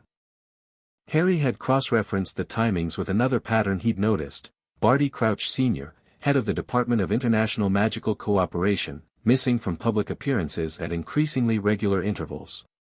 He followed Moody. Stayed invisible, a disillusionment charm, imperfect but sufficient in the dark. Tracked the Exorer's distinctive limp to the forest's edge, where Moody stopped, looked around, and pulled a small dark artifact from his pocket. A communication mirror. Similar to the one Sirius had given Harry. Moody spoke into it in a low, urgent voice that Harry strained to hear. "The boy is ready. The third task, the cup will be the portkey. He'll be transported directly to," Harry's breath caught. Moody's voice changed. Not the words, the quality. The gruff, veteran Auror cadence slipped for just a moment, replaced by something younger, sharper, more intense. A second voice underneath the first, like the second layer Harry had sensed since September. Moody wasn't Moody. Harry didn't confront him. He backed away, silent, careful, and returned to the castle with his heart hammering and his mind running at full speed. The goblet. The tournament. His name on the parchment. All of it, orchestrated by someone wearing Mad-Eye Moody's face, communicating with an unknown handler, planning something involving the third task and a portkey and the word transported, which meant Harry was supposed to be taken somewhere. A trap. The entire tournament was a trap. And the third task was the jaws. He went to Daphne's dormitory door and knocked. She opened it in her dressing gown, hair loose, eyes sharp. "Moody's an imposter," Harry said. "The third task is a trap. Someone's going to use the cup as a portkey to transport me somewhere." Daphne absorbed this in 2 seconds. "Do we tell Dumbledore?" "Not yet. If Moody's an imposter, someone inside the system put him there. If Dumbledore's compromised, or if he's running his own game, which he might be, telling him tips off the enemy. So what do? We walk into the trap. On our terms." Her expression didn't change. But something in her posture shifted, a micro-adjustment, almost invisible, that said, "I trust you. I hate this. But I trust you." "Okay," she said. Tell me the plan. They worked through the night. By dawn, they had a framework, contingency plans for 12 different scenarios, escape routes, communication protocols, and a failsafe. If Harry didn't return from the third task within 2 hours, Daphne would go directly to Dumbledore with everything they'd compiled on the fake Moody, bypass the headmaster's games, and force the issue. And if Dumbledore is part of it? Harry asked. Then I go to Amelia Bones. And if she's part of it, I go to the Daily Prophet. And if they're part of it, Daphne paused. I'm running out of institutions to trust. Welcome to politics. She looked at him. In the dim light of the corridor, with her dressing gown and her loose hair and the dark circles under her eyes from too many nights of surveillance, she looked less like the Ice Queen of Slytherin and more like a 15-year-old girl who was scared and refusing to show it. Come back, she said. From whatever's on the other side of that cup. Come back. I will. Promise me. Harry hesitated. He'd been trained never to make promises he couldn't guarantee. Lucius's first rule of negotiation: never commit to an outcome you don't control. I promise, he said. Because some promises weren't about control. They were about faith. In the weeks before the third task, 2 things happened that changed Harry's understanding of the board. The first was Barty Crouch Sr.'s appearance on the grounds. Harry found him at the edge of the Forbidden Forest on a March evening, disheveled, confused, muttering about Voldemort and his son and a mistake he'd made years ago. Crouch grabbed Harry's arm with a grip that was surprisingly strong for a man who looked like he'd been living in a ditch. The boy, my boy, he's here. In the castle. He's using polyjuice. Crouch's eyes were wild, unfocused. Moody. It's not Moody. It's my son. Barty Jr. He faked his death. I helped him. God forgive me, I helped him escape Azkaban, and now he's, a curse hit Crouch from behind. The old man collapsed. By the time Harry spun around, one drawn, there was nothing but shadows and the distant sound of footsteps retreating into the trees. Harry stood over Crouch's stunned body and felt the pieces lock together. Barty Crouch Jr., convicted Death Eater, supposedly dead. Disguised as Moody. Polyjuice potion, which explained the hip flask Moody carried everywhere, which explained the physical tics and the subtle wrongness Harry had sensed since September. Crouch Jr. had engineered the entire tournament. Put Harry's name in the goblet. Guided him through the tasks. All to deliver him to whatever waited at the end. He reported Crouch Sr.'s collapse to Dumbledore. Kept the rest, the Polyjuice revelation, the son, the conspiracy, to himself. Not because he didn't trust Dumbledore. Because he didn't trust anyone who hadn't proven themselves in the dark. The second thing was a letter from Sirius. Harry had been using the two-way mirror sparingly. Sirius was still a fugitive, and magical communication could be traced. But the letter arrived by untraceable owl, written in a code they'd established during their brief meeting at the shack. Harry, I've been investigating from my end. Pettigrew reached Voldemort. The Dark Lord is gathering strength. Old Death Eaters are being contacted. Something is being planned, something involving you and the tournament. I don't know the details, but every source I have says the same thing: you're the target. Be careful. Trust your instincts. And trust Dumbledore. He's not perfect, but he's not the enemy. I love you, kid. Your parents would be so proud of the man you're becoming. Padfoot Harry read the letter 3 times. Then he burned it, because evidence was a liability. But the words, I love you, kid, those he kept. Filed them in the private cabinet. Held them close. He was going to need them. The third task was a maze. Hedges 20 feet high, enchanted with magical creatures and obstacles, the Triwizard Cup glowing at the center. For champions entered at intervals based on their accumulated scores. Harry went first. The maze was alive, hedges shifting, paths closing, the air thick with magic that pressed against Harry's senses like a second atmosphere. He moved through it with focused precision, dispatching obstacles with efficiency rather than flair. A boggart, dispatched with a Patronus. An acromantula, driven off with fire. A sphinx, its riddles solved in 40 seconds. He found Cedric at a junction.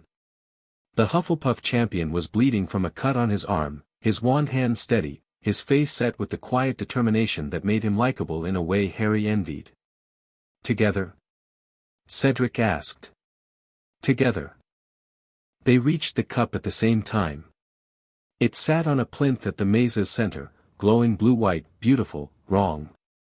Harry could feel the portkey magic, layered beneath the trophy charm, invisible to casual detection, but screaming to someone trained in ward analysis. Cedric. Harry stopped. Don't touch the cup. What? But, it's a trap. The cup is a portkey. It'll transport whoever touches it to, I don't know where. Somewhere bad. Cedric stared at him. Trust and suspicion warred on his honest face. How do you know? I've been investigating Moody, the man pretending to be Moody. He engineered this entire tournament to get me to this cup. Then we go to Dumbledore. We report it.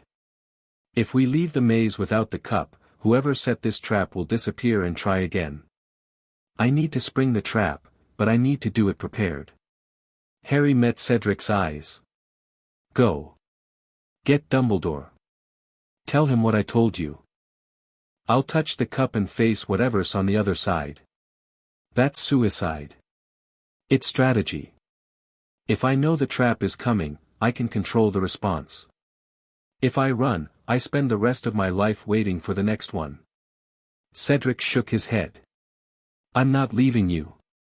Cedric, I'm not leaving you. The Hufflepuff's jaw was set. Stubborn, brave, decent to a fault. We go together. Both of us. Whatever's on the other side, 2 wands are better than 1.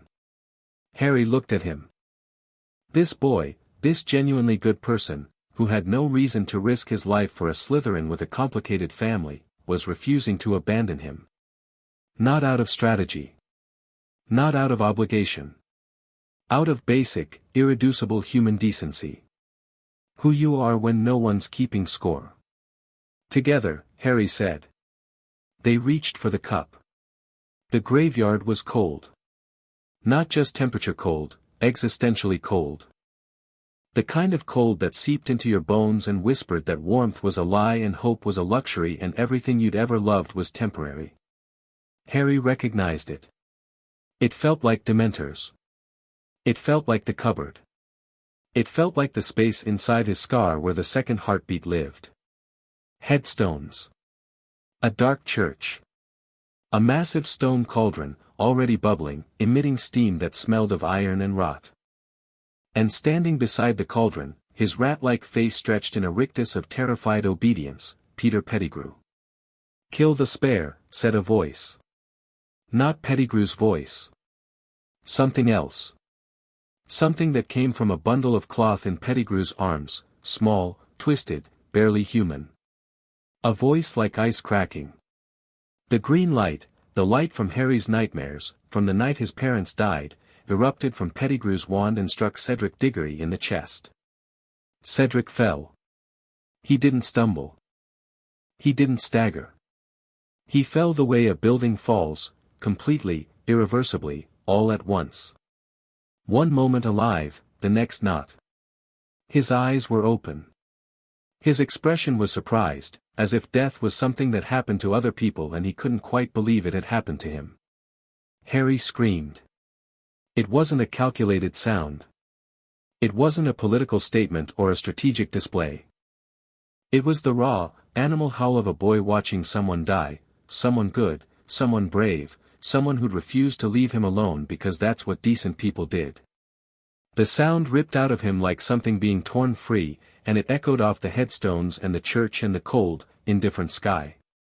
Pettigrew bound Harry to a headstone before the scream had finished. Ropes, magical, unyielding, tight enough to cut. Harry's wand was ripped from his hand. He fought. Thrashed. The ropes held. The ritual began. Pettigrew dropped the twisted, cloth-wrapped thing into the cauldron. Added bone from the grave, Tom Riddle Sr.'s grave, Harry realized, reading the headstone he was tied to. Cut his own hand off with a silver knife. The scream Pettigrew made was nothing compared to the scream that was building in Harry's chest. And then he came for Harry. Blood of the enemy, Pettigrew whimpered, pressing the blade against Harry's arm. Forcibly taken.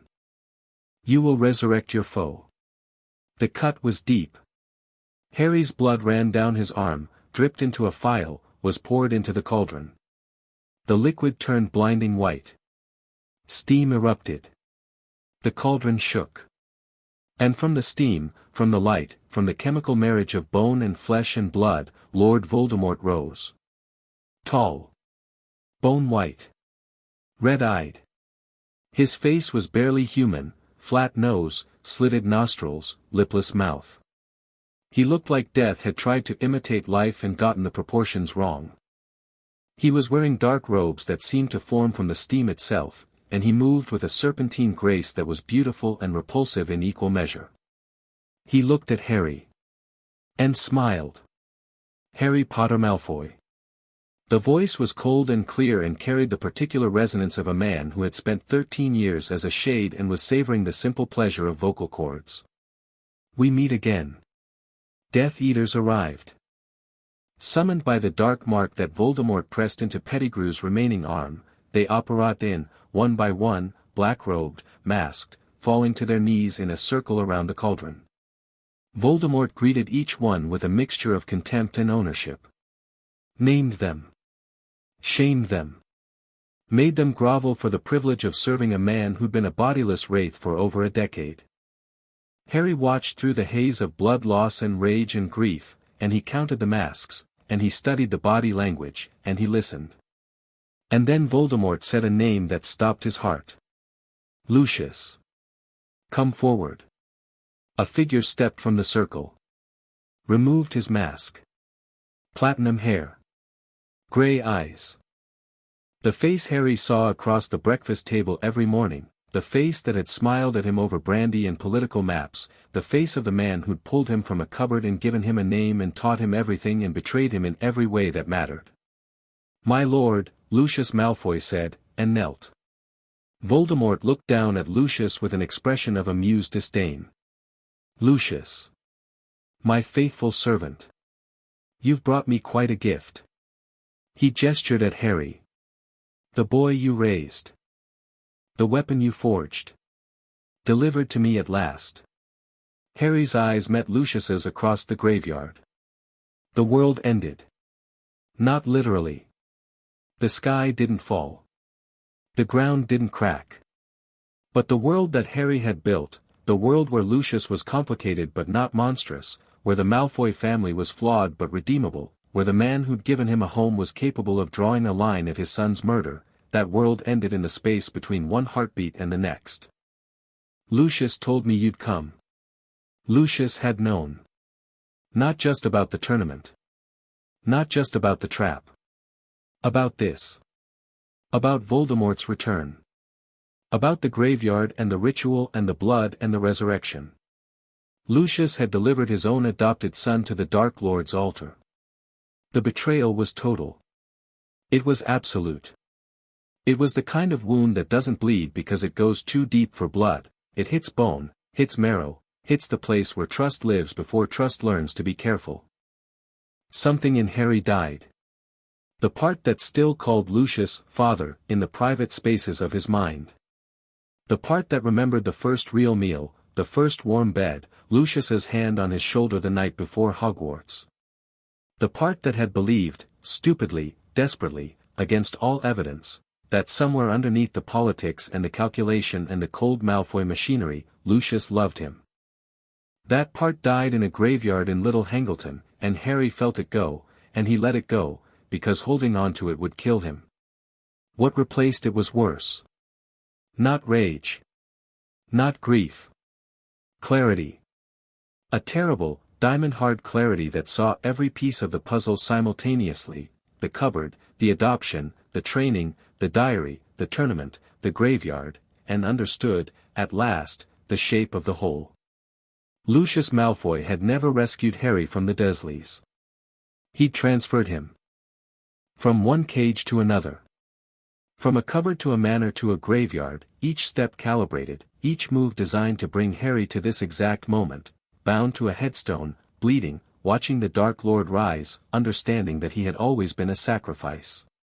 Voldemort freed Harry from the headstone. Returned his wand.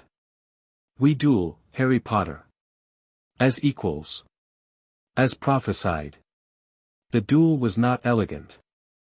Harry fought with everything he had, every spell Thorn had taught him, every technique Lucius had drilled into him, every dirty trick and desperate improvisation available to a 14-year-old wizard fighting the most powerful Dark Lord in history. He was outmatched in power, in experience, in sheer magical force. Voldemort's curses hit like hammers. Harry's shield shattered and reformed and shattered again. He dodged behind a headstone. A killing curse shattered it into fragments. He rolled, fired a blasting hex that Voldemort deflected with a contemptuous flick. He tried a combination Lucius had never taught him, 3 spells chained together, stunner into disarmor into bludgeoner, and Voldemort swatted all 3 aside and laughed. Is this what Lucius made? Voldemort circled, his wand trailing red sparks. Is this the weapon that was supposed to reshape the wizarding world? I expected more. You expected a servant, Harry gasped. Blood in his mouth. Pain everywhere. The headstone fragments were cutting into his back. That's why you lost last time. You can't imagine anyone being more than a tool. Voldemort's smile vanished. Crucio. The pain was beyond description. Every nerve in Harry's body caught fire simultaneously, not a metaphor, an actual, physical sensation of burning from the inside out. He convulsed. His back arched. A sound came out of his throat that wasn't a scream because screams are human and this was something more primitive, more animal, the sound of a body being broken at the molecular level. It lasted 3 seconds. It felt like 3 years. Voldemort lifted the curse. Harry lay on the ground, twitching, tears streaming, his wand somehow still in his hand because his fingers had locked around it with the grip of a drowning man on driftwood. Get up, Voldemort said. I want to see you fight. Harry got up. He didn't know where the strength came from. Not from Lucius's training, Lucius had never taught him to stand after a cruciatus. Not from Narcissa's grace, grace was irrelevant when every muscle in your body was screaming. It came from somewhere else. From the private cabinet. From Draco's laugh and Daphne's touch and Neville's steady gaze and Sirius's voice saying I love you, Kid and Cedric's dead eyes staring at nothing. From the image of his mother, waving from a photograph. He got up. He raised his wand. But Harry had something Voldemort didn't. He had rage. He had grief.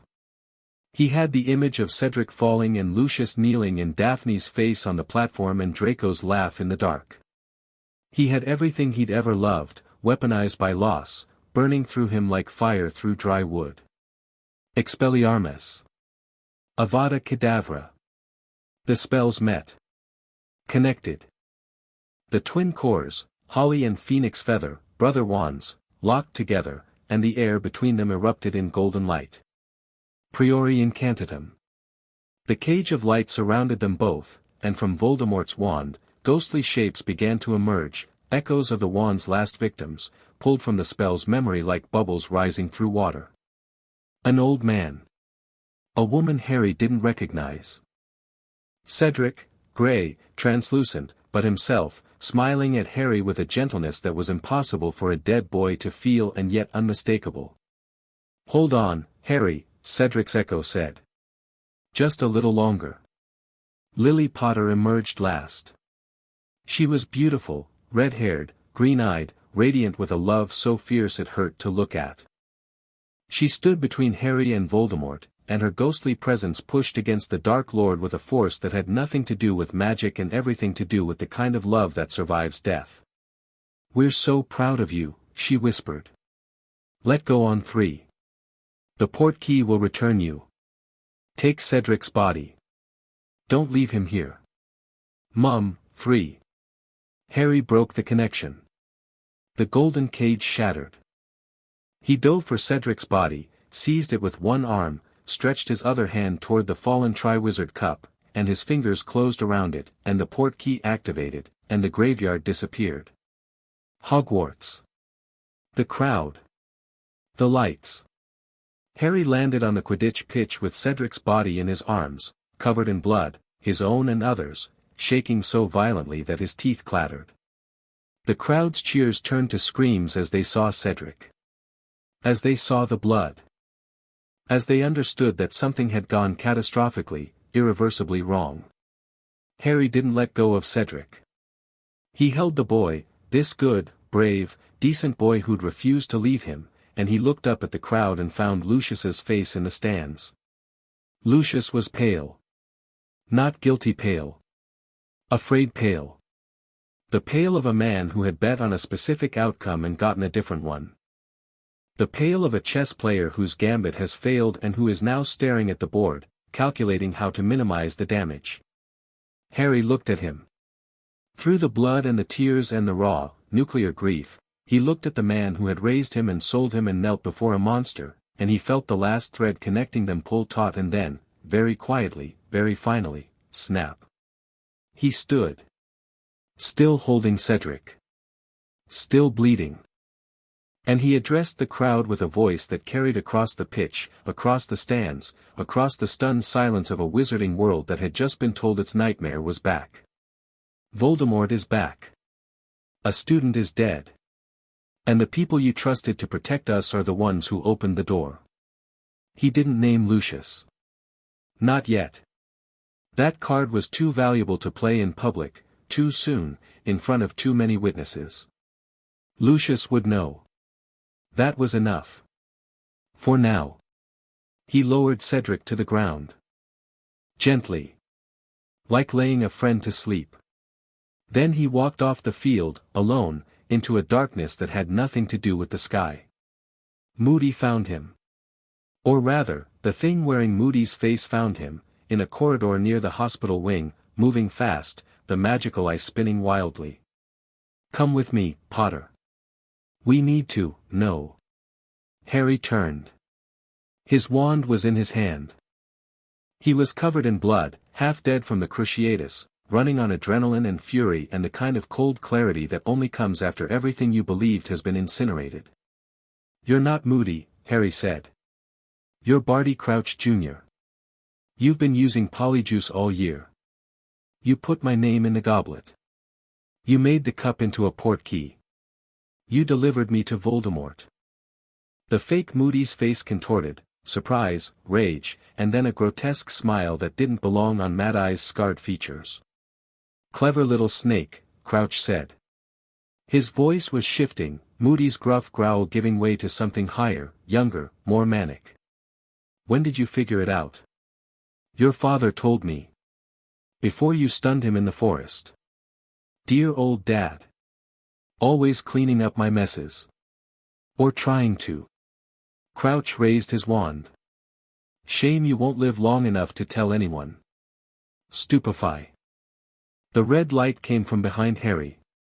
Not from his wand, from Dumbledore's, arriving at a dead sprint with McGonagall and Snape on his heels, his face terrible in its fury, the twinkling completely gone from those blue eyes. The spell hit Crouch with enough force to send him cartwheeling down the corridor. He hit the wall, slumped, and the polyjuice began to wear off, Moody's scarred face melting, reshaping, becoming younger, wilder, the face of a man who'd been insane long before Azkaban and had only gotten worse. Dumbledore stepped over the unconscious body and looked at Harry. Looked at the blood. The torn robes. The wand held in a hand that wouldn't stop shaking. Cedric Diggory is dead, Harry said. His voice was strange, too calm, too flat, the voice of a person who'd been wrung out so completely that no emotion was left. Voldemort killed him. Voldemort is back. And Lucius Malfoy was there. Dumbledore's face didn't change. But the air around him did, a shift in magical pressure, subtle, immense, the way the atmosphere changes before a thunderstorm. "Come with me, Harry," Dumbledore said. Very quietly. Very gently. The voice of a man who knew that the boy in front of him had just crossed a threshold that couldn't be uncrossed. "Let's get you to the hospital wing. And then we need to talk." Harry followed him. Not because he trusted Dumbledore. Not because he had a plan. But because his legs were moving and stopping required effort he no longer possessed. He'd walked into the maze as Lucius Malfoy's son. He walked out as something else. Something rawer. Something harder. Something that had watched a boy die and a monster rise and a father kneel and had survived all of it and was still, despite everything, standing. The war between Harry and Lucius had begun. Not a cold war. Not a political maneuver. A real war, with real stakes, and real casualties. Cedric Diggory was the first. Harry was determined he would be the last. Whatever it took. Whatever it cost. However many masks he had to wear and however many he had to tear away. The game had changed. The pieces had changed. The board itself had been flipped and rebuilt. But Harry Potter Malfoy was still standing. And he was done playing by anyone's rules but his own. Chapter 4 End. Chapter 5, The Minister's Shadow. Harry went back to the manor. Everyone, Sirius, Dumbledore, even Daphne, told him not to. The arguments were sound. Lucius had knelt in a graveyard while Voldemort murdered a student. Lucius had been part of the resurrection. The manor was enemy territory. Harry went anyway. Not because he was brave. Not because he had a plan, exactly, though the skeleton of one was forming in the part of his brain that never stopped calculating.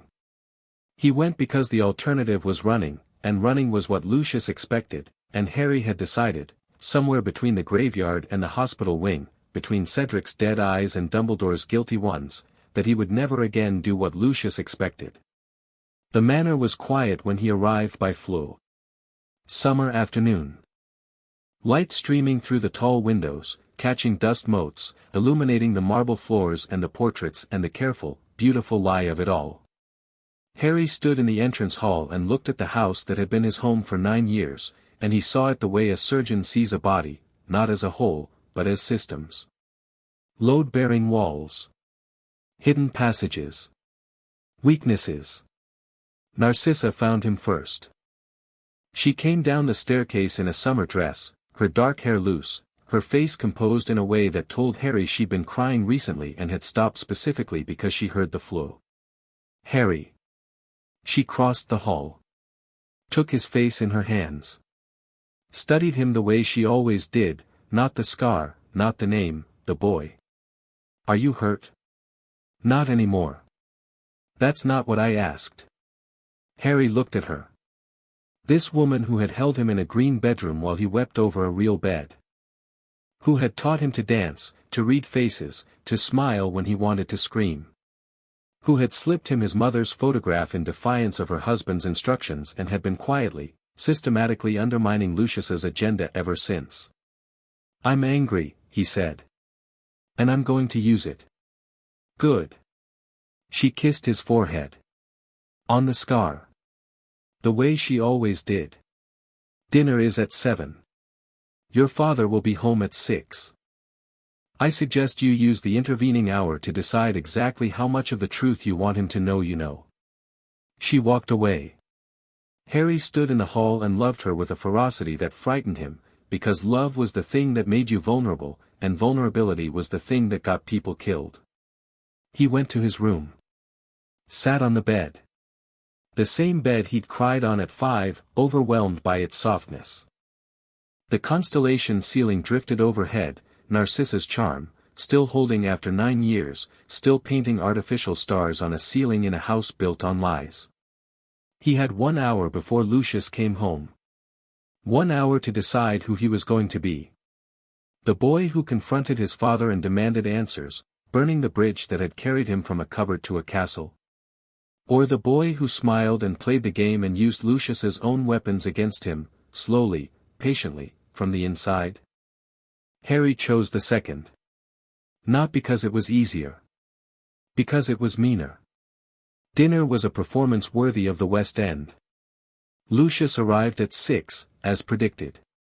He entered the dining room with the measured stride of a man who had spent the day managing a crisis, which he had, because the ministry was in chaos. Fudge was denying Voldemort's return, and Lucius was positioning himself on the right side of a narrative he'd helped create. He looked at Harry. Harry looked back. And the air between them vibrated with everything neither of them said. Harry. Lucius sat. Unfolded his napkin. I trust you're recovered. Physically. Good. We have matters to discuss. We do. Narcissa served the soup. Draco, sitting between them like a hostage at a negotiation, gripped his spoon so hard his knuckles went white. The dining room, grand, candlelit, decorated with centuries of Malfoy silver, felt smaller than it ever had. Not physically. Emotionally. The walls were closing in, pressed inward by the weight of things unsaid. A house elf appeared with bread. Harry noticed that it trembled when it approached Lucius's end of the table. He noticed that Narcissa's jaw tightened at the trembling. He noticed that Draco noticed both of these things and looked at his plate. The whole family, observing each other, cataloging reactions, performing normalcy while the foundation cracked beneath them. The ministry's position, Lucius began, is that the Dark Lord has not returned. Fudge is committed to this narrative. Dumbledore is challenging it. The Wisengamot is split. I know. I was there when he rose. A beat of silence. Lucius's spoon paused, fractionally, before resuming its course to his mouth. The political landscape is fluid, Lucius continued, as if Harry hadn't just detonated a bomb at the dinner table. Alliances are shifting. Fudge is vulnerable. There are opportunities, for whom? Lucius looked at him. Really looked. And Harry saw it, the recalculation happening behind those grey eyes. Lucius was assessing him the way he assessed every political variable, as a resource, a threat, an asset to be managed. The man had watched his adopted son be dragged to a graveyard, had knelt before the architect of that dragging, and was now, 48 hours later, discussing opportunities. Something in Harry's chest went very still. Not cold, past cold. Into the territory where temperature stops mattering because the material has changed states entirely. For us, Lucius said carefully. For the family. The family. Harry set his spoon down. Father, tell me, when Voldemort summoned you to that graveyard, when you watched him murder Cedric Diggory, when you knelt and called him my lord, were you thinking about the family then? The dining room went silent. Not conversational pause silent. Vacuum silent. The kind of silence where you could hear the candles breathing. Draco was staring at his plate. Narcissa's hand, beneath the table, found Draco's knee and held it. Lucius set his own spoon down. His face was controlled, perfectly, mathematically controlled. But Harry could see the machinery working behind it, the gears spinning, the calculations running. Everything I have done, Lucius said, has been for the preservation of this family. The Dark Lord's return was inevitable. Positioning ourselves, positioning. Harry's voice was quiet. Lethal. A boy is dead, and you're discussing positioning. A boy is dead because he grabbed a portkey he shouldn't have grabbed. That is a tragedy, not a political statement. He grabbed it because he refused to leave me alone. Because he was decent. Because decency is something you never thought to teach me, so I had to learn it from a Hufflepuff in a maze. The words hung in the air. Lucius's composure held, but barely, a hairline crack running through the marble, visible only if you knew exactly where to look. I see, Lucius said. I don't think you do. Harry leaned forward. I'm going back to Hogwarts. I'm going to build something, alliances, networks, a political base that doesn't depend on you or Voldemort or Dumbledore. I'm going to do exactly what you trained me to do. And when the time comes, I'm going to use it. Not for you. Not for the Dark Lord. For the wizarding world. And if the Dark Lord objects, then I'll deal with the Dark Lord. You're 15. I killed a basilisk at 12 and survived a resurrection ritual at 14. Age seems like a poor metric. Lucius stared at him. And something happened that Harry had never seen before, a crack in the mask that went deeper than calculation. For one moment, just one, Lucius Malfoy looked at his adopted son with an expression that was entirely, unmistakably human. Not pride. Not anger. Not strategy. Fear. Not fear of Harry. Fear for him. It was gone in a heartbeat, buried under decades of practiced control. But Harry saw it, and the sight did something complicated to the cold, still thing in his chest, didn't warm it, exactly, but reminded him that underneath the politician and the Death Eater and the chess master, there was a man who had once pulled a boy from a cupboard. And maybe, that man was still in there somewhere, trapped behind walls of his own construction. Eat your soup, Narcissa said. Both of you. Before it goes cold. They ate. The conversation moved to safer ground, Draco's exam results, the garden's summer bloom, the upcoming Quidditch season. Normal topics. Safe topics. The family performing family while the foundations shifted beneath them. After dinner, Draco caught Harry in the corridor. His face was white and his eyes were red and he looked exactly like what he was, a 15-year-old boy whose world was splitting in two. Was it true? Draco whispered. In the graveyard, Father was there. He knelt. Harry nodded. Draco closed his eyes. When he opened them, something had hardened. Not broken, hardened. Like metal being tempered. I'm with you, Draco said. Whatever you're building. I'm with you. It might mean going against Father. I know. It might mean losing everything. I know. Draco's jaw set. But I'd rather lose everything standing next to my brother than keep everything standing behind my father. Harry pulled him into a hug. Brief. Fierce. The Malfoy brothers, in a corridor of a house built on secrets, choosing each other over legacy. It was the bravest thing either of them had ever done. Fifth year was war on 3 fronts. Front 1, Voldemort. The Dark Lord was rebuilding, recruiting, intimidating, assassinating. Disappearances increased. The Dementor attacks on Harry and Dudley Dursley over the summer. Harry had been visiting Privet Drive to check on his cousin, because complicated didn't mean cruel, proved that Voldemort's reach extended even into the Muggle world. The Order of the Phoenix, Dumbledore's resistance network, populated by veterans of the First War, was mobilizing, but slowly, cautiously, hamstrung by Fudge's refusal to acknowledge the threat. Front 2, the Ministry. Fudge, terrified of Harry's growing influence and Dumbledore's credibility, launched a full-scale campaign to discredit both. The Daily Prophet became a propaganda organ, editorials painting Harry as an attention-seeking liar, Dumbledore as a senile manipulator, the entire story of Voldemort's return as a fabrication designed to destabilize the government. Fudge appointed Dolores Umbridge, senior undersecretary to the minister, a woman whose pink cardigan concealed a soul that would make a Dementor uncomfortable, as defense against the dark arts professor, with a secret mandate to bring Hogwarts under ministry control.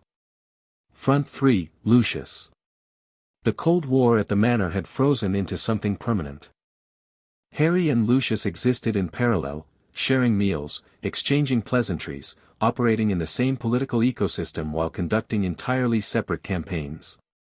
Lucius was managing Voldemort's political operations, feeding information to the ministry to destabilize Fudge, positioning himself as a bridge between the old regime and the new. Harry was building his own network, independent of Lucius for the first time, using every skill the man had taught him to construct something Lucius had never intended. The irony was exquisite. And Harry intended to make it lethal. He started with Amelia Bones. The head of the Department of Magical Law Enforcement was 53, formidable, and incorruptible, 3 qualities that made her both invaluable and endangered. Harry arranged a meeting through Augusta Longbottom, Neville's grandmother, who had taken a liking to Harry after learning he'd saved her grandson from bullies 4 years ago. The meeting happened in a private room at the Leaky Cauldron, neutral ground, public enough to be safe, private enough for honesty. "You believe Voldemort is back," Bones said. "Not a question." She was a woman who dealt in statements, not queries. "I watched him rise. I watched him murder Cedric Diggory. I dueled him." Harry met her monocled gaze without flinching. "I'm not asking you to believe me. I'm asking you to prepare." "Prepare for what?" "For what happens when Fudge's denial meets reality. When the attacks start, and they will, the Ministry will need to respond. If the DMLE isn't ready, people die. More people than need to." Bones studied him. Her monocle caught the candlelight. "You're 15. I keep hearing that. You also sound like you've been doing this for 30 years. I was trained by Lucius Malfoy. Say what you will about the man, he taught me how to think." A pause. "Then, what do you want from me?" "An ally. Not a puppet, an ally. Someone inside the Ministry who's willing to act when Fudge won't. In exchange, I offer everything I know about Voldemort's operations, his followers, his strategy. I have sources Dumbledore doesn't. Sources inside the Death Eaters. I was raised by one." The silence that followed was the silence of a woman recalculating. Bones had been in the game for decades. She recognized what Harry was offering, not just intelligence, but a bridge between Dumbledore's resistance and the Ministry's bureaucracy, a connection that could save hundreds of lives when the dam finally broke. "I'll need to verify your information independently," she said. "I'd be disappointed if you didn't." She extended her hand. Harry shook it. The alliance, fragile, conditional, built on mutual pragmatism rather than trust, was formed. As Harry left the Leaky Cauldron, he passed a table of Ministry workers eating lunch, laughing about something trivial. Normal people, living normal lives, unaware that the boy walking past them in expensive robes was quietly constructing the machinery of their salvation. He wondered if they'd thank him when it was over. He suspected not. People rarely thanked the person who showed them the building was on fire. They blamed them for the smoke. He replicated this process a dozen times over the summer and autumn. Kingsley Shacklebolt, an Auror embedded in the Ministry who was secretly an Order member. Augusta Longbottom, political powerhouse, Wisingamot stalwart, grandmother of Harry's moral compass. Ted and Andromeda Tonks, Narcissa's estranged sister, a bridge to the disowned branches of pure-blood families. Even Ludo Bagman, useless in most respects, but his gambling debts made him vulnerable and his Department of Magical Games connections made him useful. Harry was building a shadow coalition. Not the Order of the Phoenix, Dumbledore's organization, operating in the shadows, bound by the old man's judgment and his tendency toward secrecy. Not the Ministry, Fudge's crumbling empire, rotting from the inside. Something third. Something new. A network that drew from both but answered to neither. Daphne named it. The Third Path, she said one evening in the Room of Requirement, which Harry's network had commandeered as a headquarters. Not light. Not dark. Not institutional. Just, effective. "I love it when you talk strategy," Blaze murmured from the corner where he was cataloging intelligence reports. "I love it when you're useful," Daphne shot back. "Which is why I so rarely get the opportunity." Harry smiled. It was becoming rarer, the smiling, and he noticed its absence the way you notice a room getting colder. The graveyard had taken something from him. Not courage. Not intelligence. Something softer. The ability to relax. The capacity for moments that weren't freighted with urgency and calculation. Daphne noticed too. She noticed everything. At Hogwarts, Harry built an army. Not literally, he wasn't raising troops. But the organization he created in the Room of Requirement was something more than a study group and something less than a militia, and it drew students from every house with a magnetic force that surprised even Harry. It started with defense. Umbridge's classes were an insult, ministry-approved theory with no practical component, taught from a textbook that could have been written by someone who'd never held a wand. Students learned nothing. Students were afraid. And when Harry offered an alternative, unofficial, unsanctioned, meeting in a hidden room on the 7th floor, they came. Not just Slytherins. Not just his inner circle. Gryffindors came, Neville first, then the Weasley twins, then a steady stream of students who'd heard that Harry Potter Malfoy was teaching real defense and didn't care about house politics. Ravenclaws came, drawn by intellectual curiosity, staying for the rigor. Hufflepuffs came, because Cedric had trusted Harry, and the Badger House honored its dead by following their last alliance. Harry taught dueling. Shielding. Counter curses. Patronus production, 14 students eventually mastered corporeal patrony, which was more than most adult wizards managed in a lifetime. But he also taught something else, something Lucius had given him inadvertently and Narcissa had refined intentionally and Neville had crystallized in a dark corridor 3 years ago. He taught them to think. The sessions happened 3 nights a week. Harry structured them the way Thorn had structured his combat training, warm-up drills, technique refinement, practical application, cool-down discussion. But where Thorn focused exclusively on combat, Harry wove in strategy, ethics, and critical thinking. Scenario, he said one evening, pacing before a group of 25 students arranged in a semicircle. You're an Auror. You've cornered a suspected Death Eater in a Muggle neighborhood. He has hostages. Your partner suggests a blasting curse to breach the wall. What do you do? Hands went up. Ron Weasley, who'd tentatively rejoined Harry's orbit after years of awkward distance, suggested a disillusionment approach. Hermione proposed negotiation. Neville, pragmatic as ever, asked about the structural integrity of the building. Harry nodded at each answer. All viable. None complete. The question isn't just tactical, it's moral. A blasting curse might save the hostages faster, but it risks Muggle casualties. Negotiation might buy time, but the Death Eater could kill a hostage while you're talking. The disillusionment approach is safest but slowest. Every option has a cost. The job isn't finding the right answer. It's choosing which cost you can live with. He paused. Looked at them. That's what they don't teach you in class. Not because the teachers are incompetent, because the system doesn't want you to think about costs. It wants you to follow orders. File reports. Trust the hierarchy. And when the hierarchy is wrong, when the minister denies reality, when the Aurors are compromised, when the law itself is unjust, the system breaks, and the people who never learn to think for themselves break with it. The room was quiet. Not uncomfortable quiet, engaged quiet. The quiet of people being challenged to grow. That's what we're doing here, Harry said. Not just learning spells. Learning to be the kind of people who don't need saving. He looked across the room and found Neville watching him with an expression of fierce, unwavering pride.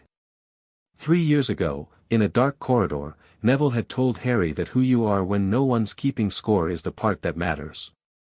Harry was beginning to understand what that meant.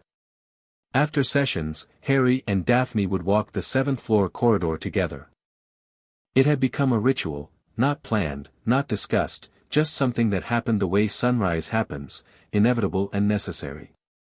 They talked about everything. The war. The politics. The small, human things that got crushed between the gears of large events, Daphne's worry about her younger sister Astoria, who was showing signs of a blood curse that ran in the Greengrass family. Harry's nightmares, which had evolved from green light into something worse, Cedric's face, Sirius's laugh, the stone arch and its whispers. Do you dream about the graveyard? Daphne asked one night. November. The corridor was cold, their breath visible, the castle settling around them with the ancient patience of a building that had witnessed 1,000 years of adolescent drama. Every night. What happens? Cedric falls. Voldemort rises. Lucius kneels. A pause. And then it changes. The Death Eaters take off their masks, and they're all me. Different versions of me. The version Lucius wanted. The version Voldemort offered. The version Dumbledore needs. All of them, standing in a circle, and I can't tell which one is real. Daphne was quiet for a long time. Their footsteps echoed on the stone floor, perfectly synchronized without either of them trying. The real one, she said, is the one who's scared of becoming the others. Harry stopped walking. Looked at her. The torchlight caught her face, sharp features, ice-blue eyes, the slight softening around her mouth that only appeared when they were alone. She was beautiful in the way that winter is beautiful, not warm, not soft, but clarifying. Essential. The kind of beauty that strips away everything unnecessary and shows you what's real. How do you always know the right thing to say? He asked. Practice. I've been studying you for 4 years. You're basically a textbook at this point. But her voice was gentle, and her hand found his in the dark, and they stood in the 7th-floor corridor while the castle breathed around them and the war waited outside like weather. Harry. Her voice was different now. Serious in a way that cut through even her usual composure. When this is over, if we survive, what do you actually want? Not the minister plan. Not the political career. What do you want? It was the same question she'd asked by the Black Lake in 3rd year. But this time, standing in a corridor in the dark, holding the hand of the only person who'd ever demanded he be honest, Harry had an answer. This, he said. Just this. She kissed him. It wasn't dramatic. It wasn't performative. It was quick, precise, deliberate, very Daphne. She kissed him the way she did everything, with absolute clarity and zero wasted motion. And Harry kissed her back with all the accumulated honesty of a boy who'd spent his entire life performing and had finally, found someone with whom performance was unnecessary. They parted. Looked at each other. The torchlight flickered. That was overdue, Daphne said. By about 2 years. 3. I've been waiting since the speech corridor. You're very slow. I've been busy saving the wizarding world. Excuses.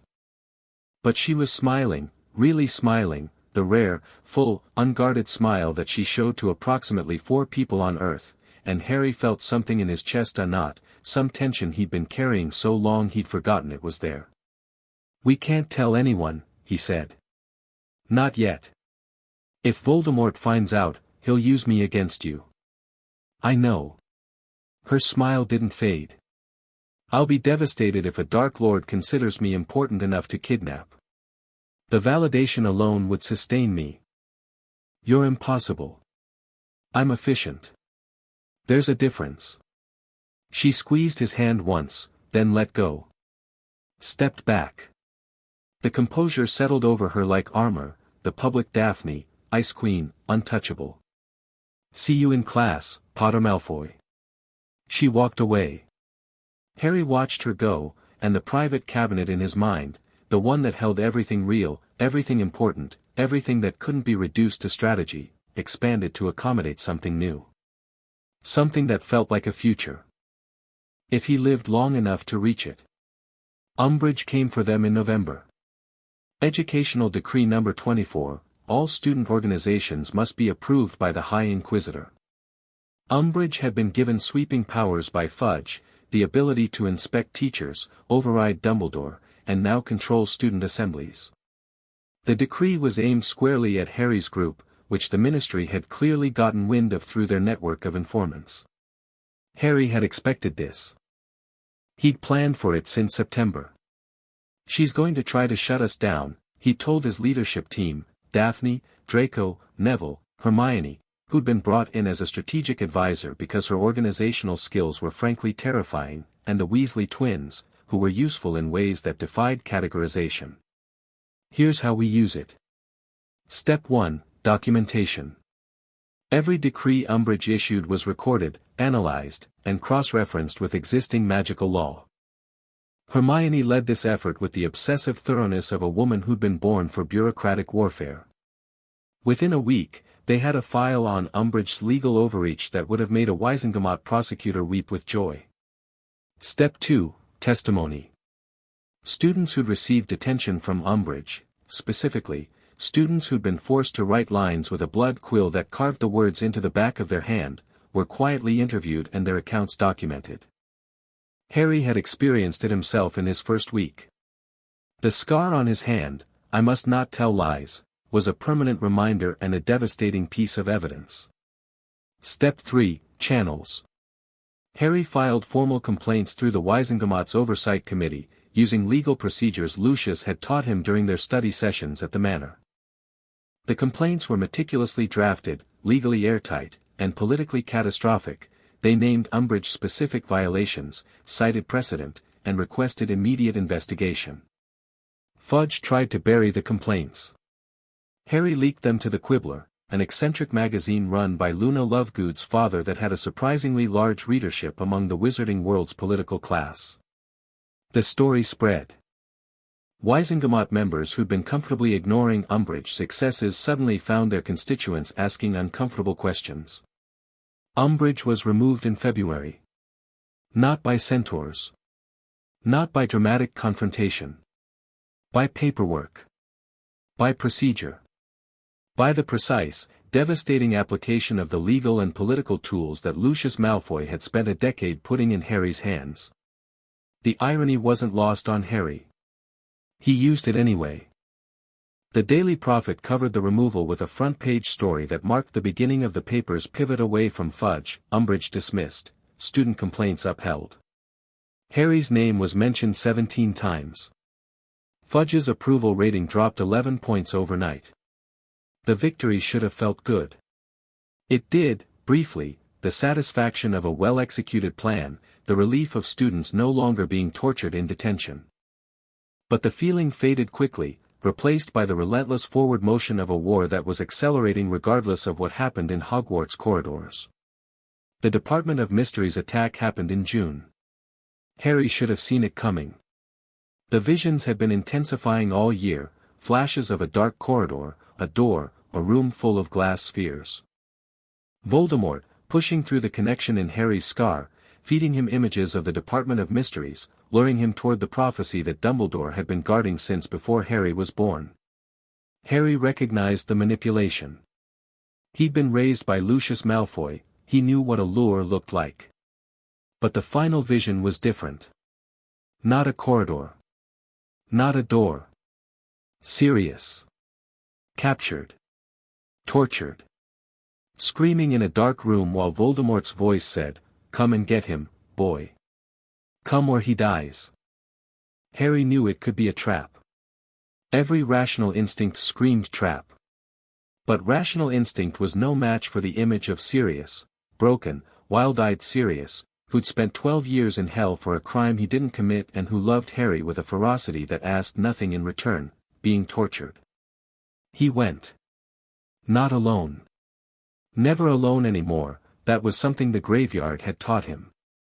He took his inner circle, Draco, Daphne, Neville, Hermione, Blaise. 6 students, armed and trained, walking into the Ministry of Magic at midnight through an entrance that Harry had mapped months ago during his political networking. "This is probably a trap," Daphne said as they descended in the visitor's entrance phone booth, the city of London shrinking above them. "Probably. And we're going anyway. Sirius would come for me." Daphne looked at him. Her expression was carefully neutral, which was how Harry knew she was terrified. That's not strategy. That's sentiment. Sometimes they're the same thing. The Department of Mysteries was a labyrinth. Rooms within rooms, each one more unsettling than the last, a chamber of brains floating in tanks, pulsing with the recorded thoughts of 1,000 minds. A room where time itself seemed to stutter and loop, hourglasses the size of wardrobes ticking backward and forward simultaneously. An amphitheater with a stone archway that whispered with voices Harry couldn't quite hear but recognized somehow, the way you recognize a melody you've never been taught. And at the center, the Hall of Prophecy, endless shelves stretching into darkness, each one holding a glass sphere containing a recorded prophecy, labeled with names and dates. The air here was thick with magic, dense with the accumulated weight of 1,000 futures spoken and stored and waiting. Harry found shelf 97. Found the prophecy. SPT to APWBD Dark Lord and Harry Potter, don't touch it, Daphne whispered. If this is a trap, the trigger will be. Harry reached for it. His fingers touched glass. The trap sprang. The Death Eaters appeared. 12 of them. Masked, robed, emerging from between the shelves like shadows coalescing into solid form. At their head, Lucius Malfoy. Unmasked. His silver hair catching the dim light. His expression carrying the complicated weight of a man who was simultaneously serving his master, confronting his son, and calculating the fastest route to political survival. The prophecy, Harry, Lucius said. His voice was soft, the voice he used for negotiations, for delicate operations, for moments when volume would shatter something fragile. Give it to me. The Dark Lord desires it. And this can all be over. Harry looked at Lucius. At the mask in his hand. At the wand pointed not quite at Harry but not quite away. You brought Death Eaters to kill your own son, Harry said. No one needs to die tonight. Lucius stepped forward. Give me the prophecy. Take your friends. Walk away. The Dark Lord wants only the prophecy. Not you. Not tonight. And tomorrow? Lucius said nothing. The silence was answer enough. No, Harry said. The battle was immediate and brutal. Harry's group fought like the trained unit they were, Daphne covering the left flank with precision hexes, Draco on the right with shield charms, Neville anchoring the center with a ferocity that shocked the Death Eaters, Hermione creating diversions with conjured illusions, Blaise sowing chaos with misdirection spells. Harry led from the front, dueling 2 Death Eaters simultaneously with a fluid, vicious efficiency that Thorn would have been proud of. They held. Against 12 adult Death Eaters, 6 students held their ground in the Hall of Prophecy, and then they fought a running retreat through the Department of Mysteries, through the Brain Room, where one of the floating brains latched onto Blaise and had to be severed with a cutting curse that left a scar he'd carry for life, through the Time Room, where Hermione's quick thinking with a time-turner case created a 10-second temporal loop that confused 3 pursuers, and into the amphitheater. With the stone arch. The order arrived. Sirius first, bursting through the door with a manic grin and a wand already firing, looking more alive than Harry had ever seen him, because Sirius Black was the kind of man who only truly existed in the middle of a fight. Kingsley. Tonks. Lupin, haggard, fierce, dueling with the quiet efficiency of a man who'd been fighting darkness his whole life. Moody, the real Moody, one-legged, scarred, his magical eye spinning, his wand work devastating. The battle tilted. Death Eaters fell. The order pushed forward. And then, Draco went for Lucius. Harry saw it happen. Draco, breaking from the group, crossing the amphitheater floor toward his father, wand lowered, face twisted with something that was neither anger nor love but the unbearable combination of both. Father. Stop this. Please, just stop, Bellatrix Lestrange raised her wand. Not at Harry. At the boy running toward a Death Eater with his wand down and his heart exposed.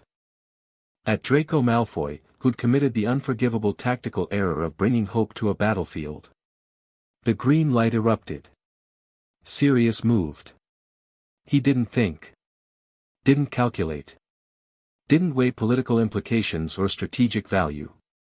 He moved the way only love moves, without reason, without hesitation, with the full, reckless, magnificent stupidity of a man who'd spent 12 years in prison for a friendship and would spend eternity in the ground for its echo.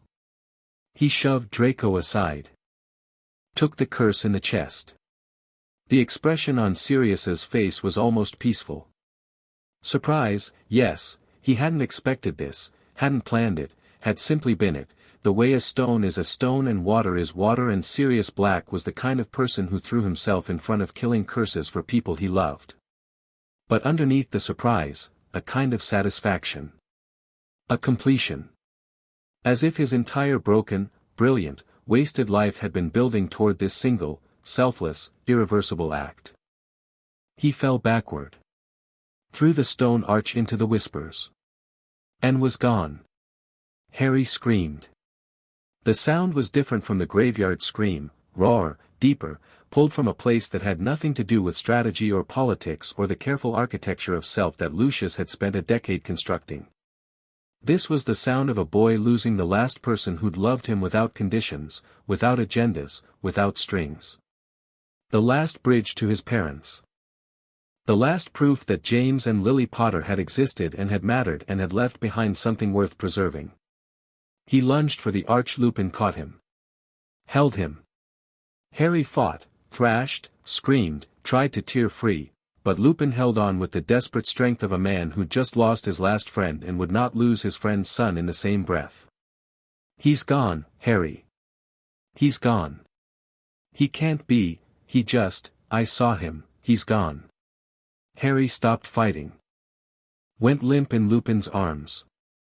The amphitheater battle raged around them, curses flying, stone shattering, the thunder of combat, and Harry knelt on the floor and felt something inside him break. Not the private cabinet. Not the political machinery.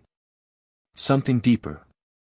The last residual belief, buried so far down he hadn't known it was there, that the people he loved were safe. That love itself was a kind of protection. That the universe, despite everything, had some interest in fairness. That belief died on the amphitheater floor, and Harry let it die, because holding it would have destroyed him. He looked up. Found Bellatrix across the room, laughing, her wild dark hair and her mad eyes and her absolute, ecstatic joy at having murdered someone in front of his godson. And he felt something fill the space where the belief had been, not rage, not grief, but a cold, absolute resolve that was worse than both. Never again. No one else. Whatever it takes. He stood. Wiped his face. Picked up his wand. And walked out of the Department of Mysteries carrying Sirius's absence like a stone in his chest, heavy and permanent and real. Draco wouldn't stop apologizing. They were back at Hogwarts, hospital wing, Madame Pomfrey's domain, the familiar smell of antiseptic and healing potions. Draco sat on the bed next to Harry's, his face a devastation of guilt and grief, repeating, I'm sorry, I shouldn't have, like a prayer that couldn't be answered. Stop. Harry's voice was hoarse. Empty. He chose. Sirius chose. That's who he was. He died because of me. Because I was stupid enough to think I could. He died because Bellatrix Lestrange fired a killing curse. He died because Voldemort set a trap. He died because the world is broken and good people pay the price for it. Harry looked at his brother. Not because of you. Draco's face crumpled. He pressed his palms against his eyes, the same gesture Harry had made at 5 years old, crying in a green bedroom, trying to make himself smaller, trying to disappear. The symmetry was devastating. Harry reached across the gap between their beds and gripped Draco's arm. Listen to me. Sirius Black saved your life because you're worth saving. If you turn that into guilt, you're wasting what he gave you. And I won't let you waste it. Draco lowered his hands. His eyes were red. His chin was trembling. He looked like what he was, a 15-year-old boy who'd watched someone die for him and didn't know how to carry it. How do you do it? Draco whispered. How do you carry all of this? Harry thought about it. About the cupboard and the cane and the basilisk and the graveyard and the arch and all the accumulated weight of 15 years of loss and betrayal and impossible choices. I don't, he said honestly. I just keep moving. And I make sure the people around me are strong enough to catch me when I can't. Daphne appeared in the hospital wing that evening. She didn't ask how he was, she knew how he was, she could read it in the set of his jaw and the flatness of his eyes. She sat on the edge of his bed and took his hand. I want to tell you it gets better, she said. But it doesn't get better. It gets different. The weight doesn't lighten, you just get stronger muscles. She squeezed his hand. But you don't have to carry it alone. Harry looked at her. This girl who'd dismantled his rhetoric and rebuilt his honesty. Who'd sat with him by the Black Lake and asked the only question that mattered. Who'd been pulled from the bottom of a frozen lake and touched his face and made him promise to come back. When this is over, he said. When Voldemort is done and the ministry is fixed and the world stops trying to kill the people I love, when it's over, I want, he stopped. The words were too big. Too dangerous. Too real. I know, Daphne said quietly. Me too. She stayed until he fell asleep. Her hand in his, her presence anchoring him to a world that kept trying to cut him loose. 6th year was the crucible. Harry turned 16 and declared war. Not with armies. Not with speeches. With politics. He filed his first formal address to the Wisengamot in September, as heir to the noble and most ancient houses of Potter and Black. Sirius as will, Reed in August, had named Harry his sole beneficiary, giving him 2 Wisengamot seats before his 17th birthday.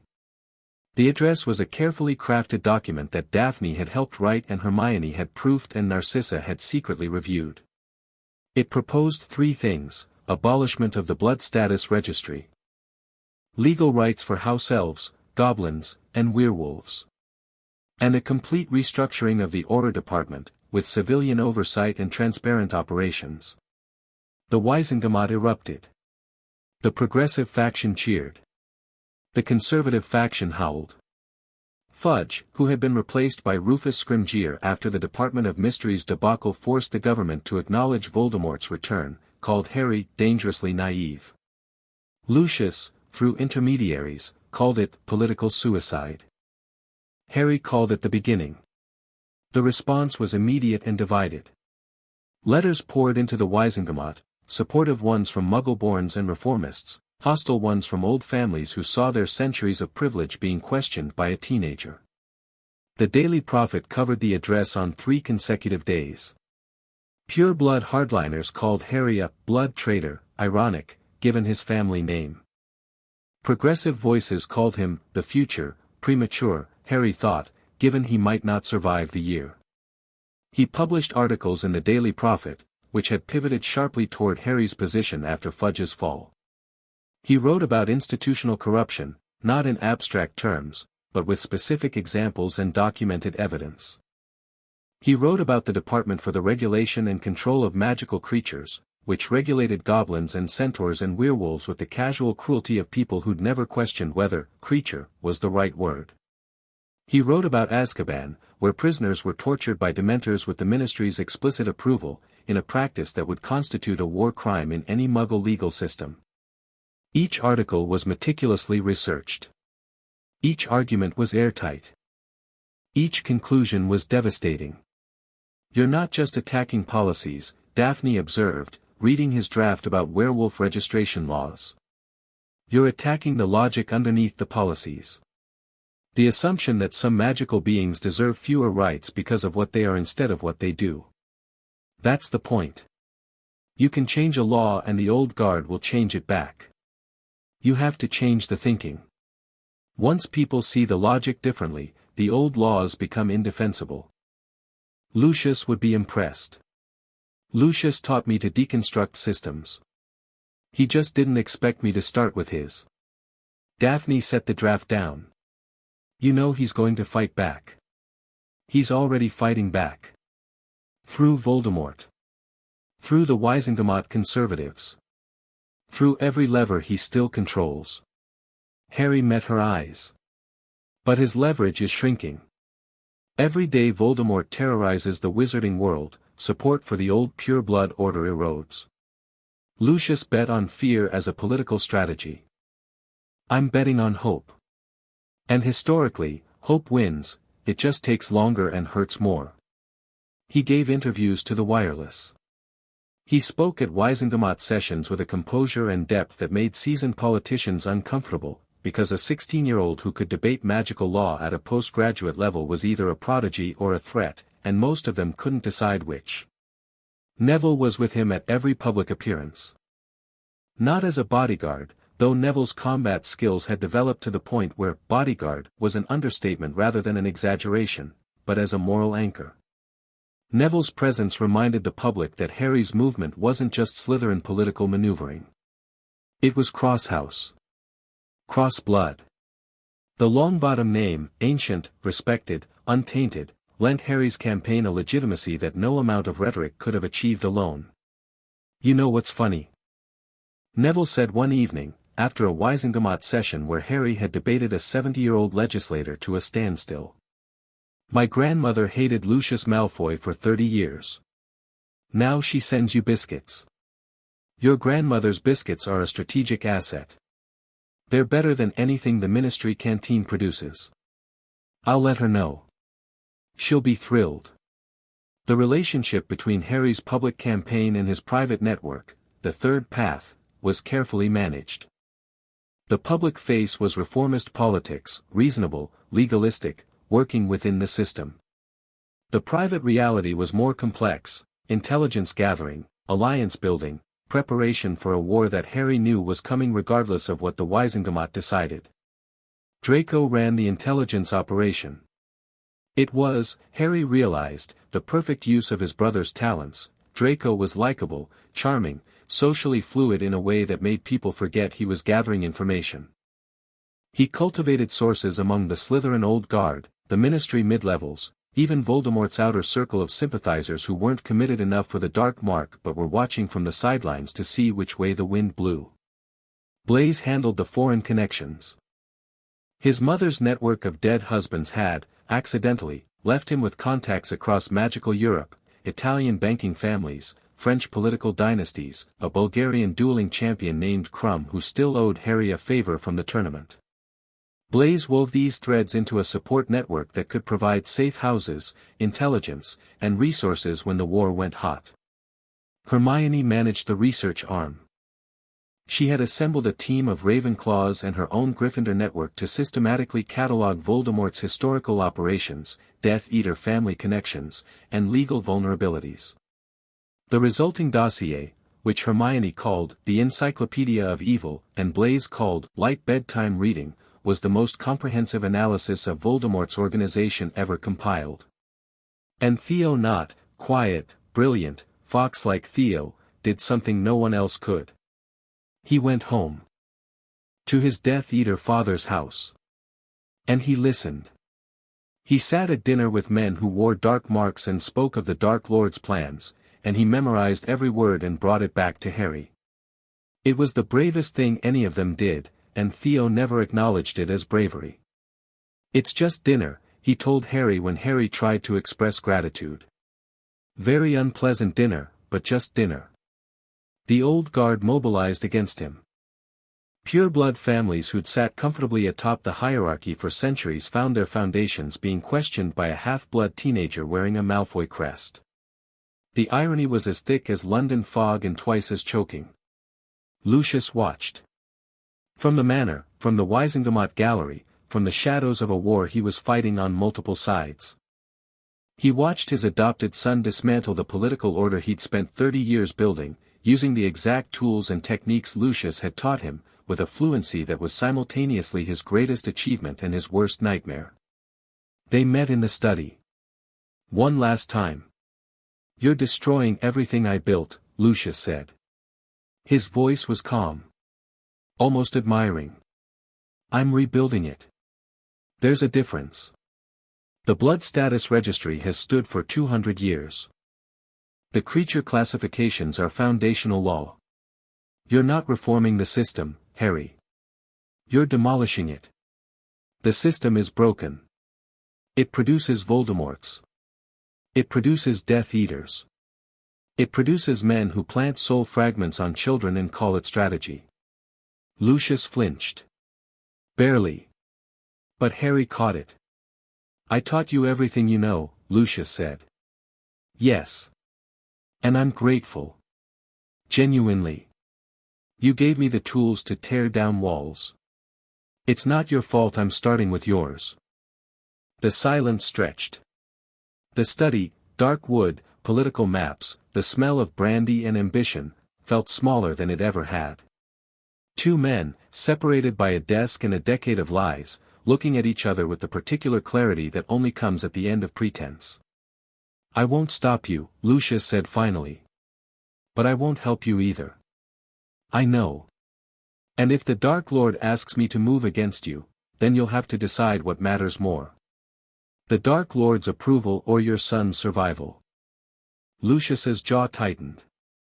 The crack in the marble widened, just for a moment, and Harry saw the man underneath, the man who'd pulled a boy from a cupboard, the man who'd flinched at the word strategy, the man who was trapped in a cage of his own construction and had forgotten how to find the door.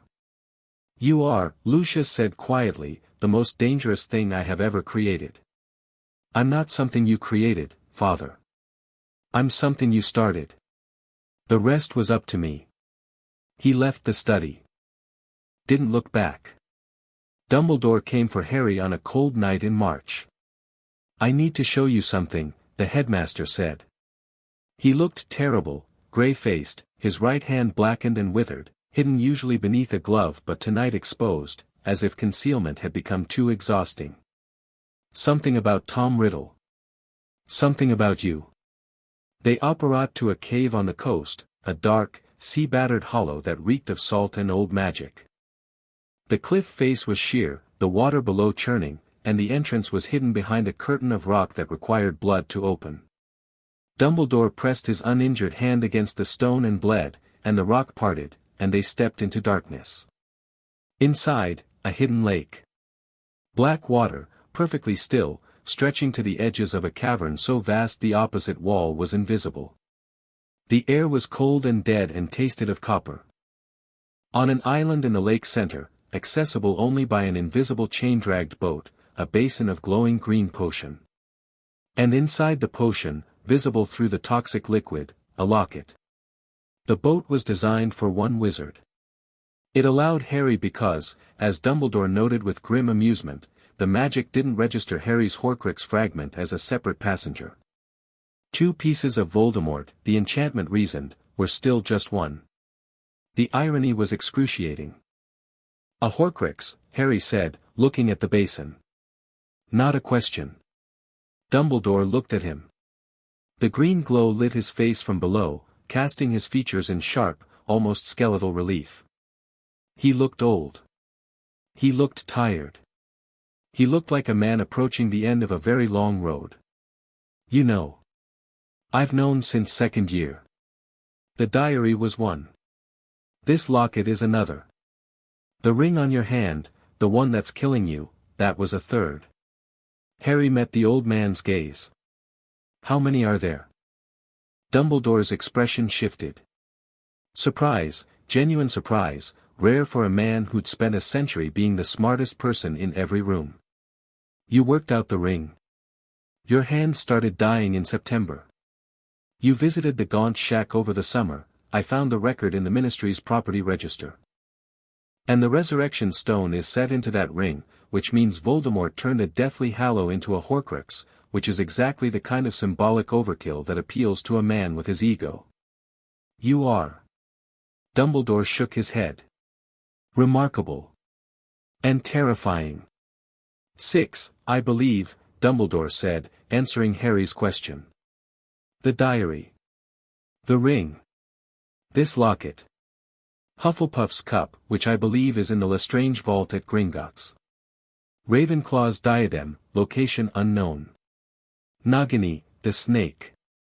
He paused. The green light pulsed. +1 he didn't intend to create. Dumbledore's eyes, still blue, still sharp, but clouded now with pain and exhaustion and something that looked horribly like guilt, fixed on Harry's scar. The words hit like a physical blow. Even knowing, even having suspected since Riddle's revelation in the chamber, since the second heartbeat first began, hearing it confirmed by Dumbledore was different. Final. Real. I'm a Horcrux, Harry said. I believe so. A fragment of Voldemort's soul, lodged in your scar the night he tried to kill you. It's why you speak Parseltongue. It's why you see his thoughts. It's why the scar has always been more than a scar. Can it be removed? Dumbledore was quiet for a long time. The cave dripped. The green potion glowed. Not without destroying the vessel, Dumbledore said softly. You mean not without killing me? I mean not without you dying. Whether you stay dead. That, I believe, is a question only you can answer. Harry stared at the basin. At the locket.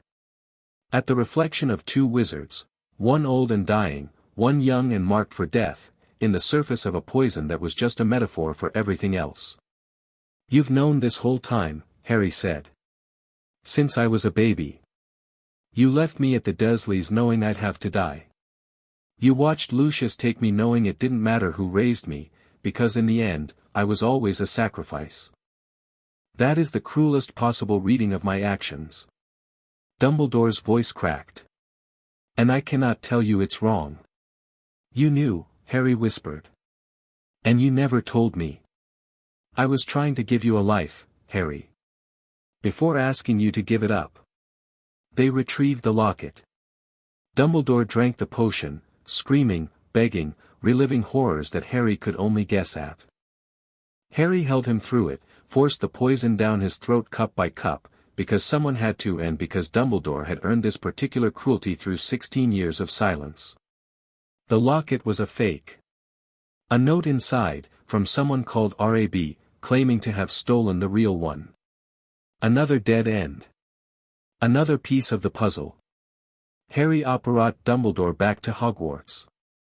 The old man collapsed on the astronomy tower, weakened, dying from a curse in his blackened hand that had been spreading all year. And Harry, standing over the greatest wizard of the age, felt something shift, the last remnant of the child who believed adults had answers giving way to the young man who understood that no one did. Draco's been tasked to kill you, Harry said. He'd known for months, since October, when Theo's intelligence network had picked up the whisper. Lucius had arranged it, Voldemort's punishment for the Department of Mystery's failure, delivered through Draco because hurting Lucius's son was worse than hurting Lucius. It was the cruelest kind of leverage, the kind Lucius himself had perfected, now turned against him by the master he served. I know, Dumbledore whispered. I stopped him. Hours ago, in the room of requirement. He was sobbing over a vanishing cabinet he'd been trying to fix all year. I told him I'd handle it. And will you? Harry looked at the old man. Broken. Brilliant. Infuriating. The architect of so much pain and so much protection, inseparable, intertwined. Not me, Harry said. Snape. Dumbledore closed his eyes. You know about the arrangement. Snape told me. Last week. He came to me because he couldn't bear carrying it alone anymore, the unbreakable vow, the plan, all of it. He said you asked him to do it. To end your life when the time came, to spare Draco the corruption and to secure Snape's position with Voldemort. And you accept this? I think it's monstrous. I think it's necessary. I think you should have told me years ago instead of playing chess with people's lives. Harry's voice was steady. But yes. I accept it. Because the war needs Snape inside Voldemort's circle more than it needs you alive. And that calculation, that cold, ruthless, Malfoy calculation, is exactly the kind of thinking you trained me to reject and the world requires me to embrace. Dumbledore opened his eyes. They were wet. I am sorry, Harry. For all of it. I know. Harry took his hand, the good one, the living one. Rest. Snape will come when it's time. He left the tower. In the corridor below, he found Draco, pale, shaking, the ghost of a vanishing cabinet haunting his eyes. Harry took his brother's face in his hands. "You're not doing this. He'll kill Father. Voldemort will. Maybe Father should have thought about that before he sold his sons to a monster." The words were harsh. Harry meant them to be. But his hands were gentle, and his eyes were steady, and when Draco broke, really broke, the sobs coming in great, heaving waves that shook his whole body, Harry held him the way Narcissa had held Harry in a green bedroom 11 years ago. "I've got you," Harry whispered. "We're brothers. I've got you." The curse came at midnight. Green light. The tower. Snape's face, anguished, resolute, a mask of duty over an ocean of grief. Dumbledore fell. The greatest wizard of the age, dying on his own terms, in accordance with a plan that was as brilliant and as terrible as the man himself. Harry stood on the grounds below and watched. Not because he was powerless, he could have intervened, could have raced up the tower, could have tried to stop the inevitable. He stayed because this was Dumbledore's choice. The man had asked for this. Had orchestrated it with the same meticulous attention to detail he'd brought to everything else, the timing, the positioning, even the poetry of it. Dying on the astronomy tower. Under the stars he'd spent a lifetime navigating. The dark mark bloomed in the sky, green skull, serpent tongue. Death Eaters fled through the grounds, their task complete, the castle's defenses breached through the vanishing cabinet that Draco had been forced to repair. Harry watched them go and felt the strange, cold clarity settle over him like snow. McGonagall found him at dawn. She was weeping. McGonagall, who Harry had never seen express anything more emotional than stern approval, was weeping openly, her face devastated, her hands shaking. She looked at Harry and saw what he'd become, not the boy she'd sorted 5 years ago, but something harder, something forged in grief, standing in the ruins of the night with the composure of a man 3 times his age. "He left instructions," McGonagall said. Her voice was wrecked. "For you. I know what they say." Harry touched her arm, gently, the way Narcissa would have. "He wanted me to finish it. The Horcruxes. Voldemort. All of it. You're 16. People keep reminding me." He met her eyes. "Professor, when this is over, Hogwarts will need a headmistress. Someone who can rebuild what he broke. Someone stronger than the politics." McGonagall's chin trembled. She pressed her lips together until they disappeared. Then she straightened her spine, ramrod straight, Scottish steel, and nodded once. "End this, Potter Malfoy. And come back alive. I'll not have another student buried on my watch." Harry looked at Hogwarts, burning in places, damaged, but standing. The ancient stone had survived 1,000 years of wars and betrayals and Dark Lords. It would survive this. He looked at the people gathering in the dawn light, Draco and Daphne and Neville and Hermione and all the students he'd trained, all the allies he'd built, all the fragile, stubborn, beautiful connections that made a life worth defending. And he made a decision. No more defense. No more reaction. No more waiting for the next attack, the next loss, the next betrayal. He was going to end this. The war. The Dark Lord.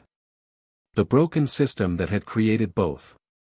And then, if he was still alive, if the Horcrux in his scar could somehow be removed without removing him, he was going to build something worth living for. He owed that to Sirius. To Dumbledore. To Cedric. To the parents waving from a photograph. To the boy in the cupboard who had deserved better than this. He turned to Daphne. She was standing apart from the crowd, watching him with those ice-blue eyes, her composure intact but her hands clenched at her sides, the only tell she ever allowed. "I have to leave," he said. "The Horcruxes. I can't do it from Hogwarts. I know. It's going to be dangerous. Everything with you is dangerous. It's exhausting." But her voice cracked on the last word, and Harry crossed the space between them and pulled her close, and she buried her face in his shoulder and held on. "Come back," she whispered. The same words she'd said before the third task. Before the Department of Mysteries. Before every disaster. A refrain that had become less a request and more a prayer. "I'll come back," he said. "I promised, remember. You also promised to take me to dinner in Hogsmeade. I'm still waiting. After I save the world. First priority." She pulled back. Looked at him. Kissed him once, quick, fierce, a period at the end of a sentence that needed no elaboration. "Go," she said. "Save the world. I'll keep this one running while you're gone." Harry turned to his brother. Draco was standing with his arms crossed, trying very hard to look composed and failing entirely. "Don't do anything stupid," Draco said. "Define stupid." "Dying. That would be stupid." "Noted." Harry gripped Draco's shoulder. "Take care of everyone. You're the leader while I'm gone." "I'm a terrible leader." "You're a better leader than you think. Narcissa raised you. That's all the qualification you need." Draco's eyes went bright. He nodded. "Once. Firm." Harry walked away from Hogwarts as the sun rose behind the castle, painting its damaged towers in gold and rose. He didn't look back. Looking back was for people who doubted, and Harry couldn't afford doubt. He had Horcruxes to hunt. A Dark Lord to kill. A world to rebuild. And a dinner reservation to keep. The road ahead was dark. The enemies were many. The odds were, by any rational calculation, catastrophic. But Harry Potter Malfoy had been raised by the best manipulator in Wizarding Britain, loved by the fiercest mother, tempered by the bravest brother, sharpened by the smartest woman, and anchored by the most decent man he'd ever known. He was Slytherin ambition and Gryffindor courage and something else entirely, something that belonged to no house, no faction, no lineage. Something that was just his. The boy from the cupboard. The snake in the garden. The minister's shadow. Walking into the dawn. Alone, but not lonely. Afraid, but not broken. He thought of Narcissa, who would be waiting at the manor with tea and worry and the fierce, protective love of a mother who'd chosen him. He thought of Sirius, who'd died laughing, who'd died saving, who'd shown Harry what love without conditions looked like. He thought of Dumbledore, flawed and brilliant and gone, whose final gift had been the truth. And he thought of a photograph, worn, creased, carried for 11 years, of a man with wild hair and a woman with green eyes, waving, waving, forever waving. "I'm coming," he thought. "Not to join you. To finish what you started. Ready." Chapter 5 End. Chapter 6, The Age of the Serpent. Grimmauld Place smelled like dust and grief. Sirius's house, Harry's house now, inherited through a will that had been written in a fugitive's handwriting on the back of a honeyduke's wrapper, was a monument to the noble and most ancient house of Black, dark corridors, cursed heirlooms, a screaming portrait of Sirius's mother that Harry silenced permanently on his first night with a combination of advanced charm work and sheer spite. The house-elf creature, ancient and hostile, muttered about blood traders and half-bloods from the shadows until Harry sat him down in the kitchen and had a conversation that Lucius would never have thought to have. "Creature. I know you loved Regulus." The elf froze. His enormous eyes, milky, suspicious, wounded by decades of neglect, fixed on Harry with an intensity that was almost painful. "Master Regulus was good to Creature," the elf whispered. "Master Regulus was the only one who was good. Regulus died fighting Voldemort. He stole something, a locket. A Horcrux. He gave it to you to destroy. Do you still have it?" The story came out in pieces. Creature's voice, cracking and halting, told of a cave and a poison and a young man's sacrifice and a locket that the elf had kept for 16 years, trying and failing to destroy it, punishing himself for the failure. When Creature produced the locket from behind a loose brick in the kitchen, Slytherin's locket, heavy gold, marked with an ornate S, radiating the same dark resonance Harry had felt from the diary. Harry held it in his palm and felt the Horcrux pulse against his skin like a second heartbeat. "You did well, creature," Harry said. "Regulus would be proud." The change in creature was immediate and permanent. The elf straightened. His eyes cleared. And from that day forward, Grimmauld Place was clean, warm, stocked with food, and defended by an elderly house elf whose loyalty had been earned through the one currency Lucius Malfoy had never thought to trade in: respect. Harry established the base within a week. Grimmauld Place, already warded by centuries of black family magic, was reinforced with every protective enchantment Harry knew: Fidelius Charm, with Harry as secret keeper, anti-apparition jinxes, muggle-repelling wards, and a series of custom protections that drew on both Lucius's dark magic education and Dumbledore's notes on advanced defensive theory. The result was a fortress hidden in the middle of London, invisible to Voldemort's forces, accessible only to those Harry personally invited. And they came. Not in a flood, in a steady, purposeful stream. Draco arrived first. He operated into the hallway with a trunk, a wand, and the particular expression of a boy who'd left his father's house for the last time. He didn't talk about it. Harry didn't ask. They set up a command room in the drawing room and started mapping Horcrux locations on a wall-sized chart that Hermione would later describe as beautifully organized, which is suspicious coming from two Slytherins. Daphne came next, with Astoria. The Greengrass sisters had left their family estate after their father, a neutral man who'd spent the war trying to avoid commitment, was visited by Death Eaters demanding allegiance. Lord Greengrass had refused, barely survived the encounter, and sent his daughters to the only person he trusted to protect them. Harry set them up in rooms on the 3rd floor. Daphne kissed him once, briefly, in the hallway, and then immediately began reorganizing the intelligence operation she'd been running remotely since Harry left Hogwarts. Neville came with a black eye and a broken wand. The Carrows, Death Eater siblings installed as teachers at Hogwarts after Dumbledore's death, had been torturing students who resisted. Neville had resisted. Loudly, publicly, and with a reckless courage that would have horrified Harry if it hadn't been so perfectly, irreducibly Neville. He'd been leading a student resistance at Hogwarts, using the Room of Requirement as a base, just as Harry had, and had evacuated when the situation became untenable. "I held it as long as I could," Neville said, wincing as Hermione healed his bruises. "But the Carrows started using unforgivables on first years." "I couldn't." "You did right," Harry said. "You protected people. Now we take the fight to them." Blaise arrived with intelligence. Theo arrived with more. His father's Death Eater contacts had yielded a detailed map of Voldemort's command structure, meeting locations, and planned operations. The map covered an entire wall of the drawing room and was annotated in Theo's precise handwriting with threat assessments and vulnerability analyses. Luna Lovegood arrived with sandwiches and an unervingly accurate prediction about the weather. The Weasley twins arrived with explosives. Harry looked at his assembled coalition, students and dissidents and former rivals, united in a drawing room in a dead man's house, and felt something that Lucius had never taught him to feel: gratitude.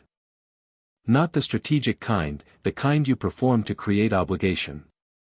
Real gratitude. The kind that makes your chest ache because the people around you chose to be there, and you know what it cost them, and you can't ever repay it. "Right," Harry said. He stood before the map. The room went quiet. "Here's where we are. Voldemort controls the Ministry. He controls Hogwarts. He controls the Daily Prophet, the Floo network, and most of magical Britain's institutional infrastructure. His Death Eaters number approximately 200 active fighters, with another 500 sympathizers and enablers." He let the numbers sink in. Watched faces tighten. "Here's what he doesn't control. Us. The Order of the Phoenix, which is operating independently under Kingsley Shacklebolt. The foreign contacts Blaise has been cultivating for 2 years.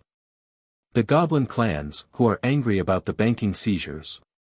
The centaur herds, who are angry about the forbidden forest incursions. And the general population, who are terrified and waiting for someone to give them permission to fight back. He tapped the map.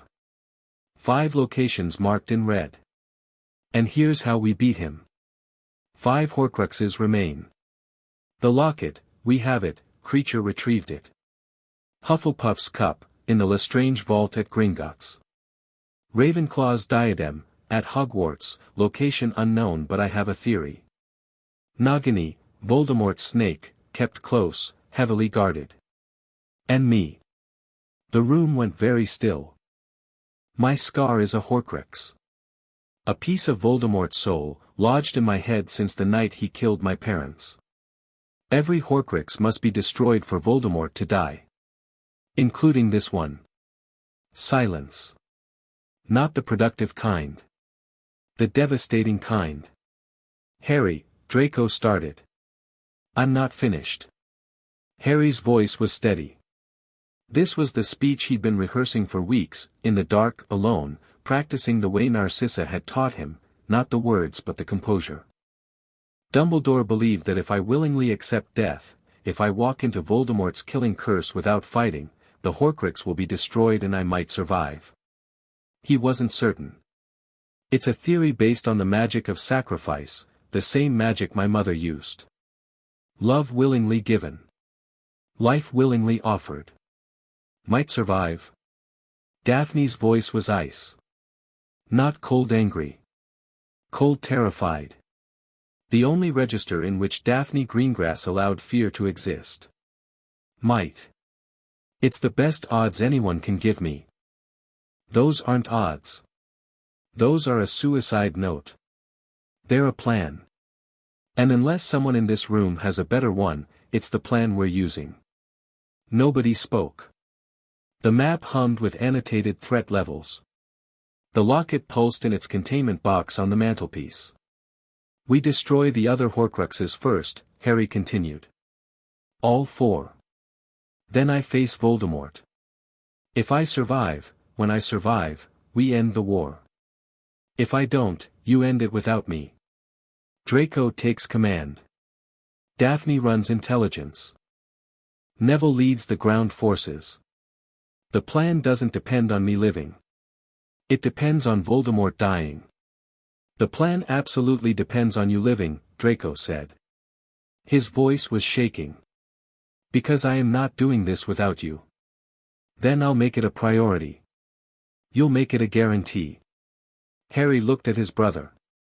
At his sharp, pale face and his trembling hands and his grey eyes that were Lucius's eyes but kinder, always kinder. I guarantee that I will try, Harry said. That's the most honest thing I can offer. And it's more than anyone else in this war has given. Draco stared at him. Then he nodded. Once. Sharp. Then let's get started. The Horcrux hunt took 3 months. 3 months of planning, infiltration, and the kind of precise, high-stakes operations that would have made Lucius proud and Narcissa terrified. But the hunt was only one front.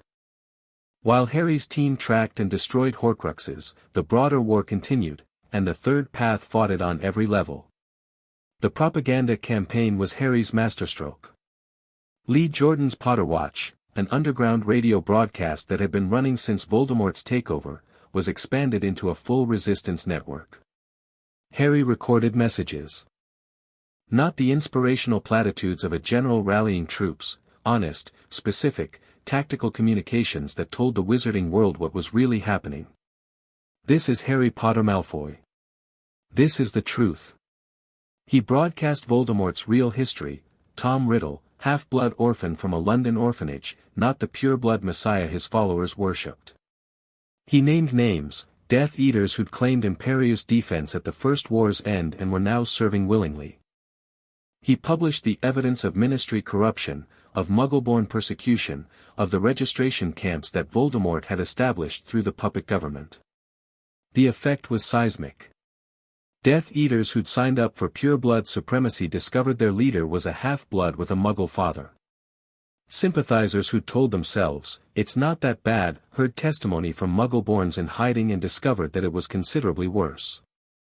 The general population, fed a steady diet of ministry propaganda, received an alternative narrative from a voice they'd grown up trusting.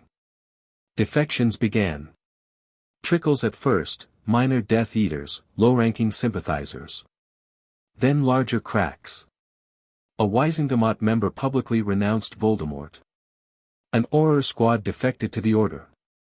And then, in February, the biggest break of all, Lucius Malfoy. He didn't defect publicly. Lucius Malfoy would never do anything so inelegant. Instead, he sent a message through Narcissa, encrypted, deniable, routed through 3 intermediary owls, offering intelligence on Voldemort's operations in exchange for consideration when the war ended. Harry read the message in the Grimmauld Place kitchen. Kreacher had just served dinner. The locket Horcrux, freshly destroyed, sat in a containment box on the mantelpiece, still smoking faintly. "He's switching sides," Draco said, reading over Harry's shoulder. His voice was flat. Not surprised, Draco had inherited his father's political instincts and had been expecting this since the Nagini assignment. "The ship is sinking and he's looking for a lifeboat." "Yes. Are we going to give him one?"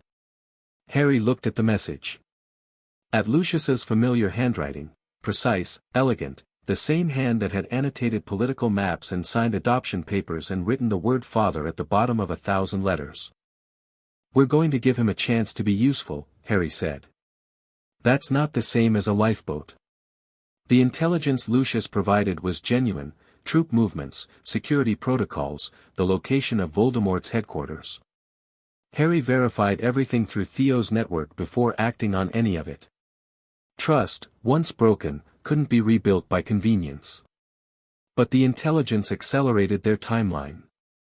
And 3 weeks later, when Harry walked into the Gringotts meeting with Ragnarok, he had Lucius's detailed knowledge of the Lestrange Vault's security architecture in his pocket. Wheels within wheels. Malfoys within Malfoys. The irony never stopped. The locket fell first.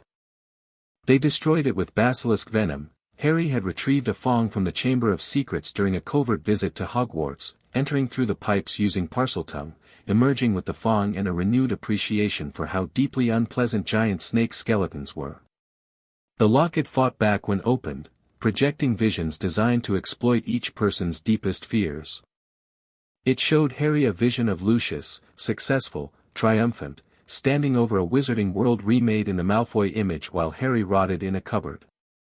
It showed Draco a vision of Harry dead and Draco alone, the last Malfoy, drowning in his father's legacy. Draco destroyed it.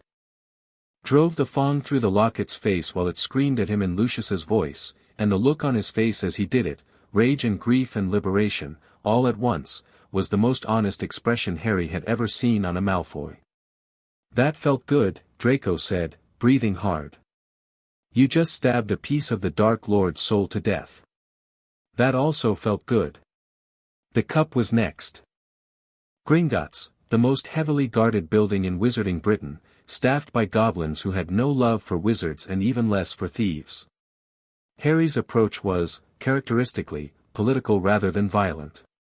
He met with Ragnarok, the senior goblin manager, in a private chamber deep beneath the bank.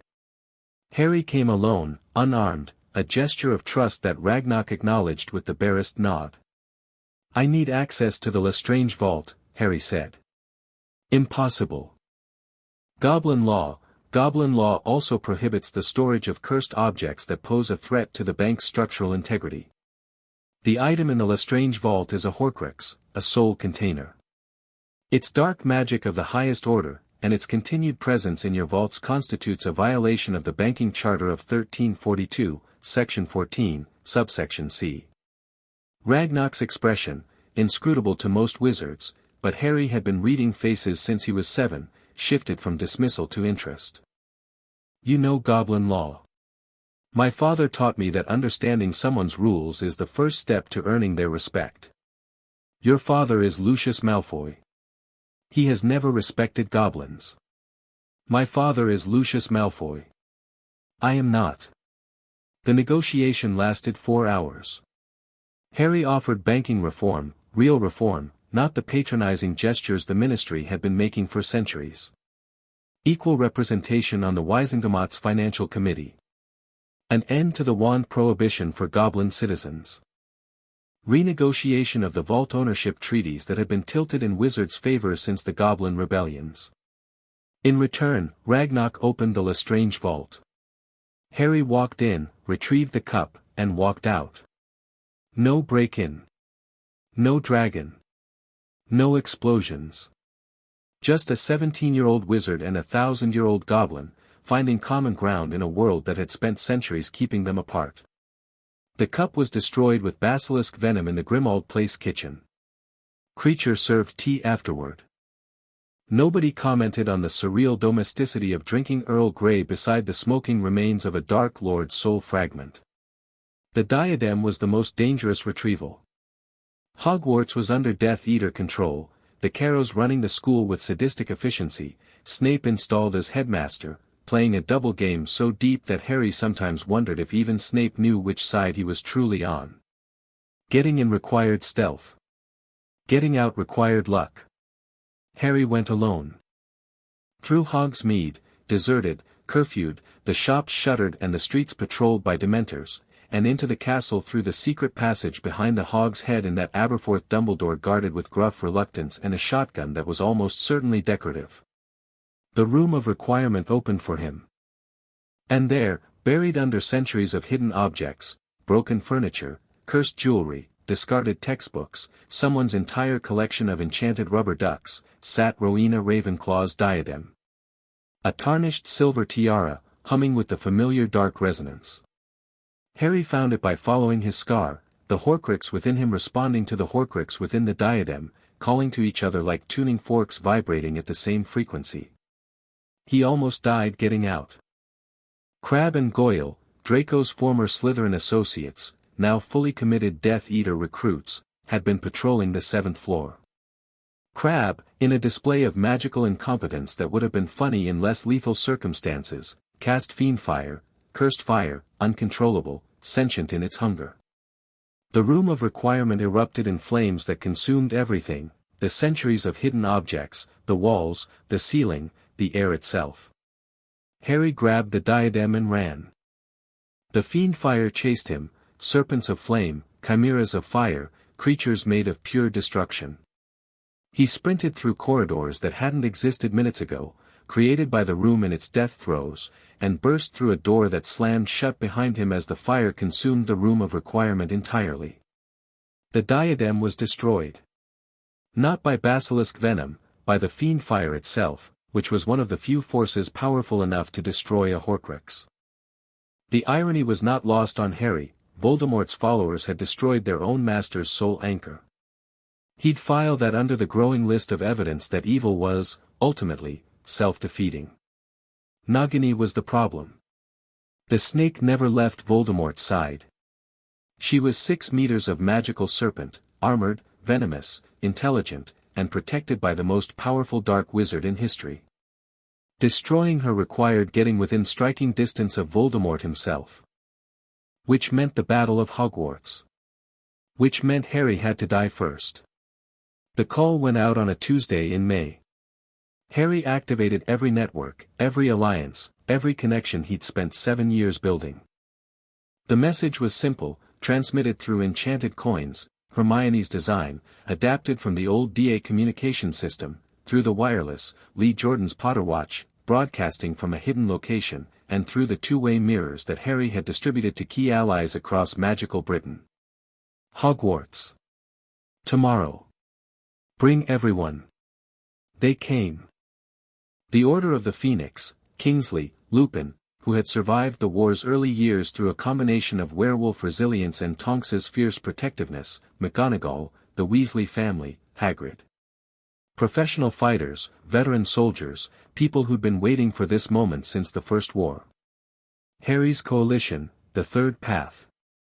Students from every house, trained in the room of requirement, hardened by 2 years of resistance. Daphne leading the intelligence unit. Neville commanding the ground forces with a quiet authority that had transformed him from the round-faced boy with the toad into something that made seasoned aurors take note. Draco at Harry's right hand, where he'd been since the day they'd sworn an oath in a Slytherin dormitory. The foreign allies, Beauxbatons graduates, led by Fleur Delacour, who hadn't forgotten the boy who'd saved her sister from a lake. Durmstrang fighters, led by Victor Crumb, who'd come because Harry had asked and because Crumb was the kind of man who showed up when his friends were in trouble. The goblins, not fighters, but logistical support. Ragnarok had sent a team to disable Voldemort's financial infrastructure, freezing Death Eater vaults, cutting off the war's economic engine with the ruthless efficiency that only bankers could achieve. And at the edges, filtering in through tunnels and passages and gaps in the wards, the ordinary witches and wizards of Britain. Shopkeepers and teachers and ministry clerks and people who had never held a wand in anger but who had listened to Potterwatch and read Harry's articles and heard the speech in the room of requirement, I pick us, and had decided, finally, that kneeling was worse than fighting. Harry stood in the great hall and looked at them all. Hundreds of faces. Thousands of choices, each one leading here, to this moment, to the battle that would decide everything. He didn't give a speech. Not this time. He'd given enough speeches. Instead, he walked among them, shaking hands, touching shoulders, meeting eyes. Narcissa's training, the most basic and most important skill she'd taught him, be present. See people. Let them see you. He found Lupin near the staff table. The werewolf looked exhausted, grey, thin, the war written on his face in lines and scars. But his eyes were bright. Your parents would be so proud, Lupin said. I know. Harry gripped his hand. Stay alive tonight. That's an order. From a 17-year-old? From the head of the noble and most ancient houses of Potter and Black. Which outranks you considerably. Lupin laughed. It was the last time Harry heard him laugh. He found Neville by the entrance hall, checking the defensive wards, his wand moving in practiced patterns. You know what to do? Harry asked. Nagini. The snake. I kill it, or whoever I delegate kills it, no matter what else is happening. Neville met his eyes. And if you don't come back from, whatever you're going to do, I hold the line. You'll hold the line regardless. You've been holding lines since you were 11. Neville smiled. Small, steady, certain. Who I am when no one's keeping score, right? Right. They clasped hands. There was nothing else to say. He found Daphne last. She was in the courtyard, alone, looking at the sky. Dawn was coming, pale gold on the eastern horizon, bleeding into the darkness like a wound healing. I know what you're about to do, she said without turning around. Daphne, you're going to walk into the forest and let him kill you. Because that's the only way to destroy the last Horcrux. Because Dumbledore told you it was necessary. Because you've been carrying this secret since 6th year and you didn't tell me because you knew I'd try to stop you. She turned. Her face was wet. Daphne Greengrass, who never cried, who armored herself in composure and intellect and ice, was crying. The tears tracked down her sharp cheekbones like water over marble, and the sight of them broke something in Harry that the graveyard and the arch and the tower hadn't managed to reach. I'm coming back, he said. You don't know that. I know that I promised you dinner. A sound that was half laugh, half sob.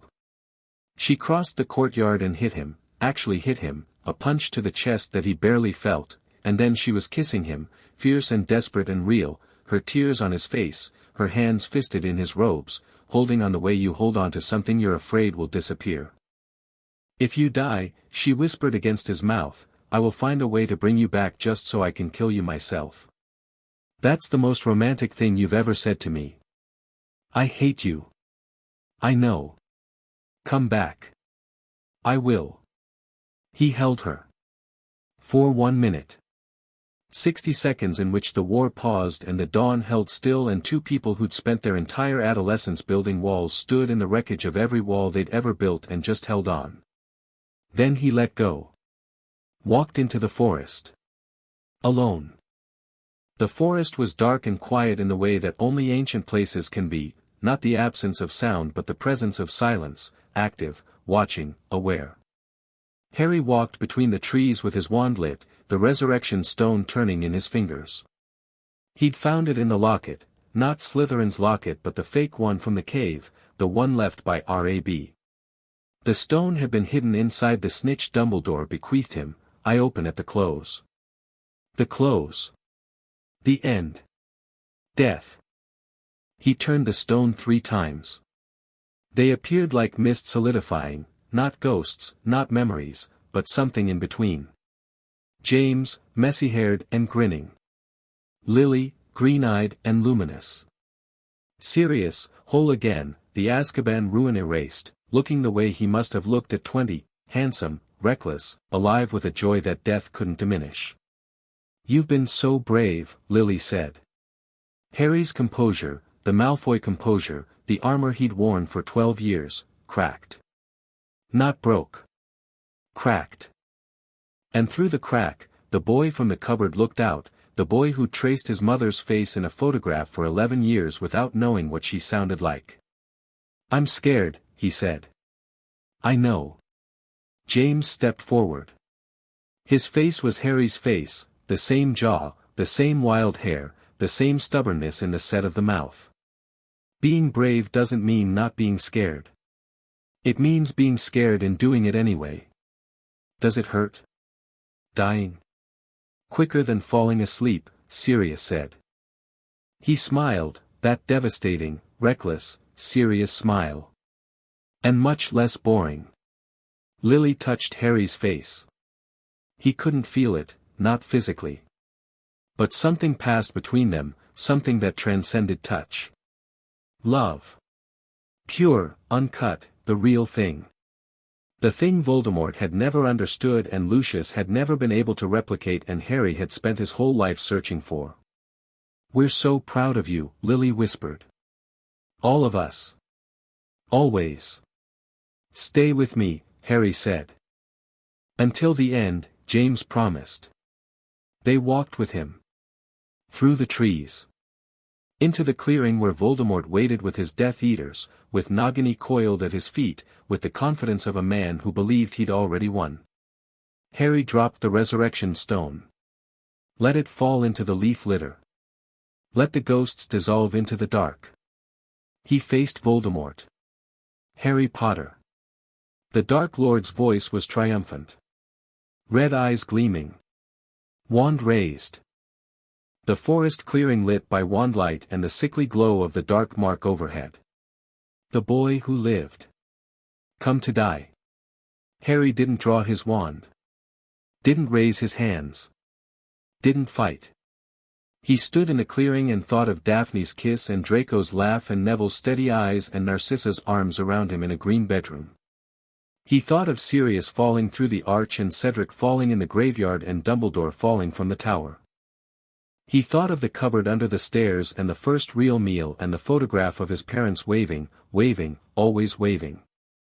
He thought of love. The green light came. The place between was white. Not the white of absence, the white of everything. Every color simultaneously, every possibility at once, compressed into a luminous blankness that was somehow both infinite and intimate. Harry stood, if standing was the right word for an experience that might not have involved a body, in a space that looked like King's Cross Station, because his mind needed something to hold on to and train stations were apparently the shape of transition. He wasn't alone. Under a bench, small and twisted and pathetic, something whimpered. A creature, barely alive, raw-skinned, curled in on itself like a wounded animal. It looked like a flayed infant. It sounded like the end of the world. The Horcrux. The piece of Voldemort's soul, ripped from Harry's scar by the killing curse, now homeless, now dying. Harry looked at it. Felt pity. Not for Voldemort, for the boy Tom Riddle had been. The orphan who'd been brilliant and lonely and afraid and had chosen cruelty because cruelty was easier than vulnerability. The boy who could have been anything and had chosen to be nothing, a shade, a fragment, a monster wearing a human face. "I'm sorry," Harry said. Not to the creature. To the idea of what it could have been. He turned away. Dumbledore was sitting on a bench. Not a ghost. Not a memory. Something else, a presence, a possibility, a version of the old man that existed in the space between life and death where the rules were different. "You're dead," Harry said. Thoroughly. Dumbledore smiled. He looked younger, the weariness gone, the guilt lifted, the blackened hand whole and healthy. "But then, so are you. The question is whether you'd like to stay." "I have a dinner reservation." Dumbledore laughed. Really laughed, the full, delighted laugh of a man who'd spent a century being the smartest person in every room and had finally met someone who could surprise him. "You have a choice, Harry. You can go on, board the train, as it were. Move forward. Rest. You've earned it. Or you can go back. The Horcrux is destroyed, Voldemort's killing curse destroyed his own soul fragment. You are free of him, Harry. For the first time in your life, you are entirely yourself. But going back means finishing the war. Facing Voldemort again. Living in a world that will demand everything from you and thank you for nothing." Harry thought about the train. About rest. About his parents, waiting on the other side, waving from a platform that was just a different version of the photograph he'd carried for 11 years. Then he thought about Daphne in a courtyard, crying, hitting his chest, kissing him like the world was ending. About Draco's face when Harry told him to lead. About Neville, holding the line. About Narcissa, who was probably at the Manor right now, pouring tea, waiting for news, loving her sons with a ferocity that transcended politics and war and death itself. "I'm going back," Harry said. "I know." Dumbledore's eyes twinkled. The last time they'd ever twinkle. "Give them hell, Harry." Harry closed his eyes. And woke up on the forest floor, alive, free, and very angry. He lay still. Played dead. Felt Voldemort's killing curse still echoing through his bones, a vibration that would take days to fade, like the aftershock of an earthquake. But the scar was silent. For the first time in 17 years, the second heartbeat was gone. The whispers were gone. The darkness that had lived behind his forehead since infancy had been burned away by the curse that was supposed to kill him. He was himself. Wholly, completely, for the first time in his life. The sensation was dizzying. Like removing a weight you'd carried so long you'd forgotten it was there. "Is the boy dead?" Voldemort's voice. Cautious. Almost afraid. Narcissa Malfoy knelt beside him. Harry felt her hand on his chest. Felt her hair brush his face as she leaned close. Felt her breath on his ear as she whispered, barely audible, "Is Draco alive?" "Yes," Harry breathed. Narcissa stood. Turned to Voldemort. And lied. "The boy is dead."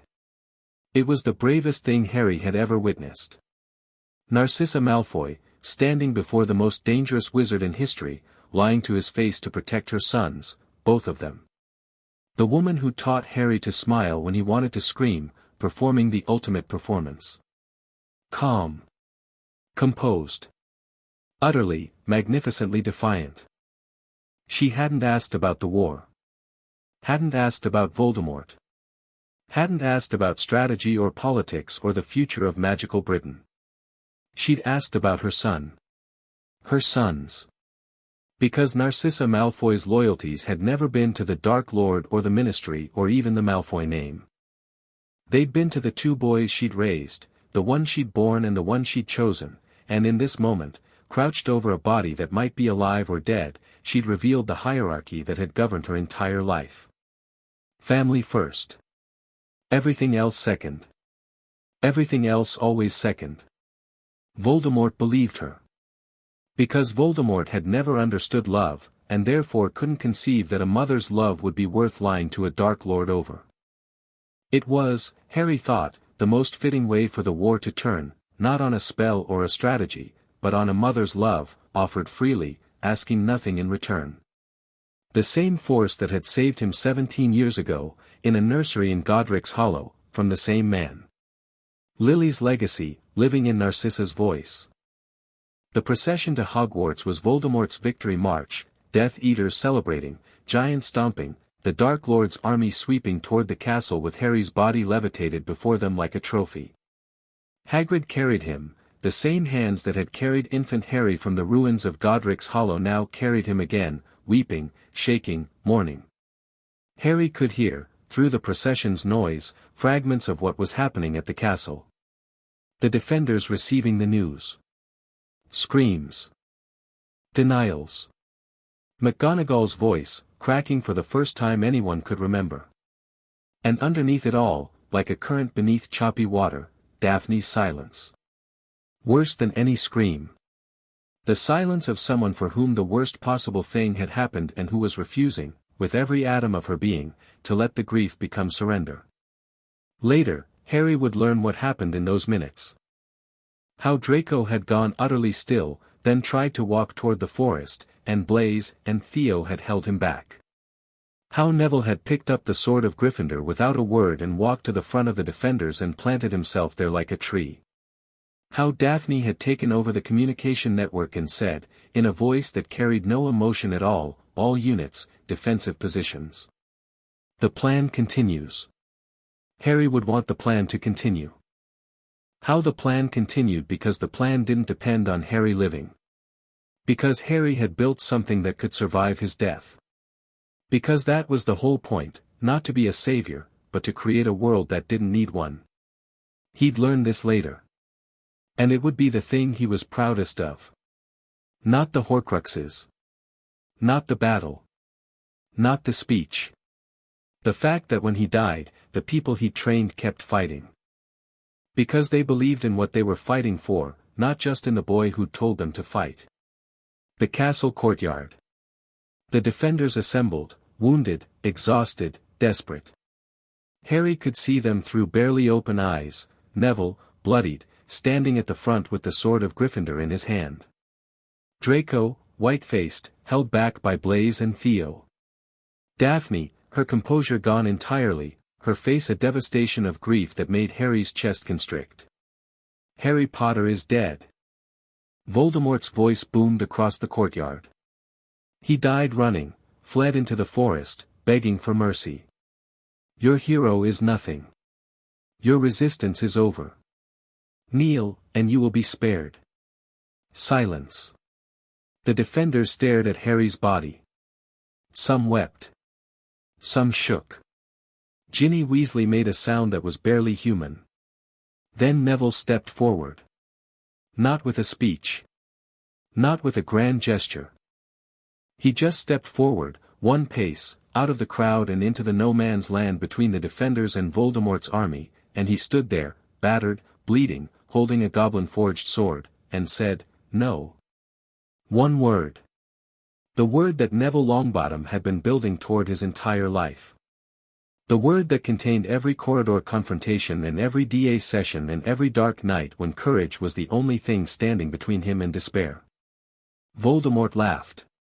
The Longbottom boy. How fitting. Your parents couldn't stop me either. My parents fought you until they broke. And even broken, they never knelt. Neville raised the sword. Neither will I. Voldemort raised his wand. Harry rolled off Hagrid's arms. The courtyard exploded. The Battle of Hogwarts was not a battle. It was a revolution. Harry hit the ground firing, shield charm, stunning spell, blasting curse, and the defenders erupted behind him with a roar that shook the castle walls. The shock of his survival, the impossible, joyful, rage-fueled realization that Harry Potter was alive, hit Voldemort's army like a physical force. Death Eaters stumbled. Giants paused. The Dark Lord himself staggered, because a boy he'd killed was standing in front of him, wand drawn, alive and whole and absolutely furious. "You missed," Harry said. And the war ignited. The castle became a battlefield. Curses flew through corridors. Walls shattered. Suits of armor, animated by McGonagall's enchantments, marched into combat alongside students and Order members. The architecture itself fought, staircases redirecting Death Eater charges into dead ends, walls slamming shut to protect retreating defenders, the ancient magic of Hogwarts waking from a 1,000-year sleep to defend its own. Daphne ran the defensive coordination from the Room of Requirement, or what remained of it. The room had been gutted by the Fiendfire, but a smaller version had regenerated, and Daphne had commandeered it as a command post. She tracked every unit, every engagement, every Death Eater position through a network of enchanted maps and messenger patronuses. Her voice, calm, precise, ice-cold, flowed through the communication coins like a heartbeat. West Tower, 3 Death Eaters, 2nd floor. Weasley twins, redirect. Hospital wing breach, Pomfrey, seal the ward. Lupin, cover. Main courtyard, giant incoming. Everyone out. Now. Harry fought through the corridors alongside Hermione and Ron. The Gryffindor had found his way to Harry during the chaos, and whatever distance had existed between them evaporated in the shared urgency of combat. Ron fought with a ferocious, uncomplicated bravery that reminded Harry of Sirius, all instinct, no calculation, the kind of fighting that was either suicidal or heroic depending on the outcome. Hermione fought like a surgeon. Precise. Efficient. Every spell targeted, every movement economical. She took down 3 Death Eaters in a corridor near the library with a combination of stunning spells and conjured barriers that was so technically flawless it bordered on art. Harry found Snape in the Shrieking Shack. He hadn't meant to, the battle's current had carried him there, chasing a lead on Voldemort's location that proved to be another misdirection. But Snape was there, slumped against the wall, Nagini's bite marks on his neck, blood pooling beneath him. Harry knelt. Snape's eyes, black, fathomless, carrying 16 years of double-agent misery, found his face. Lily's eyes in James's face. The sight that had tormented Severus Snape since the day Harry arrived at Hogwarts. "Take them," Snape whispered. Memories, silver threads of thought, leaking from his eyes, his ears, his wound. "Take them. You need to see." Harry caught the memories in a flask he conjured from nothing. Held them. Looked at Snape, this bitter, brilliant, broken man who had loved his mother with a devotion that had outlasted death and loyalty and every betrayal the world could throw at it. "She'd have forgiven you," Harry said. "My mother. She'd have forgiven everything." Snape's eyes widened. Then softened. The tension that had held his body rigid for decades, the coiled, spring-loaded tension of a man constantly bracing for impact, released. His face changed. The bitterness dissolved. For one moment, he looked young. He looked like the boy in the photograph, the one standing beside James and Sirius and Remus, before everything went wrong. "You have her eyes," Snape whispered. He died. Quietly. Without drama. The way he'd lived, in service to a love that asked nothing and received nothing and persisted anyway, like light through a crack in a wall. Harry closed Snape's eyes. Stood. Left the shack carrying a dead man's memories and a grief he hadn't expected and couldn't explain. He'd watched the memories later. He already knew what they'd show, Snape's love for Lily, Dumbledore's manipulation, the double game that had kept Voldemort blind and Harry alive. But right now, in the middle of a battle, with the fate of the wizarding world balanced on what happened in the next hour, the memories could wait. Some truths needed time to settle before they could bear weight. Draco dueled Bellatrix. Harry saw it from across the courtyard, his brother, 17 years old, facing the woman who'd killed Sirius. Draco's face was a mask of cold fury. His wand work was precise, clinical, everything Thorn had taught them distilled into lethal efficiency. Bellatrix was more powerful, wildly, dangerously more powerful, but Draco was smarter, and he fought with the calculated patience of a boy who'd learned strategy at Lucius Malfoy's knee. Bellatrix threw a killing curse. Draco dodged. Threw a combination, stunner, binder, reductor, that drove Bellatrix back 3 steps. She laughed, delighted, because Bellatrix Lestrange experienced violence the way normal people experienced music. Little Malfoy. Little traitor. Your father begged for you, you know, begged the Dark Lord to spare his precious heir. Draco's expression didn't change. My father begs for a lot of things. That's his problem. He cast again. Bellatrix deflected. They traded curses in a sequence that was part combat, part conversation, each spell a statement, each dodge a rebuttal. Draco was losing. Slowly, inevitably, outmatched in raw power. But he was buying time, and the time he bought was measured in seconds that saved lives. Molly Weasley ended it. Emerged from the chaos like an avenging angel, wand blazing, face terrible in its maternal fury. Not my children, she screamed, meaning all of them, every student, every child on the battlefield, and her curse hit Bellatrix dead center, and the most feared Death Eater in Voldemort's army fell. Draco staggered. Caught himself.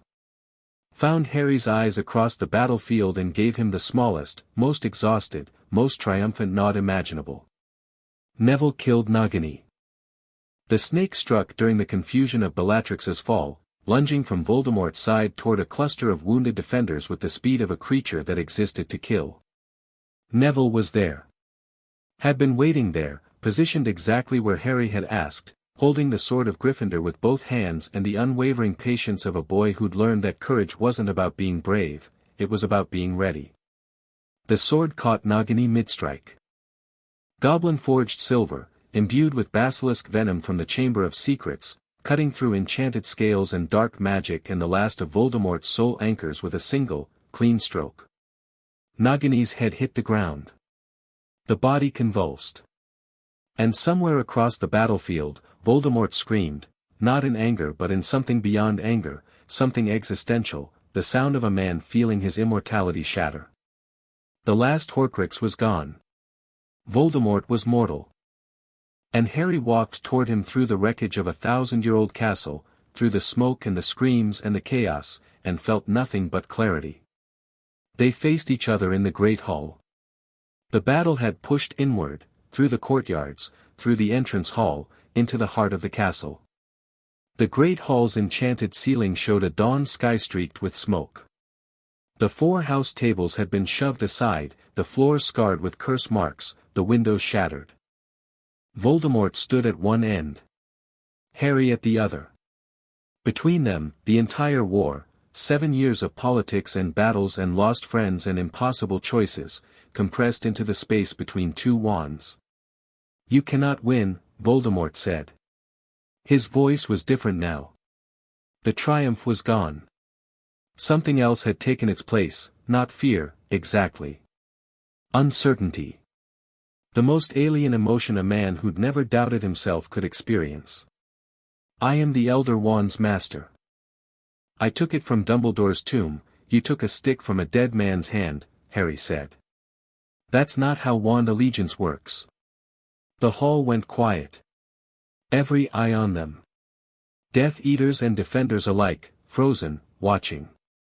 Dumbledore planned his own death, Harry continued. His voice was calm. Measured.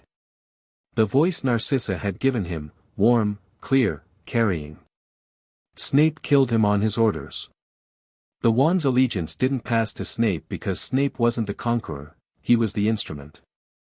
The allegiance passed to the person who disarmed Dumbledore. The person who took his wand before Snape arrived on the tower. Voldemort's red eyes narrowed. Draco Malfoy disarmed Dumbledore on the tower that night. The Elder Wand's allegiance passed to Draco. Harry paused. Let it land. And I disarmed Draco 3 weeks ago in a practice duel at Grimmauld Place. The Elder Wand is mine. Voldemort's face contorted. The uncertainty became fury. The fury became desperation. And desperation, in a man who'd never learned to handle it, became a single, reflexive, catastrophic decision. Avada Kedavra. Expelliarmus. The spells met. Green and red, death and disarmament, the final statement of two philosophies colliding for the last time. The Elder Wand, recognizing its true master, refused to kill Harry. The killing curse rebounded. Struck Voldemort in the chest. Tom Marvolo Riddle fell. His body hit the floor with a sound that was smaller than it should have been, no thunderclap, no earthquake, just a body falling, just a man dying, just the end of a war that had consumed 2 generations and destroyed more lives than anyone would ever count. Silence. Then sound, cheering, weeping, the release of 7 years of fear erupting from 1,000 throats simultaneously. The great hall shook with it. People embraced. People collapsed. People looked at each other with the dazed, disbelieving expression of survivors who'd expected to die and were trying to remember how to live. Harry stood over Voldemort's body and felt nothing. Not triumph. Not grief. Not relief. Just emptiness. The vast, echoing emptiness of a war that was over and a purpose that was spent. Then Draco hit him.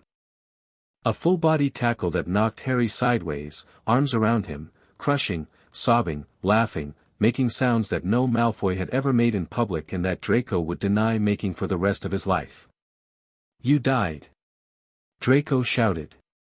You absolute, you died and came back, I told you I'd make it a priority. I hate you. Everyone keeps saying that. Daphne was next. She didn't tackle him. She walked across the great hall with deliberate, measured steps, the Ice Queen's walk, the composure reassembled, the armor back in place, and she stopped in front of him and looked at him with those ice-blue eyes that held everything she'd never been able to say. You owe me dinner, she said. Harry laughed. Really laughed, the first real laugh in months, maybe years, pulled from a place so deep he'd forgotten it existed. He pulled her close and kissed her in front of the entire surviving population of Hogwarts, and someone, probably the Weasley twins, started whistling, and Neville applauded, and McGonagall made a sound that was either a sob or a very Scottish expression of approval. The Wizengamot convened 3 weeks later. Harry stood before them in formal robes, not Malfoy green, not Potter red. Black. Simple. The robes of a man who decided he was done wearing other people's colors. The gallery was packed. Every surviving member of the Wizengamot, plus journalists, plus the general public, crammed into the chamber to hear what the boy who lived, the man who'd killed Voldemort, the 17-year-old who'd built a political movement from the ruins of a broken system, had to say. Harry looked at them. Took a breath.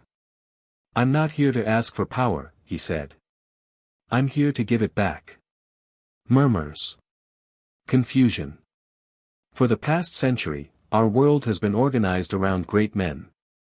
Dumbledore. Grindelwald. Voldemort. We build our hopes on individuals and then act surprised when individuals fail us. We concentrate authority in single offices and then wonder why those offices attract tyrants. He paused. Let the silence work. I could stand here and declare myself minister. I could claim the right by blood, by conquest, by the Elder Wand in my pocket. And half of you would let me, because you're tired and you're scared and you want someone, anyone, to tell you everything's going to be okay. He shook his head. I'm not going to do that. Because we didn't fight a war to trade one ruler for another. We fought it to build something that doesn't need a savior. He laid out the proposal. Not a campaign. Not a bid for office. A constitutional convention, the first in Wizarding Britain's history. Representatives from every magical community, wizards and witches, goblins and centaurs, house elves and werewolves. A fundamental redesign of magical governance, built not on blood or power or tradition but on the radical, terrifying, exhilarating idea that everyone who lived in the magical world had a right to shape it. He described what it would look like.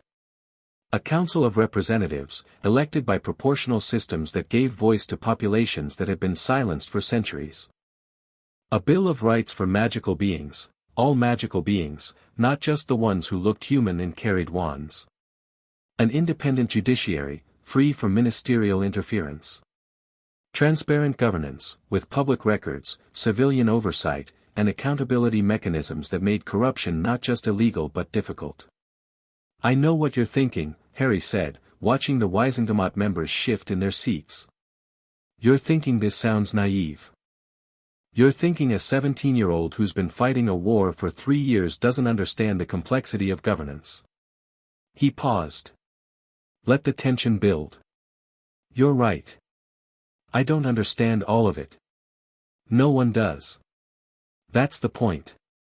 The old system was designed by a small group of powerful wizards who assumed they knew best. They didn't. Their system produced 2 Dark Lords in 50 years, a government so corrupt it fell to a fascist coup in a single summer, and a society that treated half its population as second-class citizens and the other half as property." He looked at the gallery. At the faces, some hostile, some hopeful, some simply exhausted. "We can do better.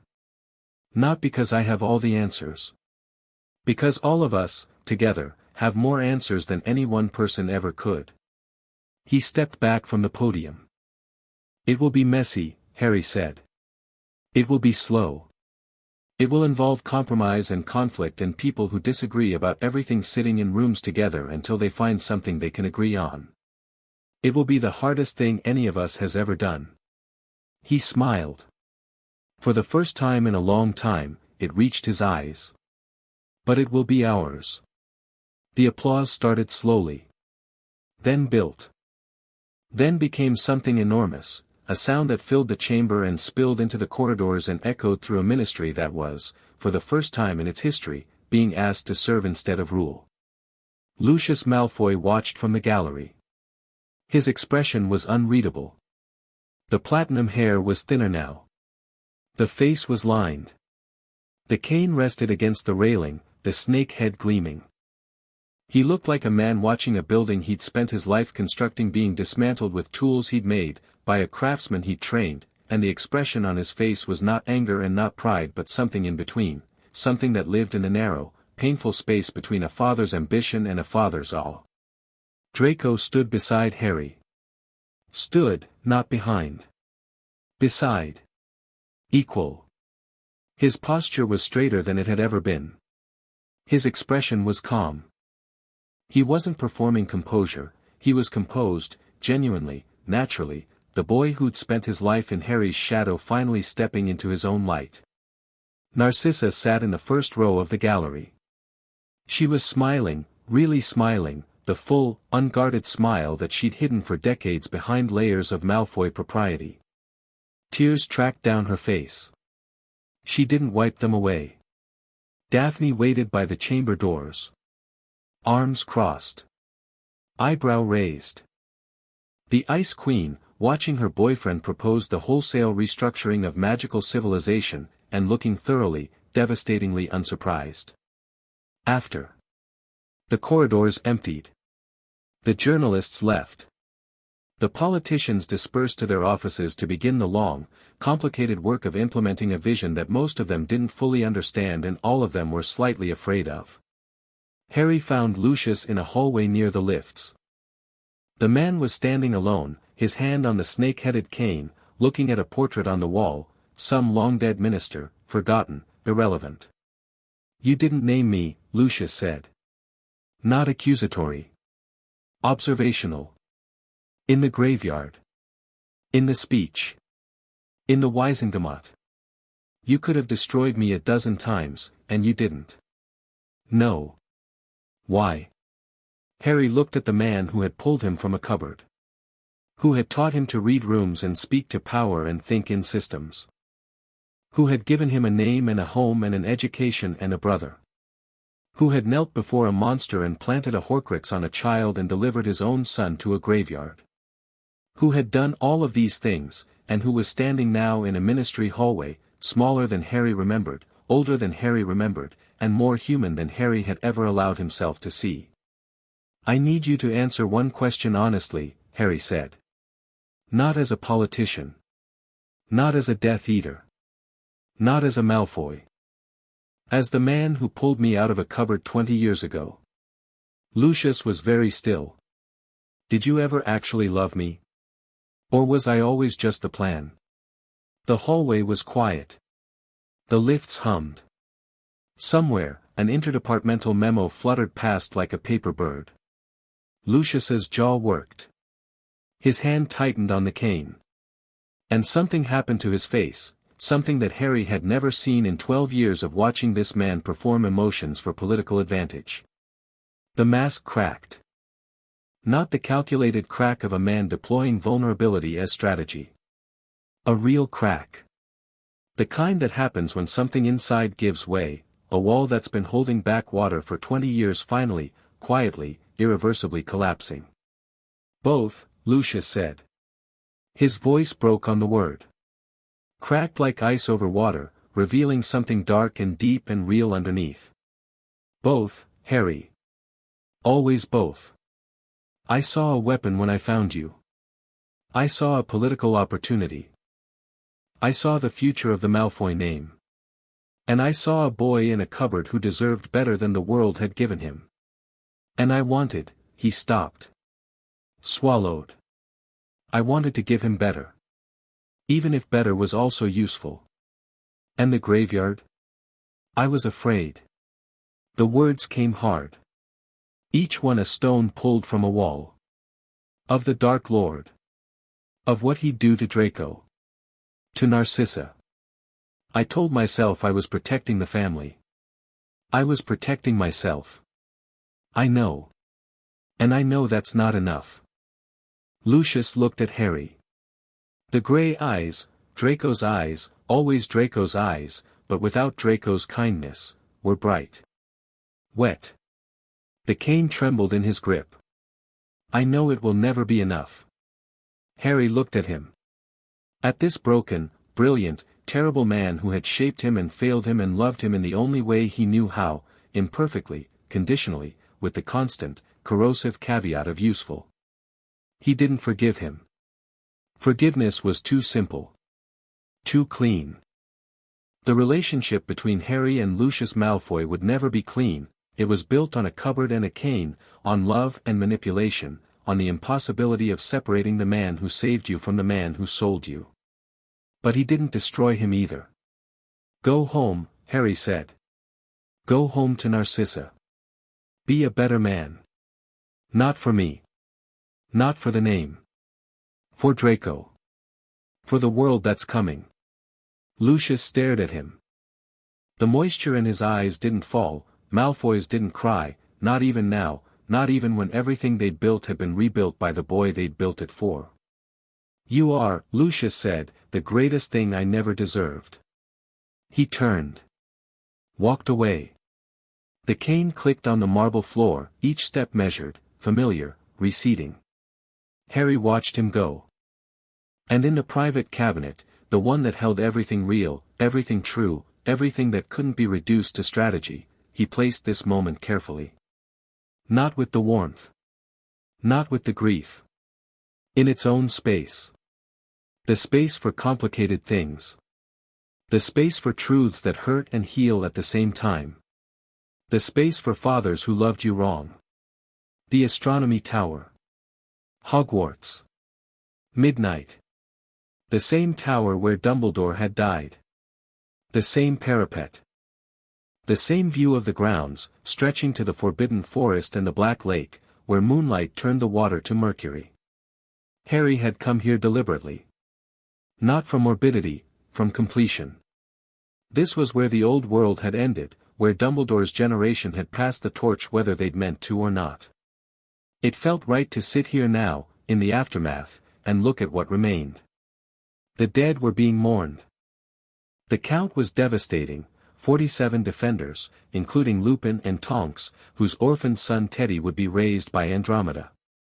Harry had held Teddy that afternoon, a tiny, pink-haired infant who'd blinked at him with Lupin's eyes and Tonks's smile, and had made a promise that he intended to keep. You will never sleep in a cupboard. You will never be a weapon. You will be loved for who you are, not what you can do. He thought of Lupin, kind, tired, brave Remus Lupin, who taught him the Patronus and told him about his parents and died fighting in the battle he'd spent his whole life preparing for. Who died beside his wife, defending a castle full of children, because that was the kind of man Remus Lupin had always been. The kind of man who would have raised Harry, if the world had been fair. The kind of man the world didn't deserve. Fred Weasley. Colin Creevey. Lavender Brown. Names that Harry would carry forever, etched into the private cabinet alongside Cedric and Sirius and Dumbledore and Snape. The cost of the war, measured not in galleons or territory but in laughter silenced and futures erased, and the particular, irreplaceable loss of people who had been themselves and could never be replaced by anyone else. The weight of it was enormous. Harry felt it pressing on his shoulders, his chest, his lungs. The weight of the saved and the lost, the living and the dead. The weight of being 17 and carrying the future of a world that had nearly destroyed itself. But he wasn't carrying it alone. That was the difference. That was the whole point.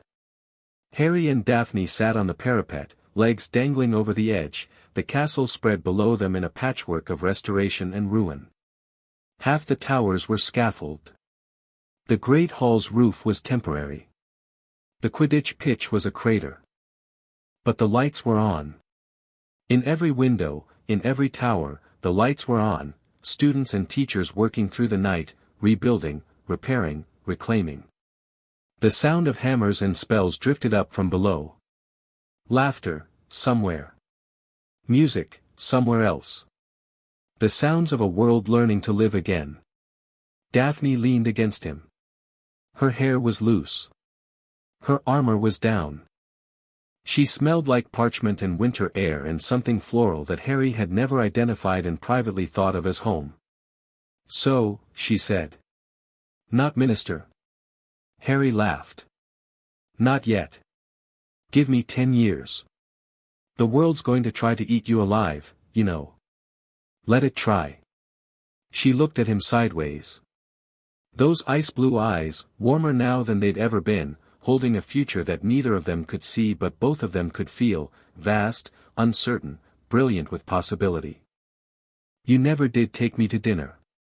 The war got in the way." "Excuses." He took her hand. Laced his fingers through hers. Below them, the castle glowed, wounded but standing, ancient but renewed, 1,000 years of magic waking up to a new age. "How about breakfast?" Harry said. "Madame Poudafouts opens at 7. Madame Poudafouts is a crime against taste." "The 3 broomsticks, then." "Better." She squeezed his hand. "It's a date." They sat on the tower and watched the dawn come. Not the dawn of a battle. Not the dawn of a crisis. Just dawn, ordinary, patient, arriving the way it always arrived, regardless of wars and dark lords and the small, stubborn choices of people who refused to kneel. Harry Potter Malfoy. Half-blood. Slytherin. Brother. Leader. Orphan. Son. Not a weapon. Not a savior. Not a minister. Just a boy who'd been pulled from a cupboard and given a chance. Who'd taken that chance and run with it, through politics and battles and the impossible, beautiful mess of loving people who didn't always deserve it. Who'd learned that power wasn't something you took or something you were given. It was something you built, together, with people who trusted you enough to be honest and cared enough to stay. The war was over. The real work was beginning. And the lights, in every window, in every tower, across the whole broken, healing, luminous castle, the lights were on. Not because someone had ordered them on. Not because a minister had decreed it or a headmaster had enchanted them. Because the people inside had decided, one by one, candle by candle, spell by spell, that the darkness was over. That the morning had come. That it was time to begin. And it was. Chapter 6 End.